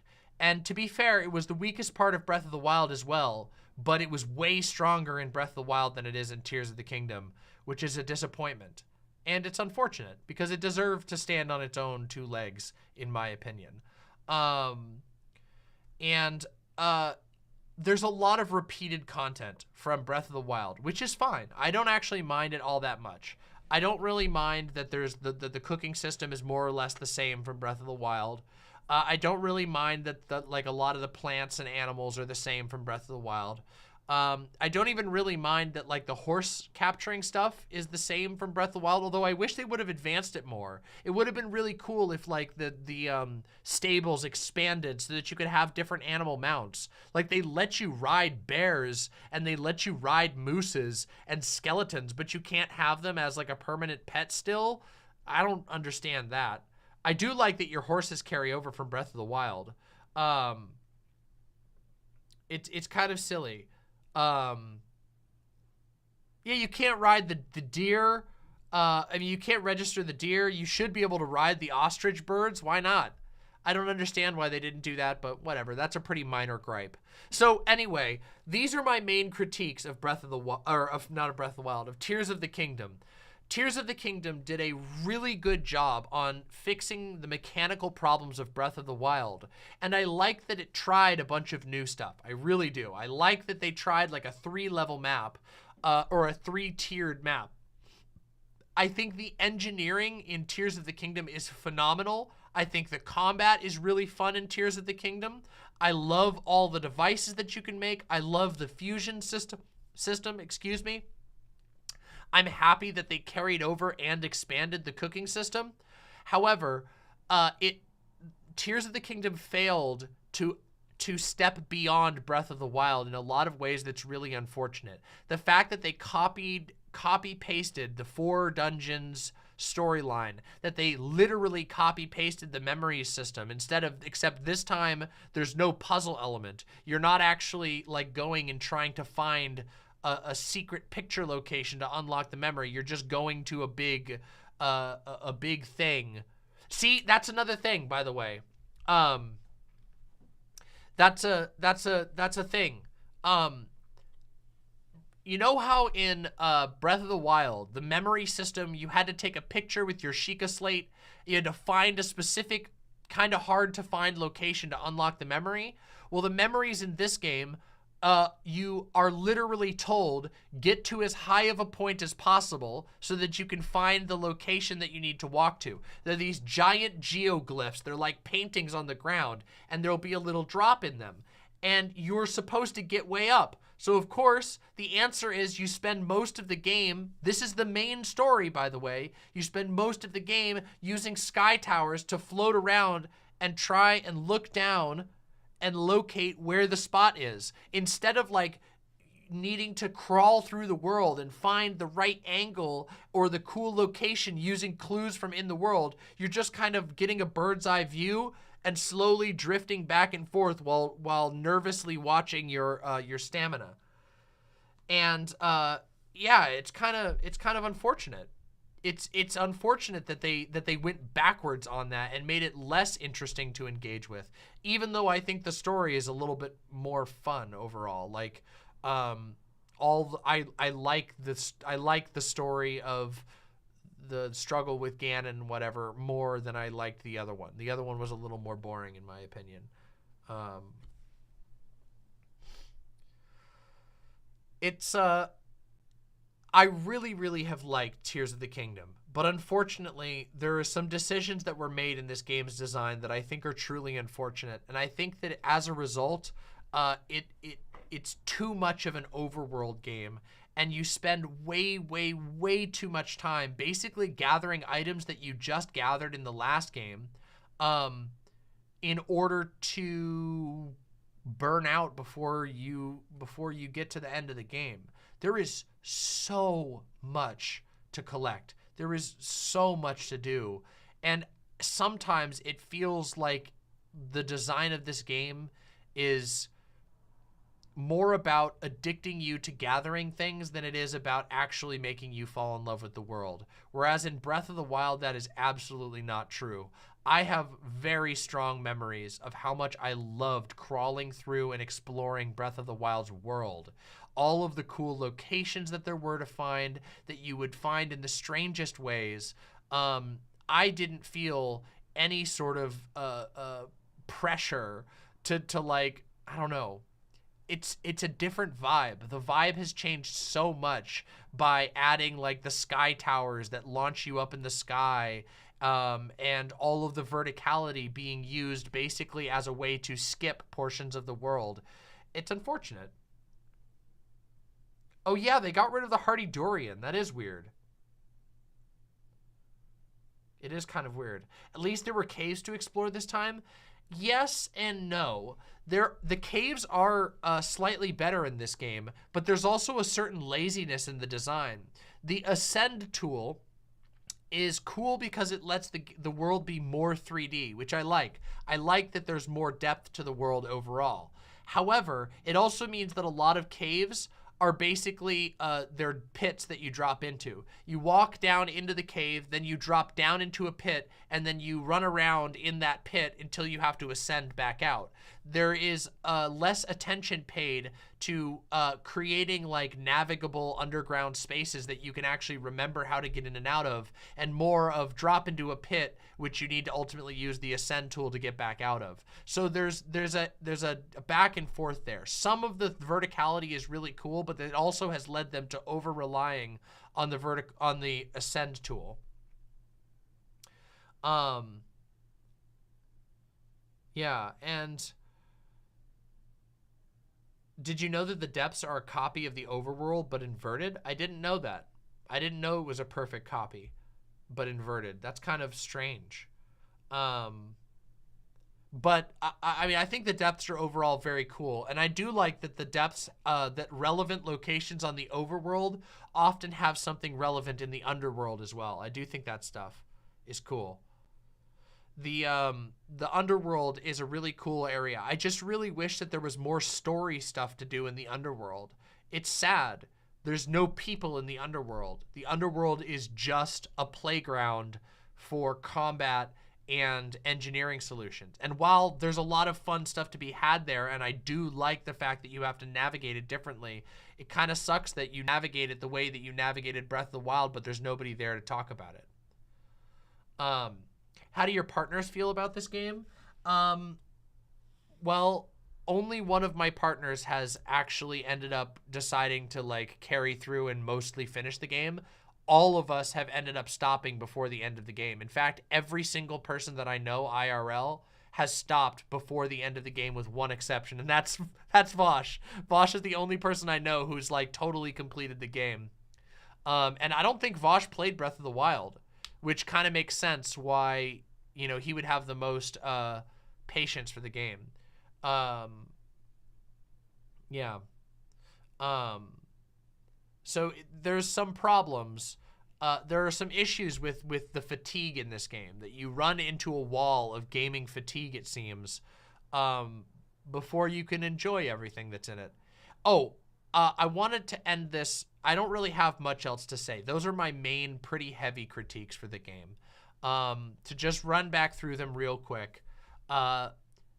It's a beautiful game with awesome character designs, but it's too afraid to say the word gay or show people actually having a husband or anything like that. The storyline is inferior in its delivery to Breath of the Wild, because it encourages you to engage with the world less, and it is a literal copy paste of the exact structure of Breath of the Wild story with just different like actual like content on the inside. Like the story itself is different, but the way that you discover the story is almost identical, if not slightly worse. The way that the fact that the engineering is mostly only used for combat, and not as a way to fix problems in the world. You're not using the engineering solutions to fix problems in towns. Instead, the engineering is just a way for you to get across the environment or defeat enemies. That's a big problem. And of course, that the way that the way that they incentivize traversal leads to you having a less meaningful emotional connection to the world, because you're encouraged to go up into the sky and down to points of interest, as opposed to sort of navigating the world on your own 2 feet with your eyes and choosing interesting paths to get from place to place. Those are my main critiques, all summed up. I will say one thing though, which is, goddamn, they did a really good job with the new outfits that they put into the game. The Ember set, the Frost dress set, where you have blue painted fingernails and a open-backed dress, amazing, absolutely incredible. The fancy hat that you can get that gives Link a bob and blue lipstick is just unbelievably amazing. I absolutely love all of the dress up you can do. I like that there's more options for dyeing your clothes. I like that I love the new sets that they added into the game. Even the squirrel set. I love the flying squirrel set. It is so cute. It looks so good. I absolutely love all of those outfits. The outfits are, I have no complaints, not a single complaint. They are all wonderful, and I love them so much. And my final conclusion is I really, really like Tears of the Kingdom, but I really don't think it's fair to give this game unalloyed praise, which many people are doing just because they're happy because a new Zelda game is out. I think that it makes some mistakes. I think that it is afraid to go beyond Breath of the Wild in a lot of ways, and I think that it succumbs to open world game design in ways that Breath of the Wild did not.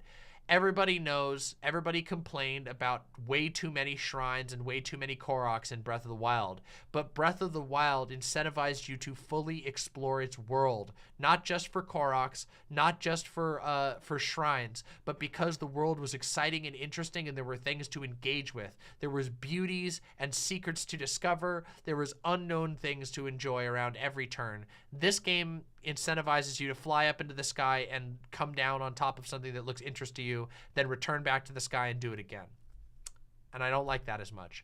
But I do not regret purchasing it, and I do not regret playing it, and I look forward to whatever they decide to do next, and I truly hope that in the next game they'll be brave enough to give Bolson a husband, for God's sake. The man deserves a beautiful husband, okay?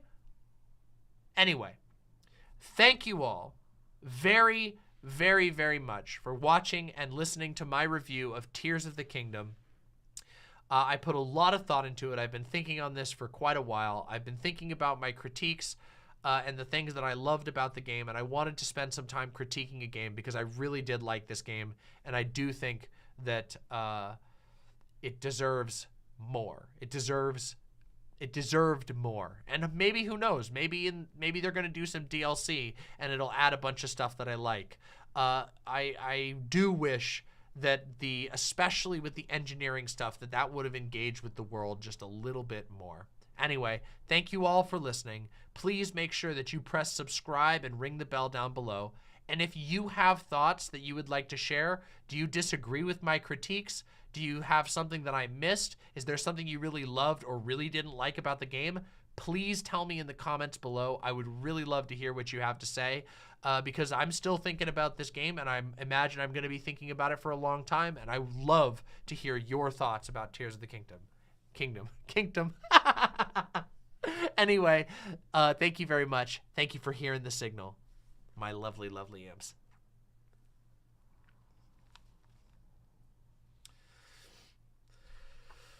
There we go.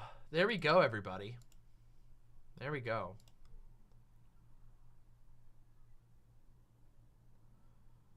I'm definitely gonna complete the game. I don't know. I got tired, you know? You get tired of playing so much of a single game. It's unfortunate.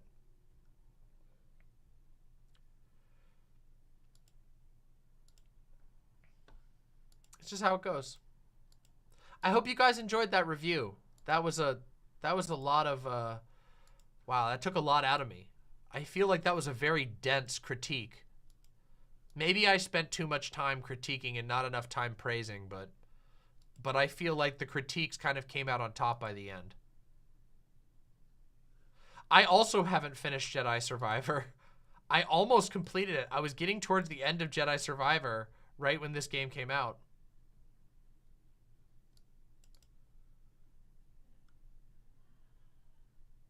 Oh, that's unfortunate to hear. I'm gonna have to give it a try though. I'll have to see what's up at the end. Sorry, I was referring to what Danny said. The final boss is a super fun fight, but the story wrap-up was really disappointing. Oh, that's unfortunate. All your critiques feel really dense. Well, I try to do really dense critiques. I don't like the idea of just ripping on a game, especially one that I liked so much. I want to make sure that what I'm saying is constructive, and like the way I think about it is, if somebody who worked on the game watched my review, would they feel like they walked away like having learned from my review? And I want the answer to always be yes. I never want to just do, unless I think somebody is like malicious. Like if I was reviewing like I don't know, if I was reviewing like a World of Warcraft expansion where I think that like the team is like actively, you know, like the leadership of the team is actively trying to addict people or things like that. Otherwise, I really try to make sure I'm not just ripping on a game.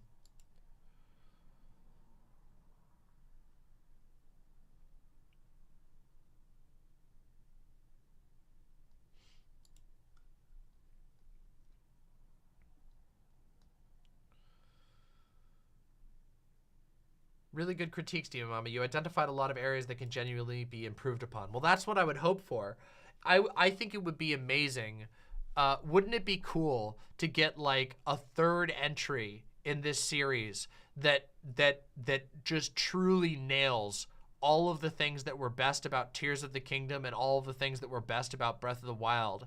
A game that has a real proper story, not like, you know, cinematics through somebody else's memories, but a story that you engage with. Link engaging with the world. Hopefully with Zelda. It would be super cool to have Zelda hang around with you.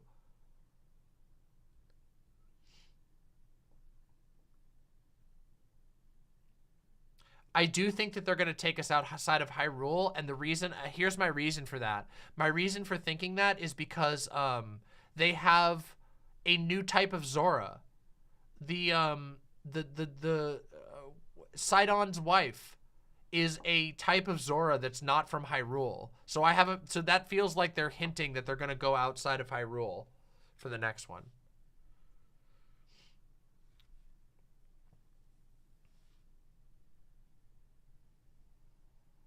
And also there's all the references to the pirates and stuff, yeah. I don't think they're ever going to return to Termina, and they shouldn't ever return to Termina, because Termina isn't a real place, so to say. Termina is a metaphysical location. Termina is a place where worlds all converge on one another, and one has to deal with what it means to live and die in a single world, what it means to face the end. Termina is not like a physical, real location. I hope they never try to go back there, even though I absolutely love Majora's Mask. Another bored person with the $5 super chat. Thank you so much. Sometimes a game is better when it's too short and doesn't wear out its welcome. I keep coming back to the first Mirror's Edge, and it's a tiny game. Yeah. Oh, well, I agree. I think there are some games that are just the right length, and nothing feels worse than getting worn out with a world that you love. It's a really terrible feeling. Rhodes says, to be honest, you talking about this made me wonder what a Kojima Legend of Zelda game would look like. I cannot separate your video game takes from Hideo Kojima. That's fair. I don't know what if Hideo Kojima ever like tried to make a Legend of Zelda-esque game, it would be the most bonkers shit you could possibly imagine. I imagine, I don't even know. It would be, I don't even know. So wild. It would be amazing. A Strand style Zelda, yeah.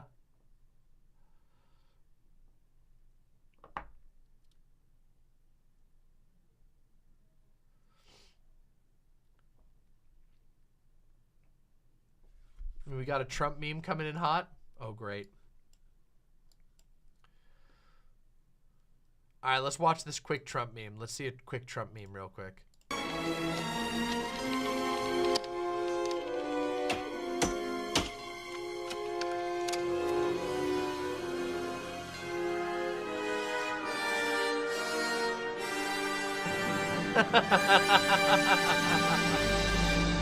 Yeah, of course.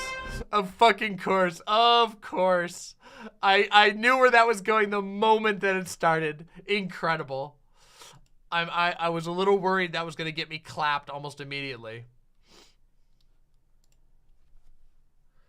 Falmer Flamingo with the chunky imp membership. Thank you so much, Falmer Flamingo. Would you ever consider playing Outlast Trials? It looks super fun. Actually, I think the next game we're gonna play on stream is myhouse.wad. I have been recommended to play myhouse.wad on stream, and I think it would be super, super, super fucking fun. I don't know. Yeah, I think it would be super fucking fun. But I would certainly be open to Outlast. I've never played any of the Outlast games. I've heard they're good, but I don't know enough about it to just go off the cuff. So I'm going to be doing myhouse.wad is going to be our next one that we play. Although I don't know when we're going to do our next gaming stream because there's been a lot of stuff to talk about recently. Maybe we'll do it. We're probably going to do it soon. It's been too long since we've done gaming streams. But you know, it's summer. Life's busy and everything. Thank you for the recommendation though, seriously. And also for supporting the show. It really means the world to me. Did you mention you were playing Fear and Hunger? Yes, I have been playing Fear and Hunger a lot. For the last like 3 days, I've been just pounding into Fear and Hunger. Get it? Oh. Fear and Hunger is a very sadistic game, okay?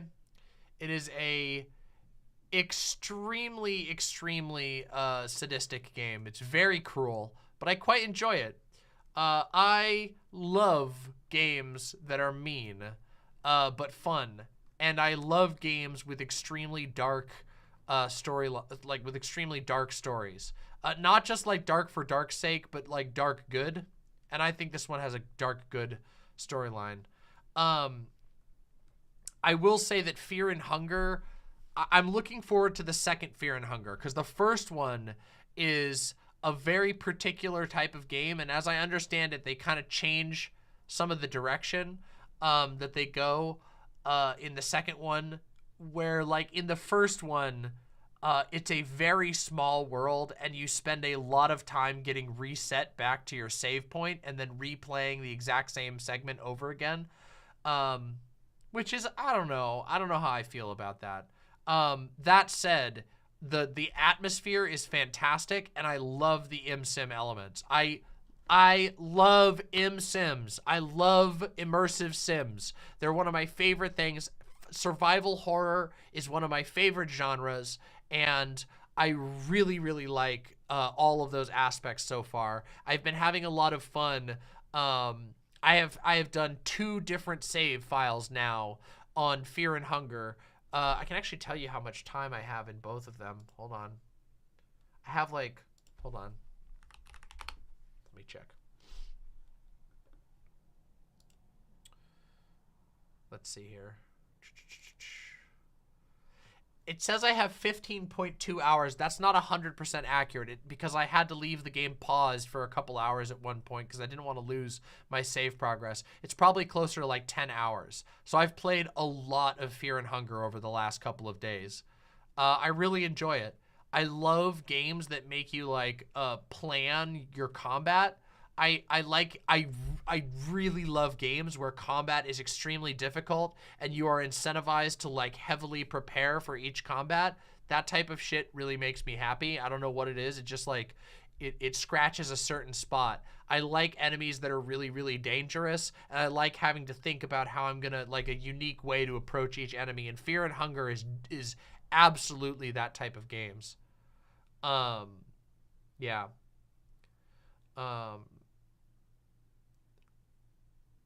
Oh, Intention's nasty. You're going to make fan art? Oh, yeah? You'll have to please send that to me when you do. It's a turn-based RPG and combat doesn't feel stale. It's disguised as a turn-based RPG, okay? Like, Fear and Hunger is a survival, a highly defensive, it incentivizes defensive gameplay. And it's a immersive sim that is disguised as like a JRPG. Okay? We ain't getting Cooking Mama tonight. I don't think I have the energy for Cooking Mama tonight. Honestly, yeah, I'm kind of tired. But I want to talk, I want to hang out a little more. Oh, Vontux with the $10. I missed this one. Zelda ordering rebuilding reminds me of something I always wanted to see in Fallout. A faction that would, instead of living in ruins, knocks down the old wrecks and tries to build new things. Thank you so much for the $10, Vontux. I really, really appreciate that. I also think that would be really, really awesome too. I think that would be really cool. If you can push your way through Pathologic, play Fear and Hunger. Oh yeah, I beat 2 separate playthroughs of Pathologic 1, Pathologic Classic. But the thing is, Pathologic Classic like wants you to cheat. It wants you to use quick saves. Fear and Hunger doesn't let you do that at all unless you hack the game. Fear and Hunger has this just brutal save system. But yeah. Also, Fear and Hunger is a way more cynical game than Pathologic. Fear and Hunger is a very sadistic game, okay? Like, I'm talking like I don't know. It's a very sadistic game. Most people are gonna find it distasteful. The game has, let's just say, a lot of trigger warning content, okay? It's listed as adults only on Steam for a reason.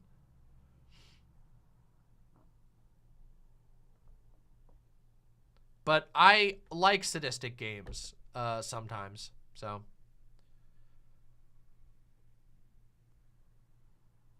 I've only had my penis cut off like 6 times, okay? Yeah, oh, Super Eye Patch Wolf was the reason that I decided to play it. I watched Super Eye Patch Wolf's video and then I decided I was going to play Fear and Hunger.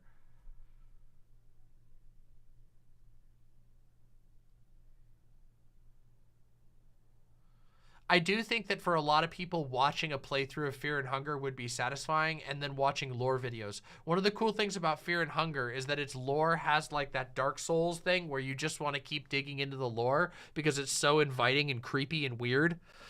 It is a very, very creepy, it has extremely creepy aesthetics, and I like it.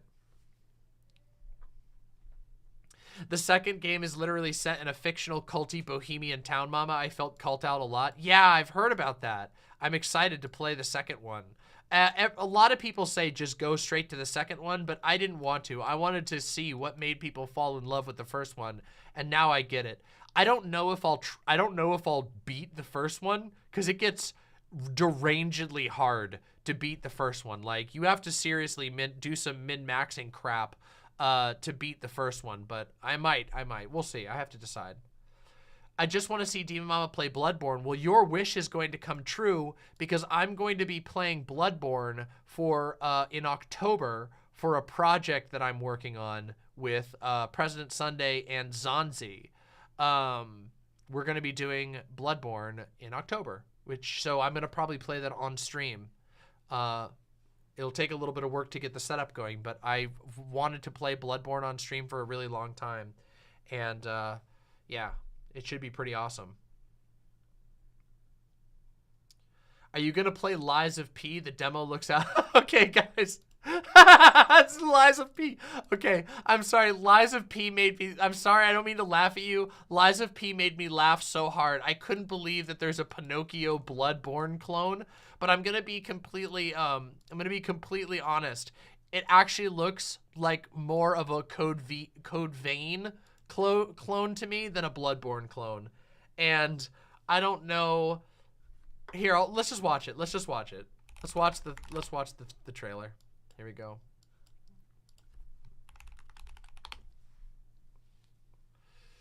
Where's the trailer?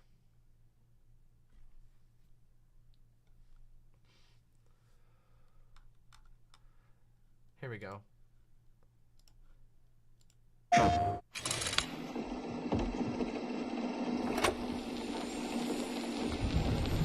Geppetto's puppet. We need your help.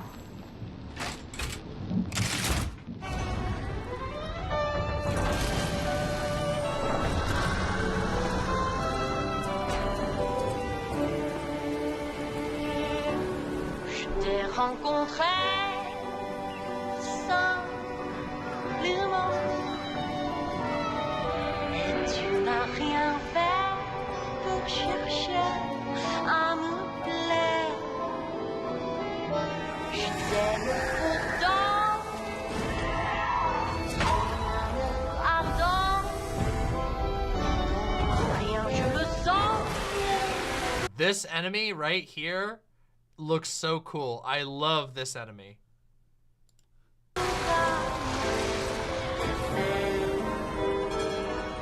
Tu seras toujours mon amour.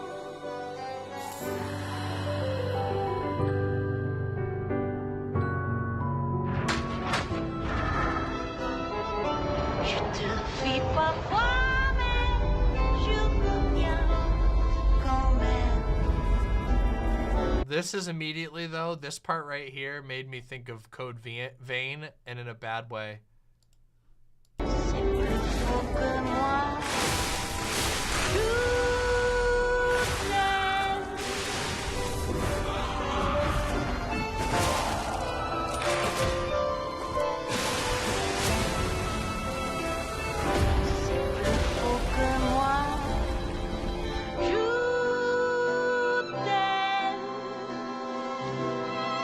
Listen, pal.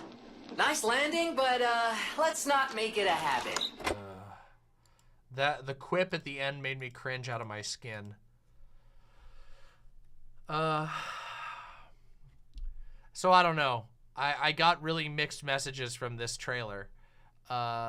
Because, guys, hot take, it's a lot easier to make a cool looking trailer than it is to make a fun to play game. However, some of the enemy designs look really cool, and some of the character designs look pretty awesome, and some of the enemy designs look pretty cool.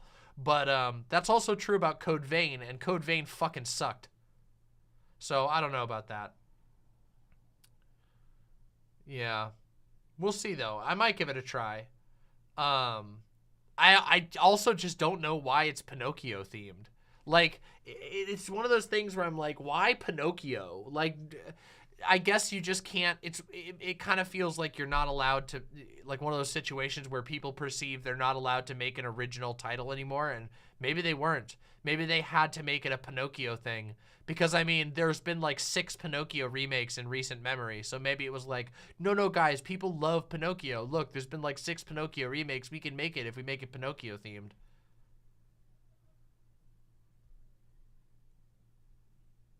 Have you played the American McGee Alice games? I have not, but my partner Fawn has and loves those games. Dark Pinocchio is very, very hot right now. Yeah, people are really into the Pinocchio thing, and I don't really get it personally. I watched the Guillermo del Toro Pinocchio, and I thought it was fine. I thought it was good. The animation was very good, with a few exceptions where it looked like hell because they used like CGI that didn't translate very well.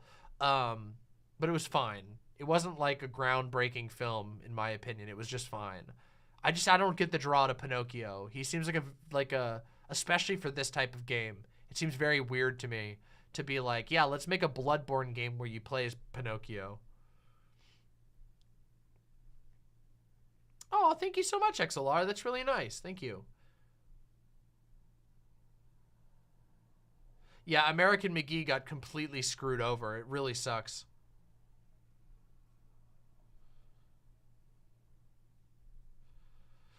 Guys, okay, hot take here, but there's a lot of really, really fucking bad Souls spin-offs because most game developers do not understand what makes Souls games good. And so they try to copy like their idea of what makes Souls games good, but they don't actually know what it is. And so they end up making like these really flat and like flanderized Souls-like games. There's a handful that have done a really good job. Salt and Sanctuary is a Souls-like that is like God tier. But there are so many bad Souls-alikes that aren't, they only have a surface resemblance to the Souls game. So I'm like very, very skeptical about most Souls-alikes.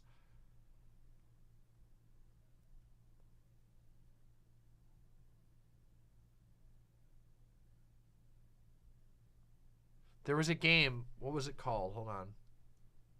A new Sonic game got announced. All right, let's take a look at the Sonic game trailer. Let's react to the Sonic game trailer.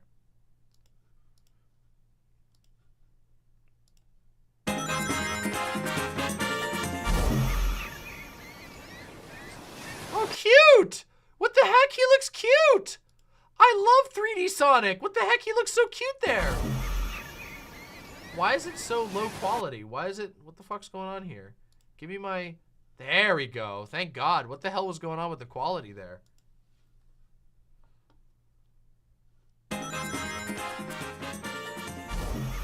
Oh, he's so cute.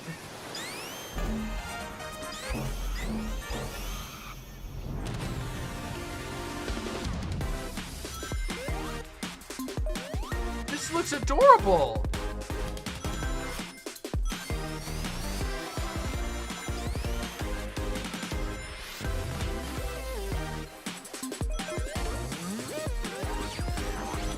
This looks great.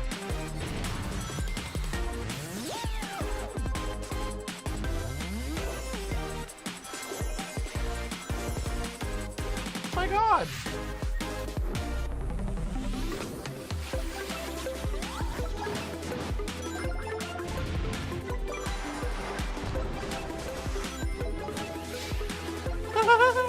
That's cute.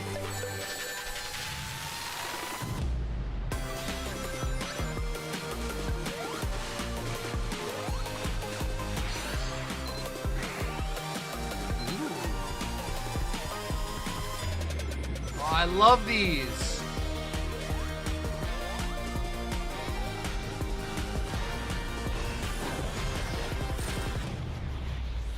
Damn, that looks great.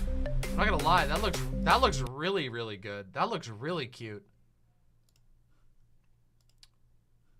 They're giving it the new Super Mario Bros treatment, but honestly, they're going a little further, and I think that's really cool. God damn, that's pretty awesome.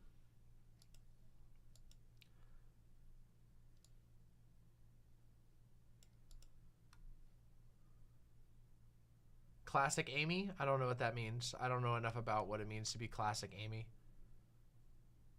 Oh, oops, sorry. I didn't know that I ended it too early. Hold on, I'll reopen the... I apparently missed something at the ending. Sorry. I hate after credit stupid ending.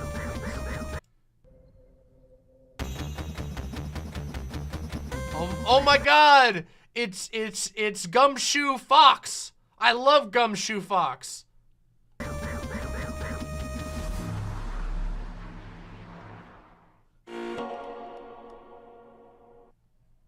Who dat? It's Gumshoe Fox, don't you know? They tried this before with Sonic 4 and it was horrible, was it? I don't know, it looks great. The art looks fantastic, I have to say. Knack the Weasel? Nah, it's Gumshoe Fox.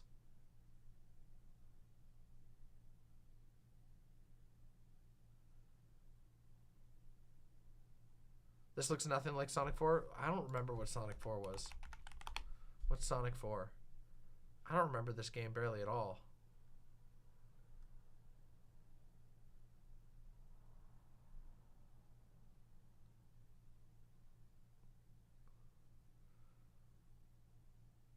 I searched...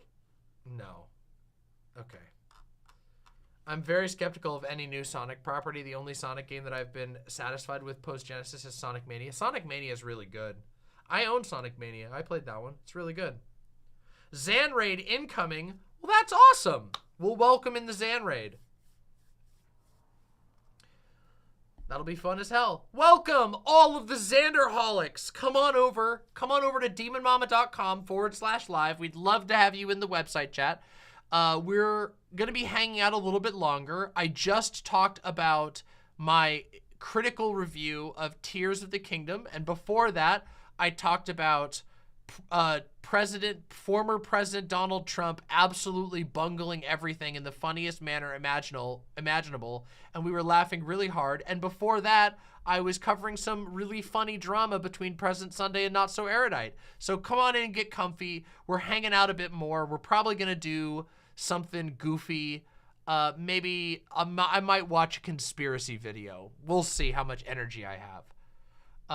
Demon Mama streams are so long, I always miss everyone else as well. Sorry about that. I provide such high quality content, you know, that's how it goes. But anyway, thanks for being here. Happy to have you all. Very happy to have you all. All right, we're going to do something. We're going to do something. Let's take a look. Let me see. Maybe we'll do Conspiracy Mama. Maybe we'll do Cooking Mama. Let's find out. Let's go take a look. I know I've gotten a couple of recommendations in the on the Discord, so maybe we'll watch one of the recommendations I've gotten.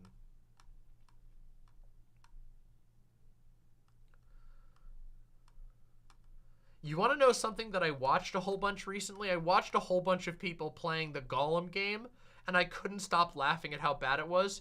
But I will literally never play it. It's so bad. I couldn't even believe how bad the Golem game looked. But I couldn't stop watching other people play it. I wanted to see them be miserable.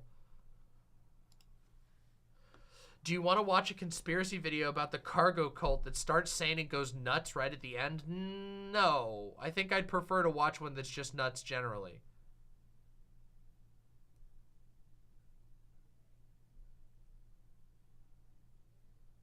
A tier list? Oh yeah, we didn't do the cringe kidology tier list, but I just don't feel like that. I don't feel like doing it. Kidology is so weird. I don't know, I just don't feel like doing it. Sorry, guys.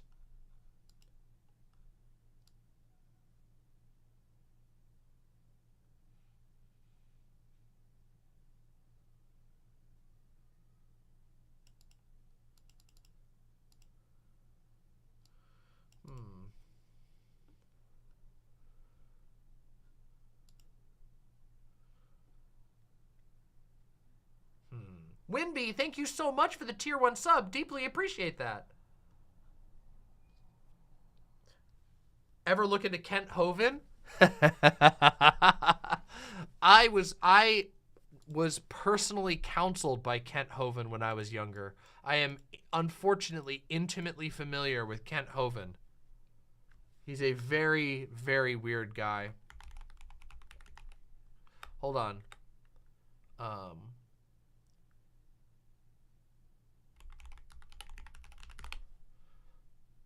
All right, everybody. We're doing a conspiracy video. We're doing a conspiracy video, everybody. All right, we have to pick one. I have to pick one that's of reasonable length. Otherwise, I'll be dead by the end of it.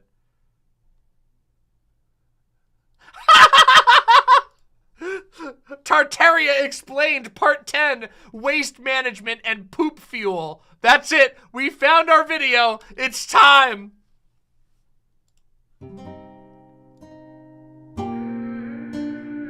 Oh, I should introduce this. My lovely, lovely imps. Today, we are doing yet another installment of Conspiracy Mama. The part of the show where we watch and debunk conspiracy theories. Usually just kind of laugh at them because most of the ones that we come across these days are so off the rails that there's nothing really to debunk. You can only kind of point out the general lack of adherence to evidence whatsoever when we're reacting to these. It's mostly for our own enjoyment, and I hope that you will enjoy this particular segment. Today we are going to be reacting to the infamous conspiracy channel called Mind Unveiled. Mind Unveiled is a channel that is very obsessed with a conspiracy theory, an alternate fictional universe that they believe is real, called Tartaria, which posits that somewhere around the 1800s, the late 1800s, the entire world was wiped away in a giant mud flood, and a ancient race of giants basically have constructed a new world order to control us, something along those lines. Today we're going to be watching Tartaria Explained Part 10. Don't worry, the order doesn't matter at all. Waste Management / Poop Fuel. So I hope that you're ready to learn about how the ancient pre-downfall races of Earth used poop for fuel. Let's do it. Let's fucking do it. Oh yeah, and by the way, Irish people are Jewish people, and there you have it. Let's go.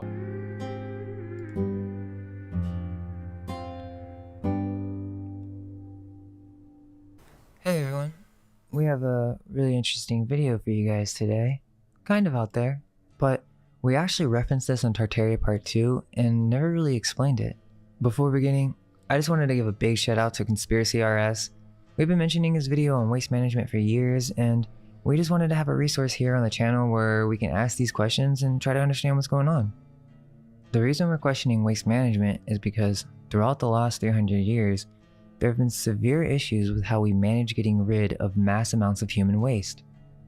They don't really focus in on this on history class and highlighting how it doesn't really make sense for a people to construct a massive city and then 100 years later realize that their entire sewage system needed to be reconstructed so that they could properly manage getting rid of such a large population's excrement. Just to make clear how important this is, without proper fecal sludge management, it can back up, get in the water, make people sick, and so you would think that people who built these large cities would have known that from the get-go. Well, they did, but the cities were growing at such a rapid pace that it didn't matter anyway. That's why fucking plagues of all types were rife in major cities. Industrialization was a nightmare process for the people who lived through it. The earliest eras of industrialization was miserable. People lived in horrible, horrible, disgusting conditions. And yes, they often had to trudge through their own shit. Yeah, dude, talk about not knowing your history, bro. Why was this something that had to be rediscovered or reinvented after people started getting sick and it becoming a problem? This will be explained more as we proceed, but for now, let's just start with— They didn't even know what made people get sick yet. When they started rebuilding sewage systems, first of all, they started rebuilding sewage systems before they had like microscopes to understand microbes. Like, people started to figure out that they needed better sewage systems before that. But also, there were certain types of sewage systems that existed. Like, I mean, fucking Romans had water-based sewage systems that would wash the sewage away using aqueducts. It's just that they weren't very good or efficient, and modern plumbing obviously changed the game. Whatever. Some well-known examples of horrible waste management. The Great Stink of London. In 1858, the River Thames got so backed up with human waste that disease started to spread, prompting action from the government. There are several illustrations of this, and supposedly thousands of people died from cholera. I wouldn't be surprised if it was even more when you consider other outbreaks and faulty statistics. The The final number they tell us is 20,000 people died due to the Great Stink. Quote, the scientist Michael Faraday described the situation in a letter to the Times in July 1855. Shocked at the state of the Thames, he dropped pieces of white paper into the river to test the degree of opacity. His conclusion was, near the bridges, the feculence rolled up in clouds so dense they were visible at the surface, even in water of this kind. The smell was very bad and common to the whole of the water. It was the same as that which now comes up from the gully holes in the streets. The whole river was for the time a real sewer. The smell of the river was so bad that in 1857, the government poured chalk lime, chloride of lime, and carbolic acid into the river to ease the stench. It seems that the main problem was that during this time, they had begun installing public flush toilets, and so people were beginning to get these in their households for the first time.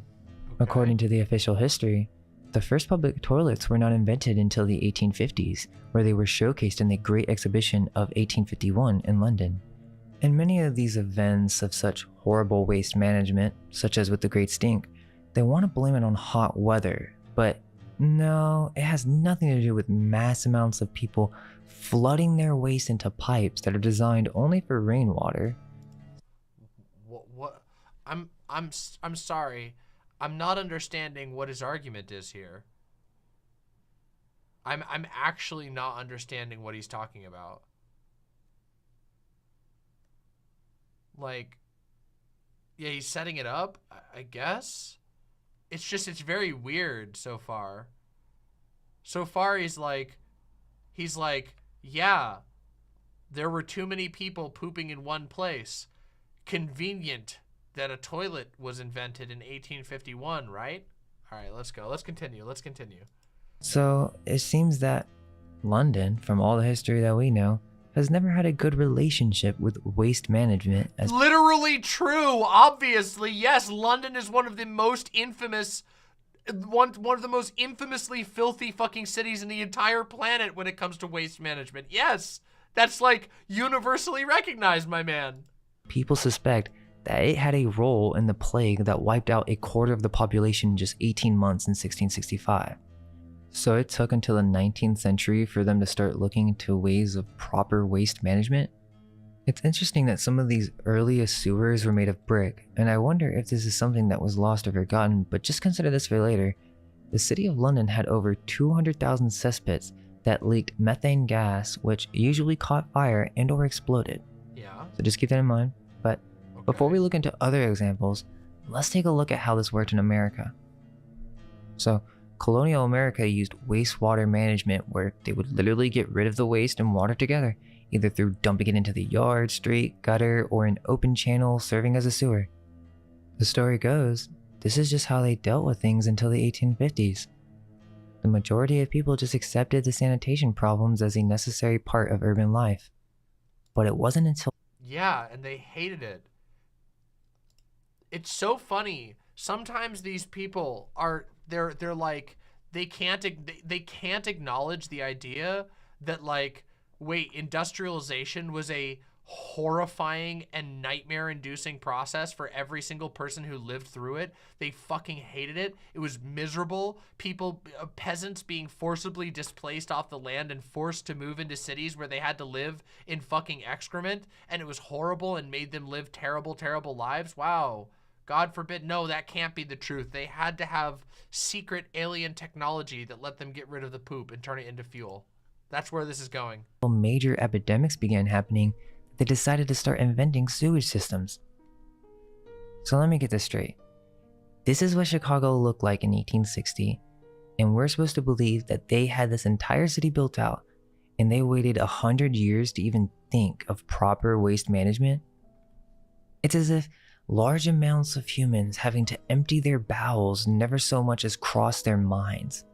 There's a theme that they blame this all on the Asiatic cholera that had been spreading in other cities around the world at this time, without pointing out what the real cause of the issue was: human waste. Chicago had no sewers. What do you mean Asiatic outbreak? They were dumping their waste on the streets and the Chicago River, and why wouldn't people start to get sick? So all their waste was going to Lake Michigan, which multiple cities were getting their water from, and so this brought deadly contaminants and disease essentially into every household. And this was not just in Chicago, this was everywhere in the States. We only know about Chicago and the New York events because those were obviously the biggest ones, but this happened all over the world during this time. Because of these outbreaks, the hero or the person responsible with creating the first comprehensive sewer system in the United States was Ellis Chesbrough. This is the engineer that basically fixed all the waste management issues in the United States with this new system that divided floodwater and waste into different systems and redirected it into the Mississippi River.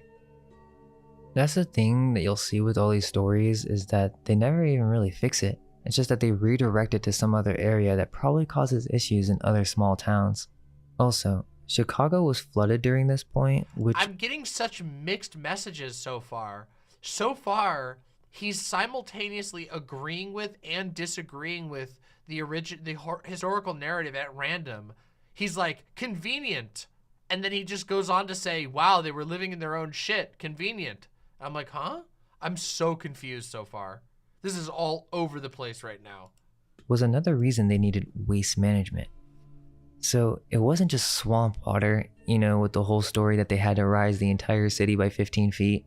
It was fecal sludge. I just find it hard to believe, especially a city with the World Fair and all these extravagant buildings. How do you mess up that bad when creating a city? It seems that this is a time after the reset that these cities began to become backed up from their new inhabitants being unable to discover the proper method of waste management. You have to consider, why wouldn't this be one of the first things planned for when starting a city? You could probably make the argument that millions of... Because you don't always know how many people are going to end up living in a city. I mean, that's the obvious reason. And secondly, because America was a fucking wild west of capitalism where they did not give a shit what the average person was living in. They only cared about the richest people doing okay. It was a country at the beginning. America was a country completely and utterly controlled by rich landowners. They were literally the only person who could vote. If you didn't own land, you fucking couldn't vote. Died from waste management from the 1600s to the modern day, from disease outbreaks to unclean water to even the famous Black Plague being caused by unsanitary habits. If this is the case, then why wouldn't the masterminds who constructed these cities, many in Europe being constructed entirely on star forts with sacred geometrical designs, why is it that they had no concept of waste management? Could it be that these cities were not designed by who we were taught, and actually they were found after some type of reset?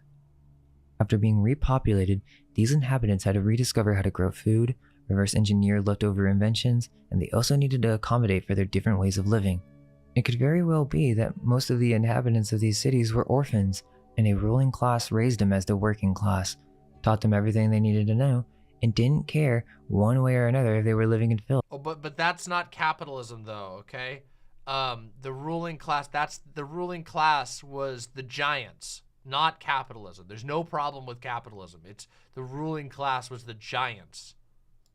I wouldn't be surprised if the elite class doled out technology to them to give the illusion of natural progress, despite the obvious signs of advanced civilizations all around them. I say that because there's a reason that these cities are not designed with sewers. It's because that's not the most efficient method, and/or it was never needed. This brings to mind the fact that in the mainstream timeline, the ancient Romans and Greeks had better waste management than we did in the 1800s. And they also had way, way, way less population density. Greek and Roman cities had almost unfathomably less population density because they were still largely agrarian societies. The people were spread across the countryside farming. They didn't all live in one place and work in one place and live and die their entire lives in basically one place. Very advanced actually, and the Romans were known to be very hygienic. Now, if you followed our other stuff when... Yeah, and the Romans also fucking used lead as a sweetener. Man, those Romans, seriously. We've brought up the Etruscans before, and the early Greeks being involved with the Druids. Well, mainstream history tells us that the first sewers in Rome were built by these Etruscans. Now, we don't know if these first ones were used for waste. It could be that they were more for redirecting rainwater, as it may wash away the topsoil, so that seems to be a good explanation of what the original builders would want in their cities, a method for redirecting water in an efficient manner for all sorts of means.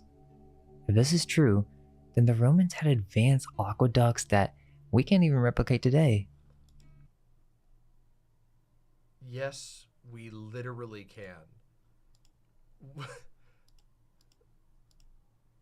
Find me, please, for the love of God, find me a single Roman aqueduct that can't be recreated today. Of course they can fucking be recreated today. Are you fucking kidding me? That is just blatantly not true. Just actually full of shit. Maybe you personally can't recreate them, but yes, we absolutely fucking can replicate Roman aqueducts. Are you fucking kidding me?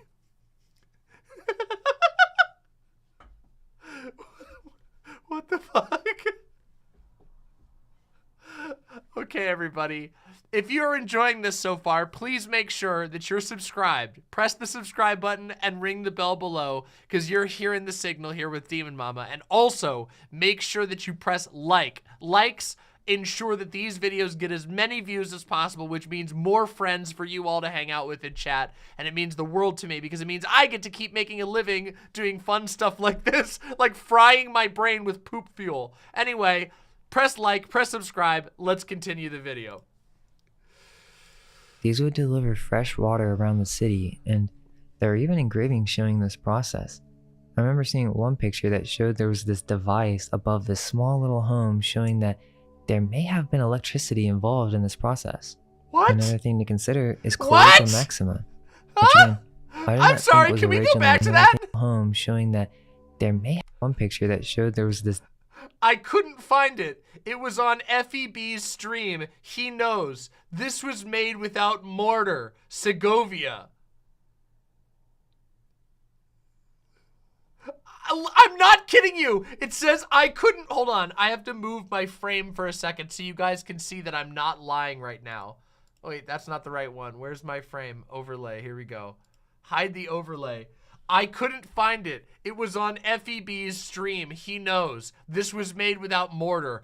An ungodly citation. Do you see what I mean when I say there's not really anything to debunk? You just have to point out that they have literally no evidence whatsoever besides I saw a picture on some guy's stream and that was enough for me to conclude that there must have been electricity in ancient Rome because you saw a contextless picture on some guy's stream. Jeez, it's like, this is, at least Spirit Science claims that it was revealed to him by, what's the guy, by Thoth. Device above this small little home showing that there may have been electricity involved in this process. Another thing to consider is Cloaca Maxima, which again, I do not think was originally intended for waste. I mean, look how massive this is. For water management, I can understand, but it seems that it wasn't until later times that the aqueducts were then connected to the Cloaca Maxima and it still became unusable because of the growing population. It is said that the Cloaca Maxima is the first major sewer system and it was built by the 3 Etruscan kings, which, I don't know, that sounds very interesting. It was Why? Why does that sound very interesting? So big that it was large enough for wagons loaded with hay to pass and that it could transport 1 million pounds of waste, water, and unwanted goods. It seems that it wasn't until later that they began creating latrines of all sorts and sizes. Now a latrine is an outhouse, but it can be anything that basically lets you poop into a hole. But what is it really? It's a waste collector. Does this really make What? What? sense? Okay, so these advanced Roman architects are going to build these fancy outhomes for pooping into these holes. It would be very difficult to clean and get out, and or you would have to constantly keep rebuilding new ones once they filled up. I just don't think this makes too much sense. But what if there's a component that we're missing? Think about it. These are called latrines, or it seems to be very close to lantern. No! Dude, no! No! You've got to be fucking kidding me. Are you fucking kidding me? Oh, the word latrine sounds kind of like lantern, I guess. Are you fucking kidding me, dude? This guy's off the rails! Something that you can ignite. These are very interesting, and they had them all. Are you for real? These words kind of sound the same, so that must mean that actually they used poop fuel to fly spaceships. All over the ancient world. But what if they weren't just ancient outhouses? Now, I think there are multiple things going on here. These could have been made in a later time by new populations after the reset, and or this was a method that people who originally built these structures used in the process of getting rid of their waste. The reason I phrase it that way is because I do believe there are two things going on. The first being, and I'm not sure the best way to ask this, but did ancient advanced civilizations really poop?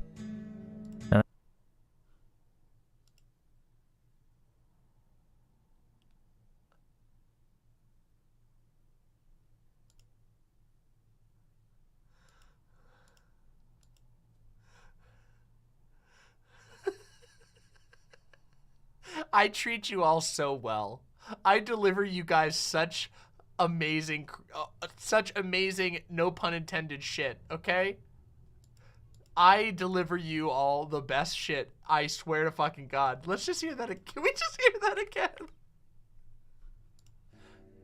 The first being, and I'm not sure the best way to ask this, but did ancient advanced civilizations really poop? Now that sounds... Did advanced civilizations really poop? I believe that the giants of yore didn't actually poop. They didn't have to poop out of their butts because their bodies were so advanced that they would process everything, thus removing the need to poop.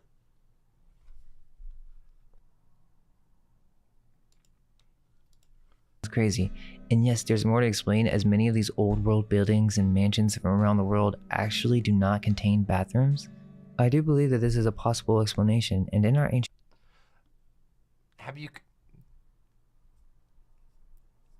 Maybe they don't have bathrooms because bathrooms weren't fucking invented yet, so they had wooden outhouses that rotted away way faster than their fucking stone structures. Come on, man. Are you for real?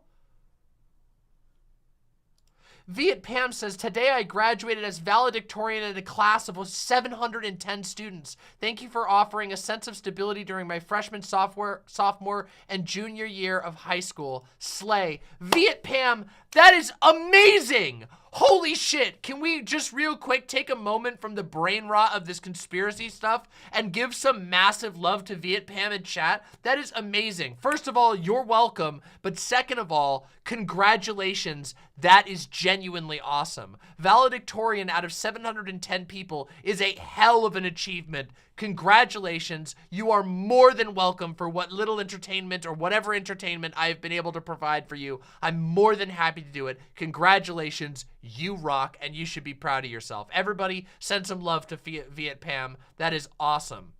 That is truly awesome. That's amazing.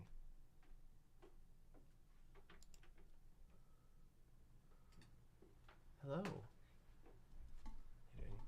You refill this one too?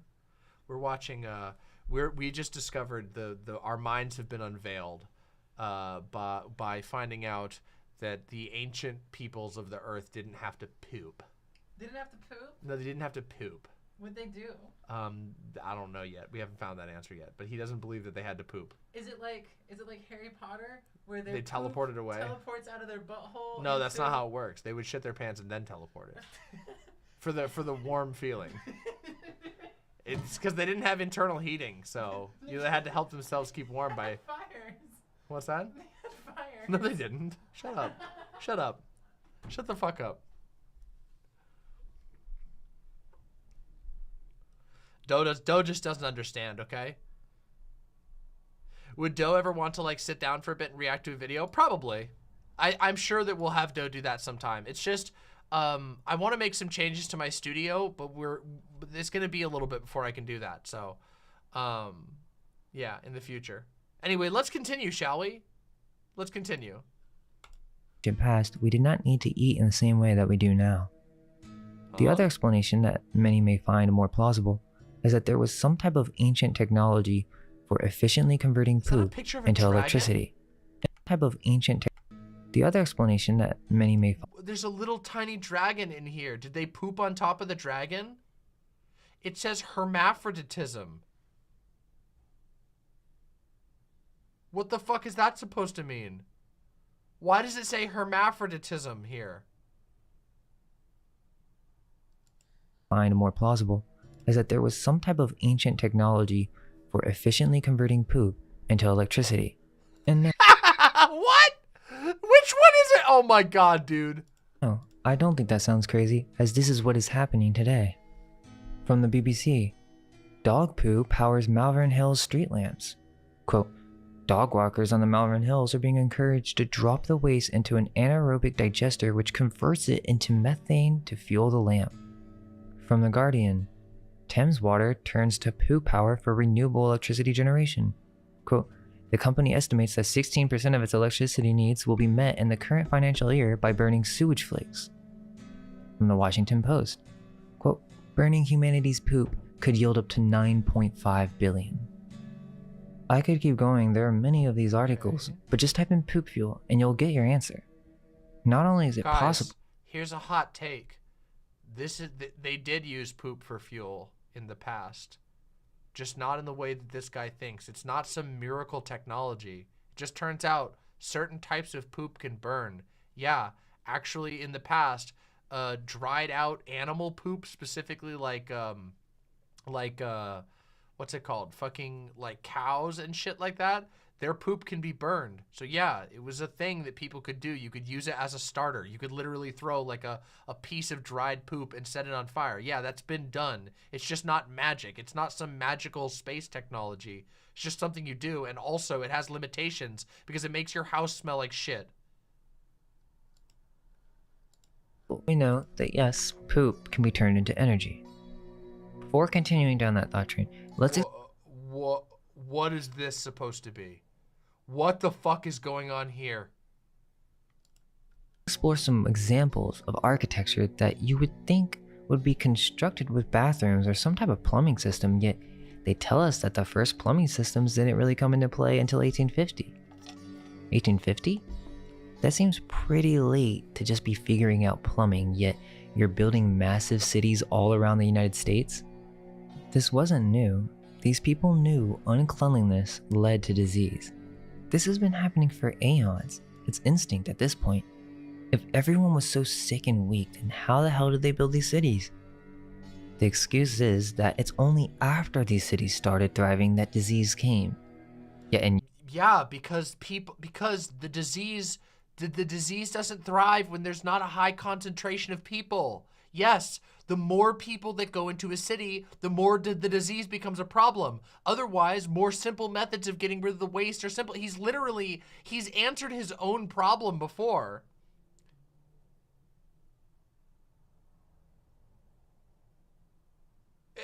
Like, he said before, like, oh, the populations were different and then more people moved in, which created so much poop. Yeah, you answered your own question earlier on in the video. Europe, we see the same thing around the 1850s with this cholera epidemic. So no, there's no excuse.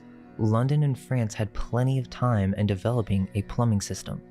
In fact, London was a dystopian nightmare, and still is. But London was a fucking dystopian nightmare. London had houses that were, people's houses caught on fire and collapsed on each other because there was a gajillion people stacked on top of each other. They had a plague every other week. London was a hellhole because it's been stacked on top of itself for 1,000 years with fucking mentally deficient kings ordering everyone around. this technology I don't understand. This is not a convincing argument at all.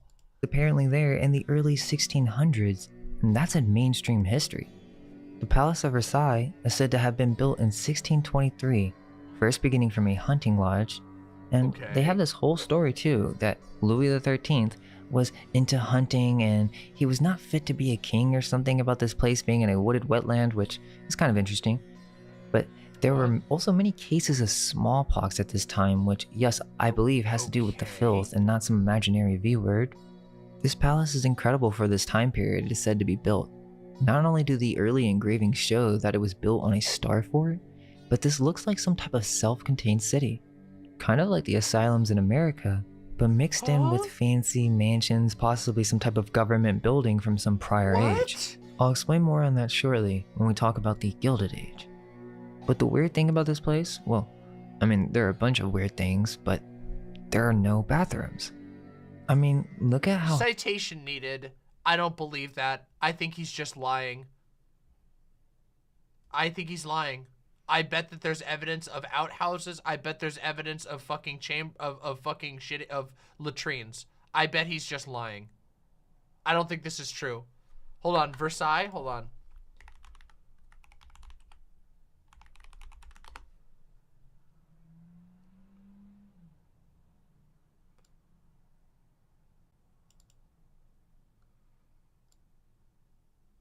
In 1789, there existed 9 flushing toilets at Versailles.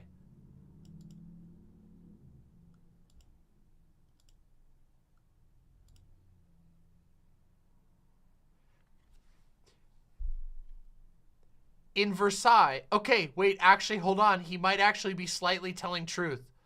So at the very beginning of the building of Versailles, it's true that there were no internal bathrooms at the time. Courtiers and royalty used decorative commodes in each room. Commoners relieved themselves in hallways or stairwells. No one bothered to house train the royal dogs and servants. I don't believe this. What the fuck is this shit? Hold on a minute. Where is this sort citation?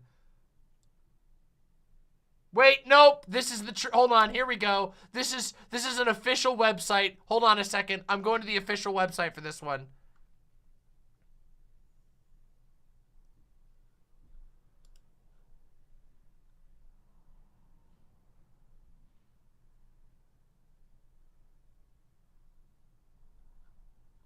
I have to find this out. There's a million old WordPress blogs talking about this, but there's also historical images of toilets. So it seems like somebody's fucking lying. Multiple citations say that there were 9 flushing toilets at Versailles in 1789. It does seem like there was issues with it there. Let's see. This is a history channel document, but it's a blog by a contributor. Let's see. It said it was disgusting. There were mounds of human waste.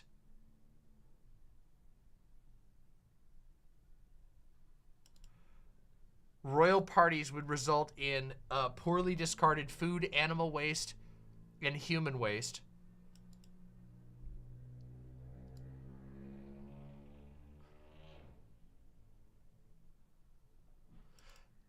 The amount of people who were going in was so dense that it made thorough cleaning of Versailles nearly impossible.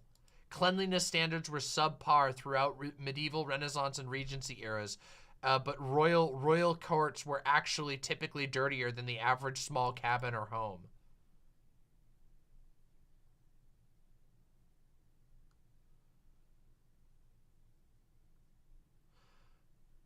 It just seems like it was a really shitty place to be. Without a doubt, the most pressing health concern was caused by the dearth of waste disposal issues in an era before reliable plumbing. Feces and urine were everywhere. Some courtiers didn't bother to look for a chamber pot, but just dropped their britches and did their business in a staircase or a hallway or into the fireplace.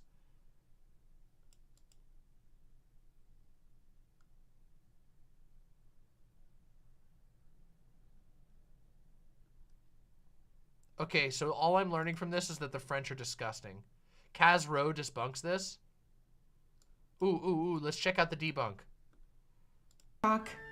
that the French nobility pissed and shat in the hallways of Versailles. Versailles was finished in the mid-1600s and they did not Yeah, have see, this is the problem. One of the things that I was seeing is that all of the people talking about this, they were just random WordPress blogs with no citations. The first thing that I saw that had any even drop of credibility was a History Channel contributor blog. So not exactly the highest standard here, but that's the best thing that I saw first. That bitch, okay? This is a massively pervasive myth, but where did it even come from? They had a piss wall, which is where all the men would go outside and piss on. Apparently, Tourneau de la Morandière called Versailles the receptacle of all humanity's horrors.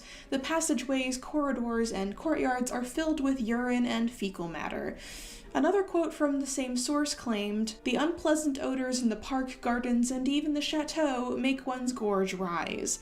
The communicating passages, courtyards, buildings, and the wings, corridors are all full of urine and feces." It wasn't until the 19th century that they were like, maybe we should get some bathrooms up in here. First of all, there's one vital missing detail. These primary sources never said it was human pee-pee poo-poo. A lot of the nobility had yappy little dogs and kind of didn't give a crap where the pets went to the bathroom. Here's another fact. Despite claims to the contrary, Versailles did actually have latrines. They just weren't exactly what we would think of as a bathroom today. They were usually a room with a wooden seat that connected to a waste pipe to a cesspit.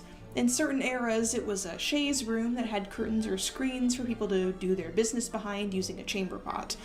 Still incredibly stinky, yes, but not the same thing as people popping a squat on the palace floor like animals. Or they would just like go behind a door and piss on the floor. The aristocratic residents, of course, had their own clothes stools, which was kind of like a chair toilet, basically with a chamber pot in it, but everyone else had to use the latrine.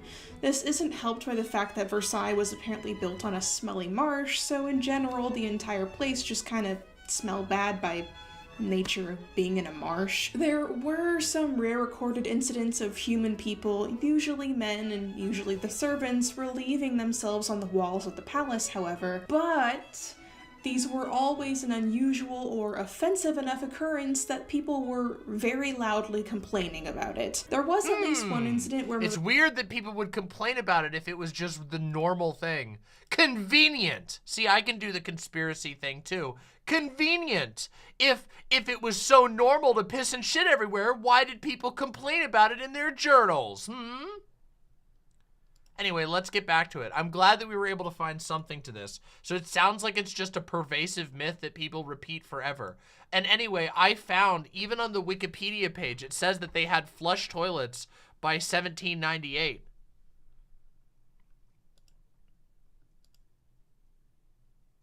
Let's continue. Huge this place is.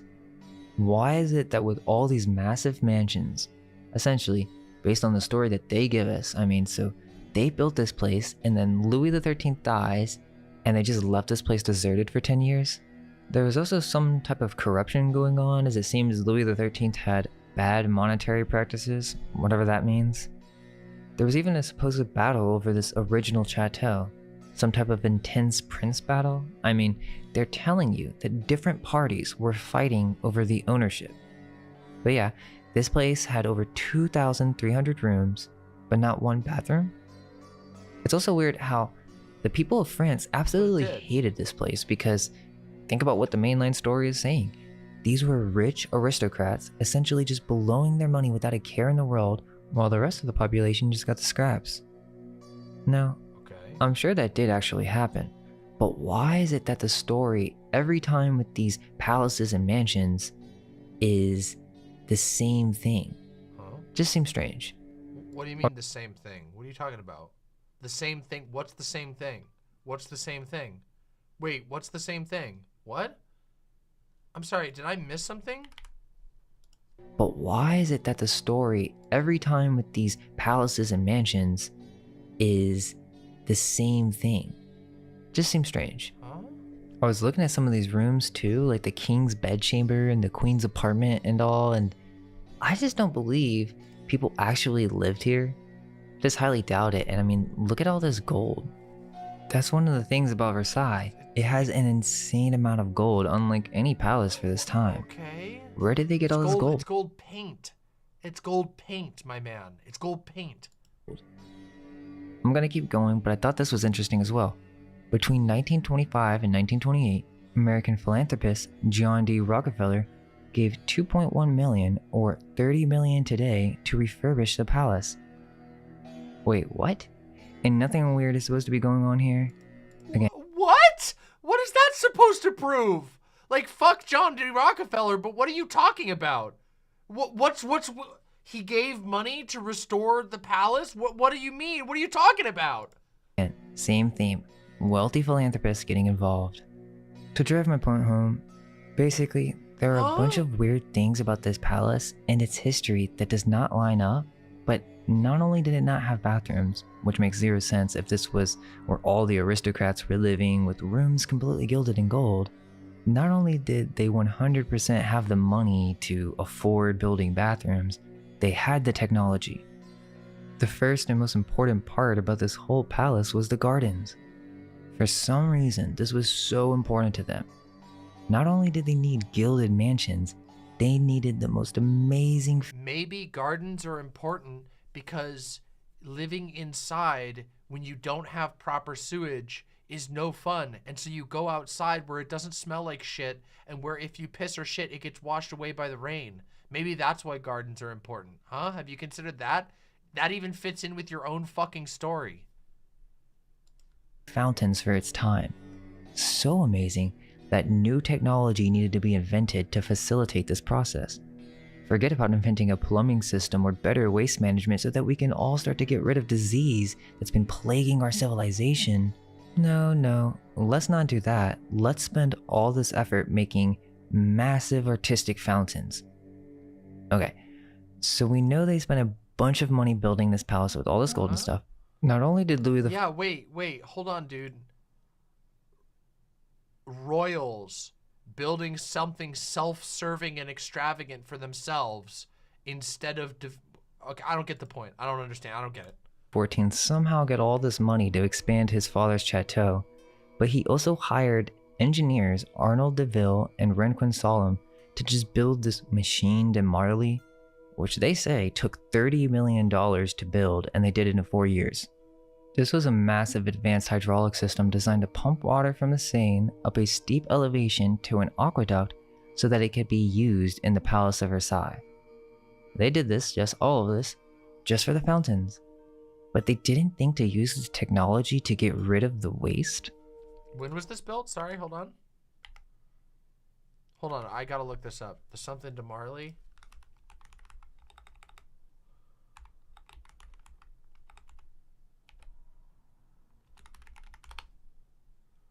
The machine de Marly was built in 1684 to pump water, hold on, for fountains.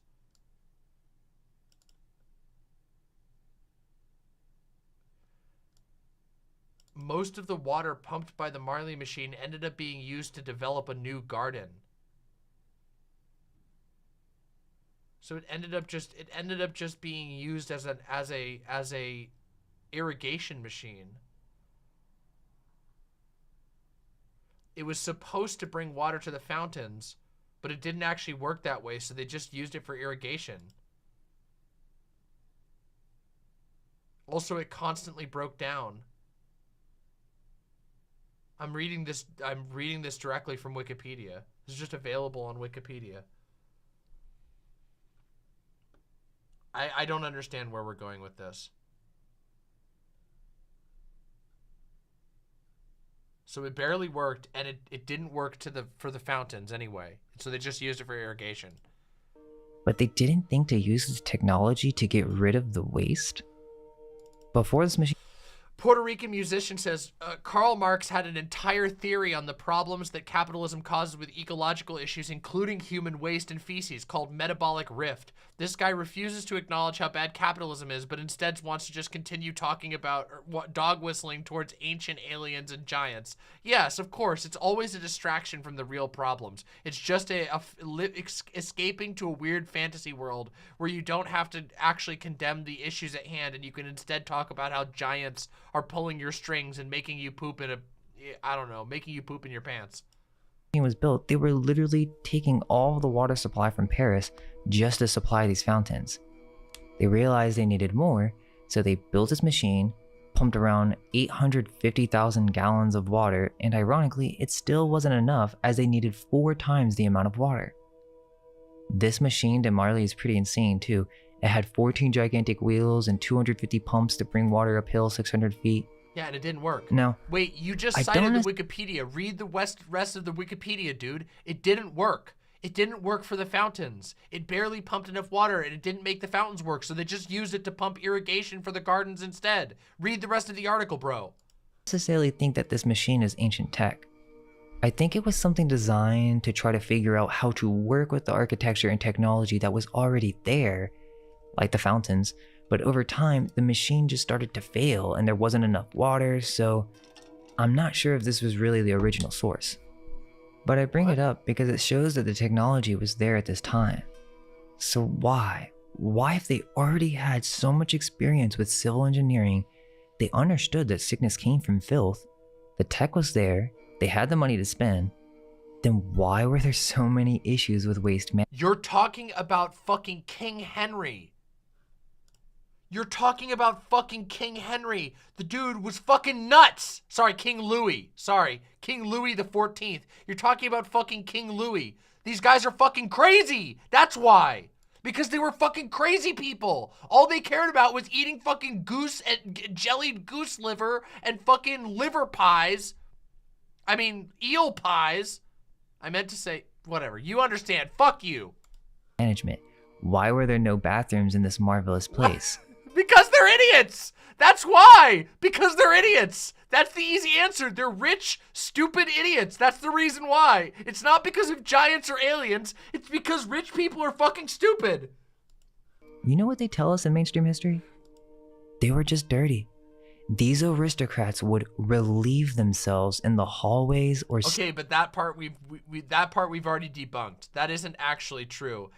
This is... Oh wait, this is the History Channel. This is the History Channel article. This isn't actually true. And in fact, the evidence that Kaz Rose cited was examples of people being offended when people got like drunk and pissed in the hall. So actually, no, it wasn't that. Stairwells. I'm reading this article and it's saying that no one bothered to house train the royal dogs and servants wouldn't even consider cleaning it up.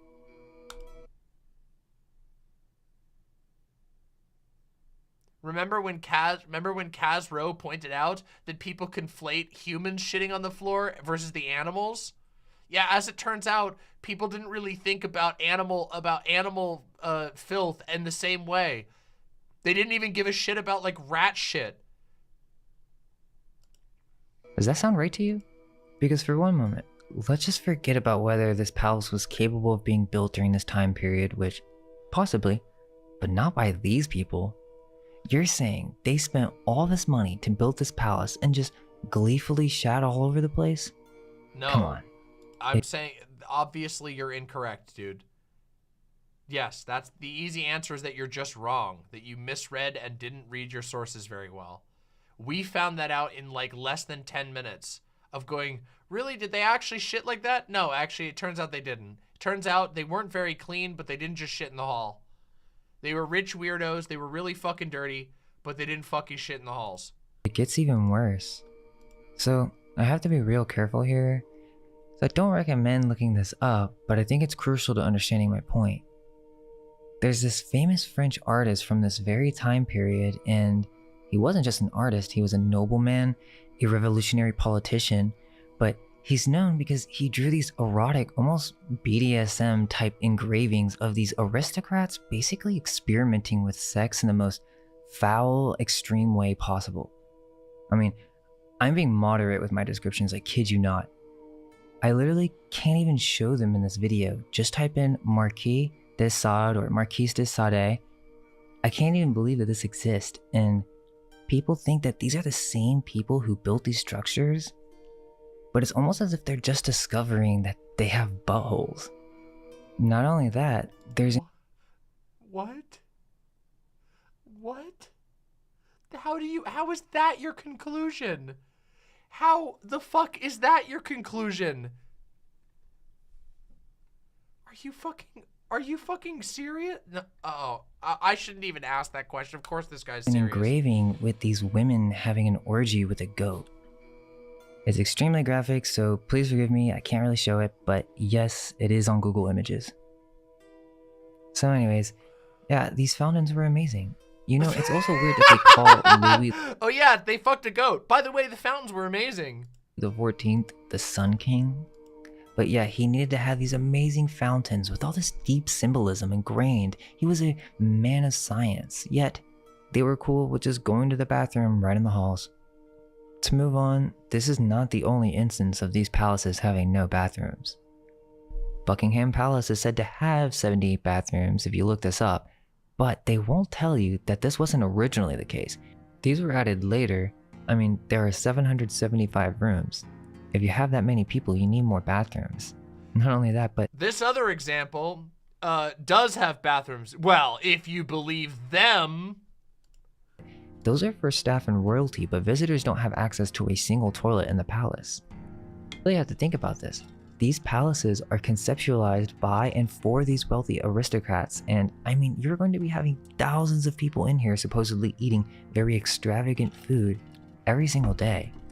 They didn't Not every consider single day. where No, the they food didn't do feasts every single day. No, they would not. These palaces were not full every single day of every single year. No, that's not how it works. ended. This guy's just a baby. His brain Think is a about baby. how much waste that is, how disgusting these palaces were during this period, and that's not me saying that, that's mainstream history. No, it's They not. say it's just because No, it's not. It's weird huckster bunk idiots writing on fucking WordPress blogs. it was just a dark age. I mean, many of these palaces were being created during the Renaissance period, the age of enlightenment, the age of invention, science, yet they couldn't figure out bathrooms, and they were cool with it. People were getting sick and they weren't smart enough to figure out that maybe it had something to do with poop.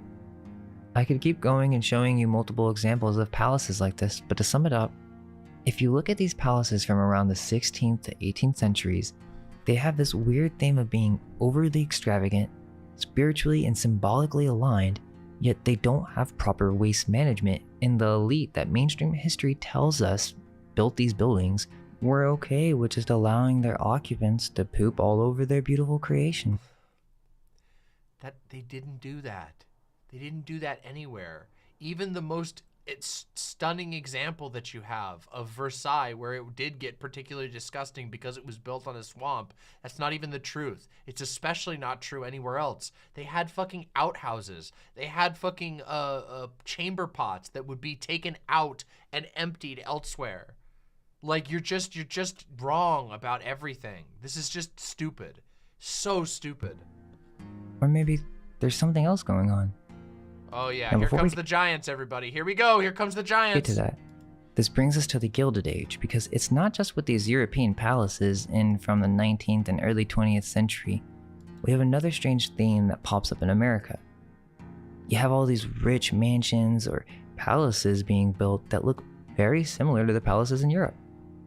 They're all a part of this Gilded Age. Oh yeah, you guys. Okay, for those of you who haven't seen Mind Unveiled, he actually doesn't understand like the idea of people building things to look like other things. Like if a building is built in America that looks like something from a previous era in the past, it actually, in his mind, has to be from that era secretly. Like, people don't build buildings that are styled to look like another famous historical structure. It actually has to be from the same era. It's the funniest thing in the world. It's a consistent thing across all of his videos. If a building is designed, even if the architects say, we designed it to look like this because we thought that Notre Dame was, we designed our building to look like Notre Dame because we thought Notre Dame was super, super beautiful. And then he'll be like, no, actually, secretly, it must have been built at the same time as Notre Dame.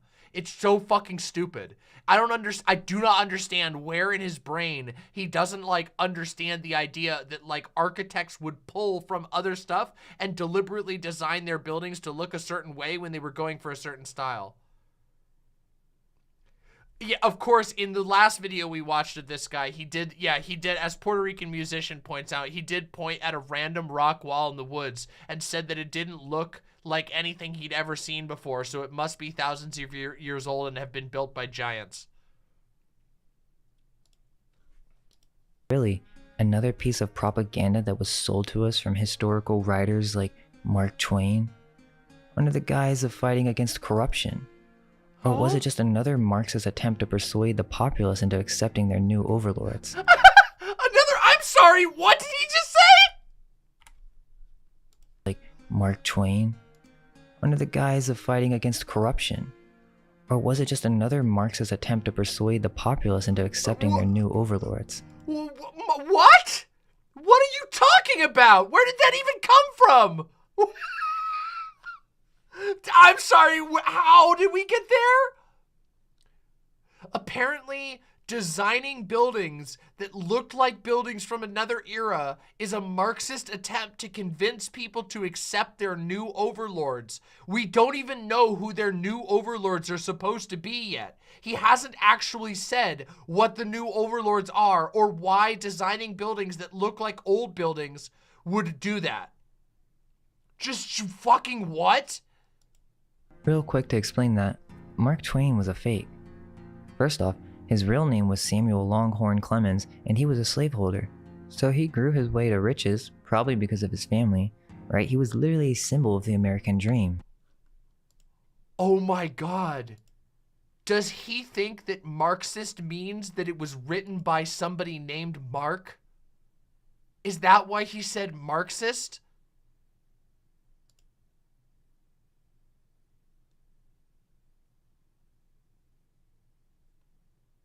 Why did he say Marxist here if he's going off about Mark Twain? Then out of nowhere, towards the end of his life, he becomes this huge critic of these capitalists, as if he wasn't one of them. Anyways, yes, basically, these wealthy capitalists, the robber barons, and I know they say that because they're stealing wealth, but I don't think that's the only thing they stole. So yeah, we're talking Rockefellers, Carnegie, JP Morgan. Does he think Marx Twain? Is he getting Mark Twain and Karl Marx mixed up? Is that what's happening here?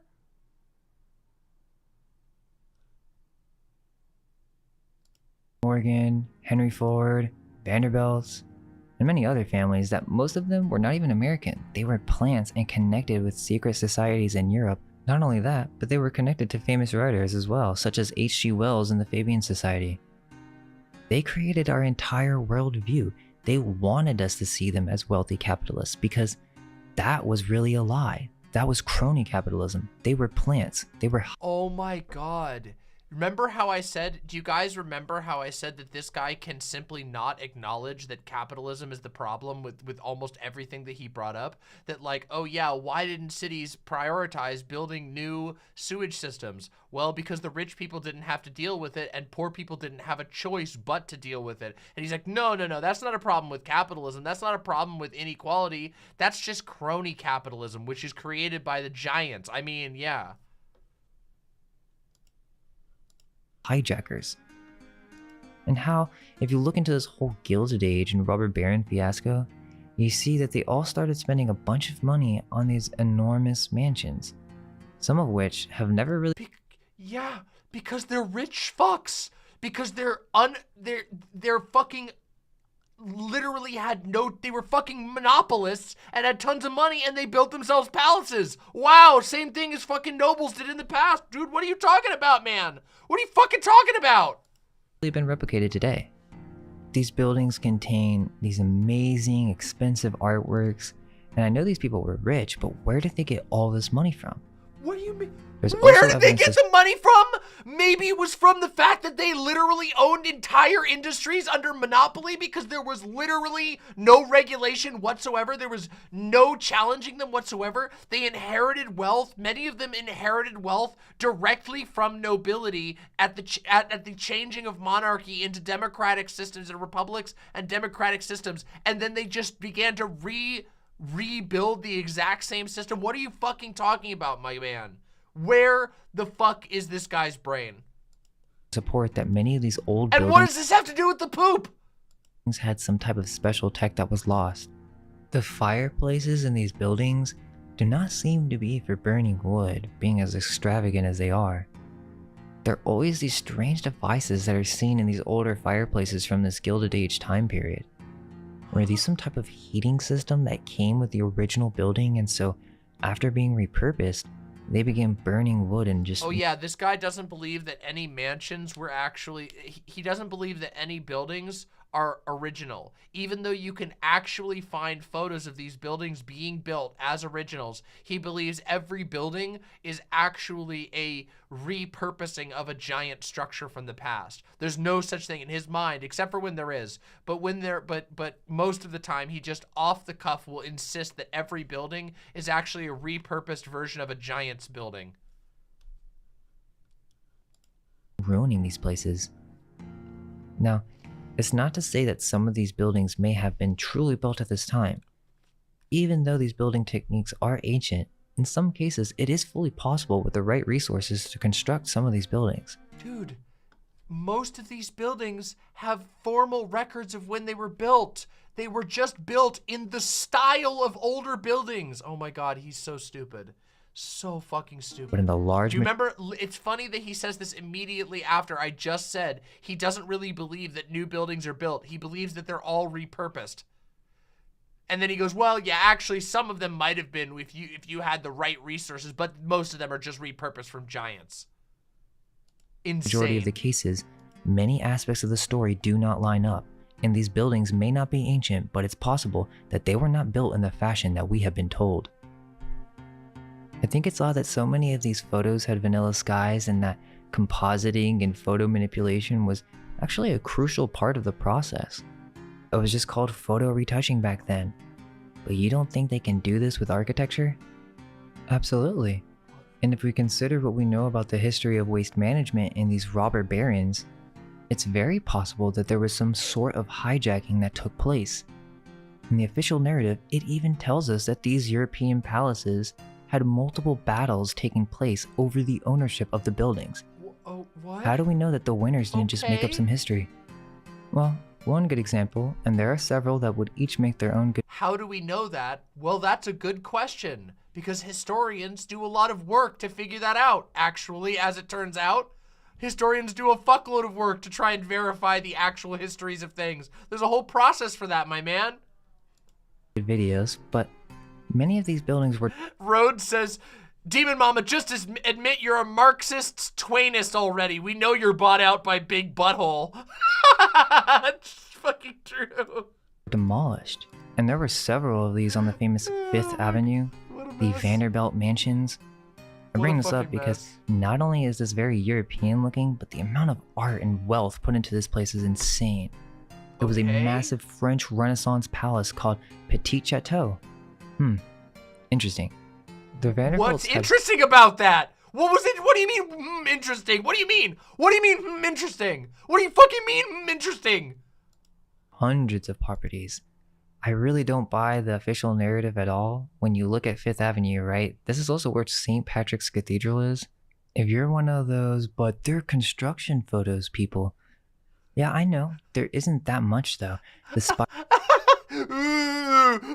but we have photos of it being built. No! It was the giant, you cuck! If you're one of those, historical record, but we have photos of it being built, and we have the records of all of the people who worked on it, and the people who lived and died building a historical monument. Duh, you're so stupid. It was giants! It was giants! Thoth told me so. Spires weren't added until 1930. And whenever you see these posed construction photos, you know something's up. Who knows?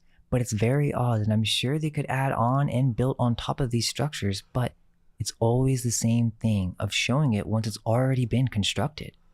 Why aren't these photos... It's not constructed! It's not even close to being done! What are you talking about? You're showing a picture and lying to everyone's face! Better preserved if these people were so wealthy. I'm talking insane wealthy. The Vanderbilts were far richer than anyone today. William received almost $100 million, or I think $3 billion, but the difference is no one back then had anything near this amount of wealth, except royalty in other countries. Which again, is why the... I wonder if there's something on this Wikipedia page that would describe, that would explain how these guys got so wealthy. Could it possibly be right down here talking about his railroad empire? Could it perhaps be number 6, titled Railroad Empire, that maybe explains how he got so wealthy? History regarding these families are so suspect. No, it had to be giants, it had to be giants, guys. The giants who didn't poop. There's actually a lot to this Vanderbilt story that may be outside the scope of this one video, but this is a good foreshadowing to our next video that I promise you, I think you guys will really enjoy. We're going to go visit the biggest one, that's all I'll say. But back to what I was saying about the different possibilities as to what's going on here with waste management. I do believe it's a little bit of both scenarios. There must have been a time in our development where we did not need to poop. Now, of course, this is coming from a spiritual, cosmological view, not the modern view of evolution that says our consciousness formed after matter. No, this idea that we came from spirit and slowly became material or devolved over time. We first became harmonious with nature. Spirit astral body over ancient city. Why did he leave that in? The first stage, or the Fae people, the androgynous... Ancient fairies playing in the forest in the style of an old painting! This guy! Oh my god! Spirit beings, the blue beings that were in harmony with... Ancient fairies that are the color blue playing in the forest in the style of an old painting.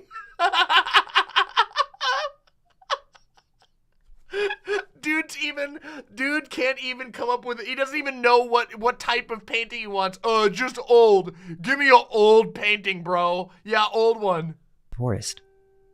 Of course, I'm talking before Atlantis and very early astral human stages of development. But over time, after the deluge, it would make sense that things were more material, and so humans began to eat and poop. Why? At first, being that after the deluge, the main people building these architectures were the Druids. Druid priest performing magical ceremony in the style of an old painting. Bro, this one looks like shit. This one looks like fucking shit. Aryans, or the teachers after Atlantis, which yes, included all varieties of people. They began building these architectures, but they possessed some technology for converting their poop into an energy source, keeping their cities clean, and this would also give them a good renewable resource. Okay, hold on a second. Hold on. I don't mean to be a debunker here. Okay? Hold on a second, everybody.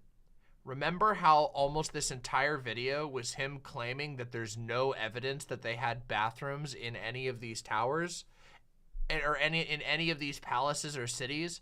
The bulk of this video was him claiming there's no evidence that they had bathrooms in any of these fancy rich places. But then he just goes on to claim they must have had poop technology, of which there is no evidence. So why should we believe that there's not enough evidence that they got rid of their own waste, but we should believe that there's evidence of magical fucking poop energy? Why? Why would we ever believe that there's magical poop energy if you also want us to not believe there's not enough evidence of their toilets, when of course we obviously know that there were different ways that they manage their waste that we were able to look up in less than 10 seconds. It took us fucking less than 10 minutes to look up information about that.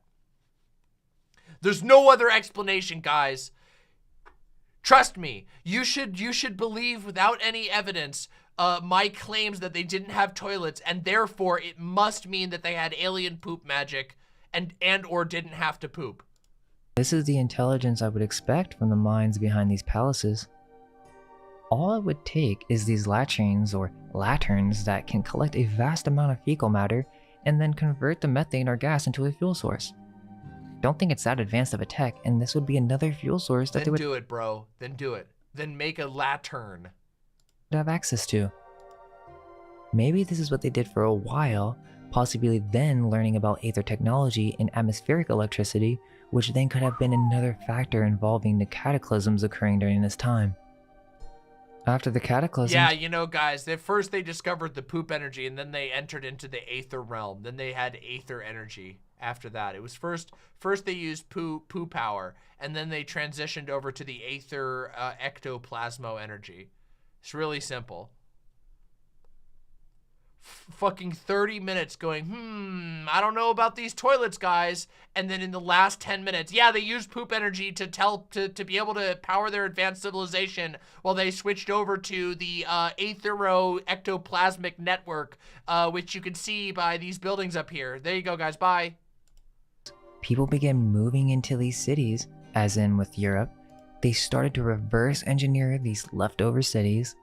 But the only difference is that because of these cataclysms, these survivors that found these cities were of a different culture and had resulted in eating flesh and were cannibals. This is the true history of meat eating. It began with cannibalism, not the need for hunting. If you are that primitive that you have to survive off the hunt, then what happens when there's nothing to hunt? Most tribes resorted to cannibalism. So, this concept of eating flesh got introduced into these cities. You had these people literally farming thousands of animals. They moved in a populace of people, or orphans, into these cities, and the aristocrats would just sit on top while they shat in these hijacked palaces from a recent civilization. They then tainted not only the entire city with fecal matter, but then they destroyed the water source. It really makes no sense if you think about it. It's literally impossible to create a functioning society in the way that they tell us without proper hygiene. Yet, they were just living this way for the last 2,000 years, but the Romans had it figured out. That makes sense. Not only that, but toxic poop became problematic in other ways. They began taking this toxic poop that not only was causing cholera everywhere, but they would take this sewage sludge from the cities and create these sewage farms for using these poops to fertilize the population's food supply. You don't think that has an energetic effect on the foods that we eat? An energetic effect? Why does it need to have why'd you have to jump to an energetic effect? What are you fucking talking about, my man? What are you fucking talking about? If you bring in all that we said about the United States, none of these cities were designed with plumbing or waste management in mind. They had to reinvent it after the 1850s, which just shows that they had no clue what they were doing. I don't see the sudden rise in city population being an appropriate argument, as the level of architecture, science, and tech being developed at this time does not align with their inability to properly design and set up these cities. It actually makes more— Fucking square that with me, man. They were too stupid. They were apparently too stupid, but also too smart. This guy literally contradicts himself in his own words. It couldn't have been the population problem. It had to be that they were too stupid to use the poop magic technology from before. But they were also extremely advanced and inventing all kinds of things. So it had to just be that they were willfully not using the poop magic from before, apparently. This makes no sense, my dude. Your theory is fucking bonkers. This is the shittest theory I've ever heard in my entire life. More sense that these cities were founded upon older foundations, and slowly, piece by piece, they made modifications. Have you seen Tartaria explained on underground cities?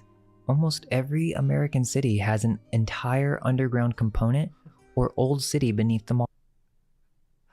Yeah, I love this one. This AI generated image that just repeats the fucking St. Basil's cathedral, but it continues it underground, and that's supposed to be evidence. You're supposed to just look at like an artist continuing an underground version of St. Basil's, and you're supposed to be convinced like that. Like, no, actually this part that's 20 feet tall, it's actually 40 feet tall. Why would it be 40 feet tall? Well, because it is. Because I needed to come up with something that says that it's actually taller. Even though the architecture looks just fine the way it is, and it makes sense just the way it is, no, I need it to be bigger. I need there to be more underground, because then it will match with my giant theory, and I need there to be giants, guys.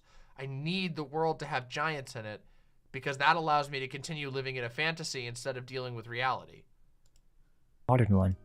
Just like Futurama, the next civilization builds on top of the old. I think it's not too crazy to think that there— Argumentum ad Futuramum? Incredible. I love citing Futurama when I'm trying to present a historical argument for why the giants actually built St. Basil's Cathedral. would be some sort of cultural amnesia that goes over along with something like a cataclysm, especially if there are more children than adults left over. So you tell me, what do you think? Was there a time where humans didn't have to poop? No. Why do these palaces not have bathrooms? They did. And why were these aristocrats pooping in the hallways? They weren't. Was there possibly a way that they could use poop as a fuel source? Yes, but not in the way that you think. Hope you guys are having a good week. And if you guys could come hang out with us in the Discord, it would be super cool. Do not go to that Discord ever. Going to that Discord would be like inviting a poop into your ear. That Discord is a place to catch brain diseases. That would be like willfully consuming mad cow disease. Sometimes do movie nights, and it's honestly a great resource for collecting ideas and just staying connected. It's okay if you don't know anything about Discord, just download it, send me a message, and I will literally explain everything. But yeah, you can do everything from your phone or browser, just come into the server, ask us questions directly. It's the easiest. I love that they've got a general dream sharing. Oh my god, I bet the dream sharing channel is the most deranged place. I saw my grandmother, and she was dipping her pubic hairs into the paint, and then painting with the pubic hairs, and then she walked over, and she wiped my face with her painted pubic hairs. Wow, interesting dream, bro. Way to get in contact with us and to assist in growing the community. Sending you guys a bunch of love, and all we can hope is that our minds may be unveiled. Oh, what? All of you people posting question marks? You've never heard Jordan Peterson talk about his grandma dream? Just look it up on YouTube. Look up Jordan Peterson grandma dream. It's one of the that I was almost a word for word quote of what he says. Just go look it up. You won't regret it.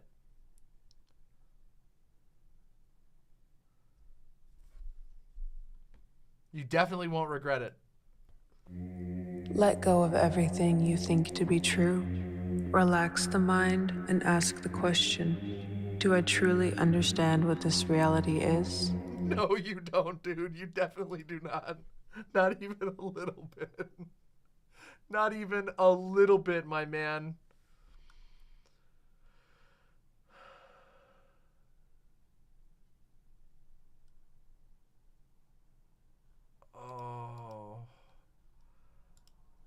Guys, my brain hurts so badly. That, my lovely, lovely imps, is mind unveiled. This is why we do Conspiracy Mama, because it's good to remind yourself of just how wacky it gets out there, okay?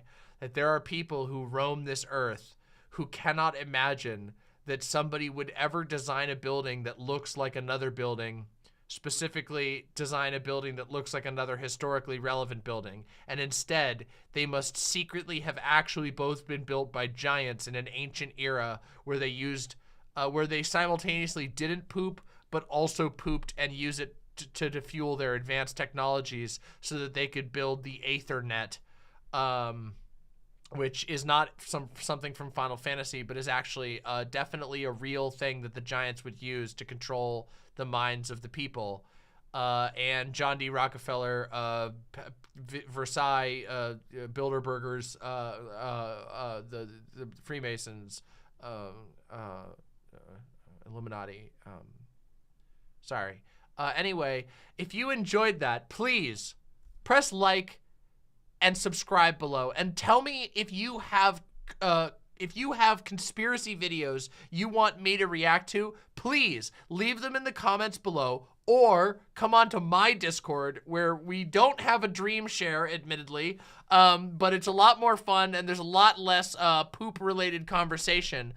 You can come join the Discord and you can leave recommendations there on the Discord. We would love to have you. Discord.gg/DemonMama. My lovely imps, it has been an absolute pleasure. But unfortunately, I am exhausted now. The journey into the poop fuel world was a bit much. So I am going to head off and go get some rest and probably play some Diablo 4, which I'm a little bit excited for, oddly enough. I will see you all very soon. But remember, I am going to raid you all out to President Sunday. I believe President Sunday is still going. So I'm going to raid you all out to President Sunday real quick. Hold on a second. Let me do that. So make sure you head over there. Let me grab President Sunday. There we go. President Sunday is apparently talking to a real live psychometrician right now. So go enjoy President Sunday delving into the real deal stuff. And remember, first off, do not die.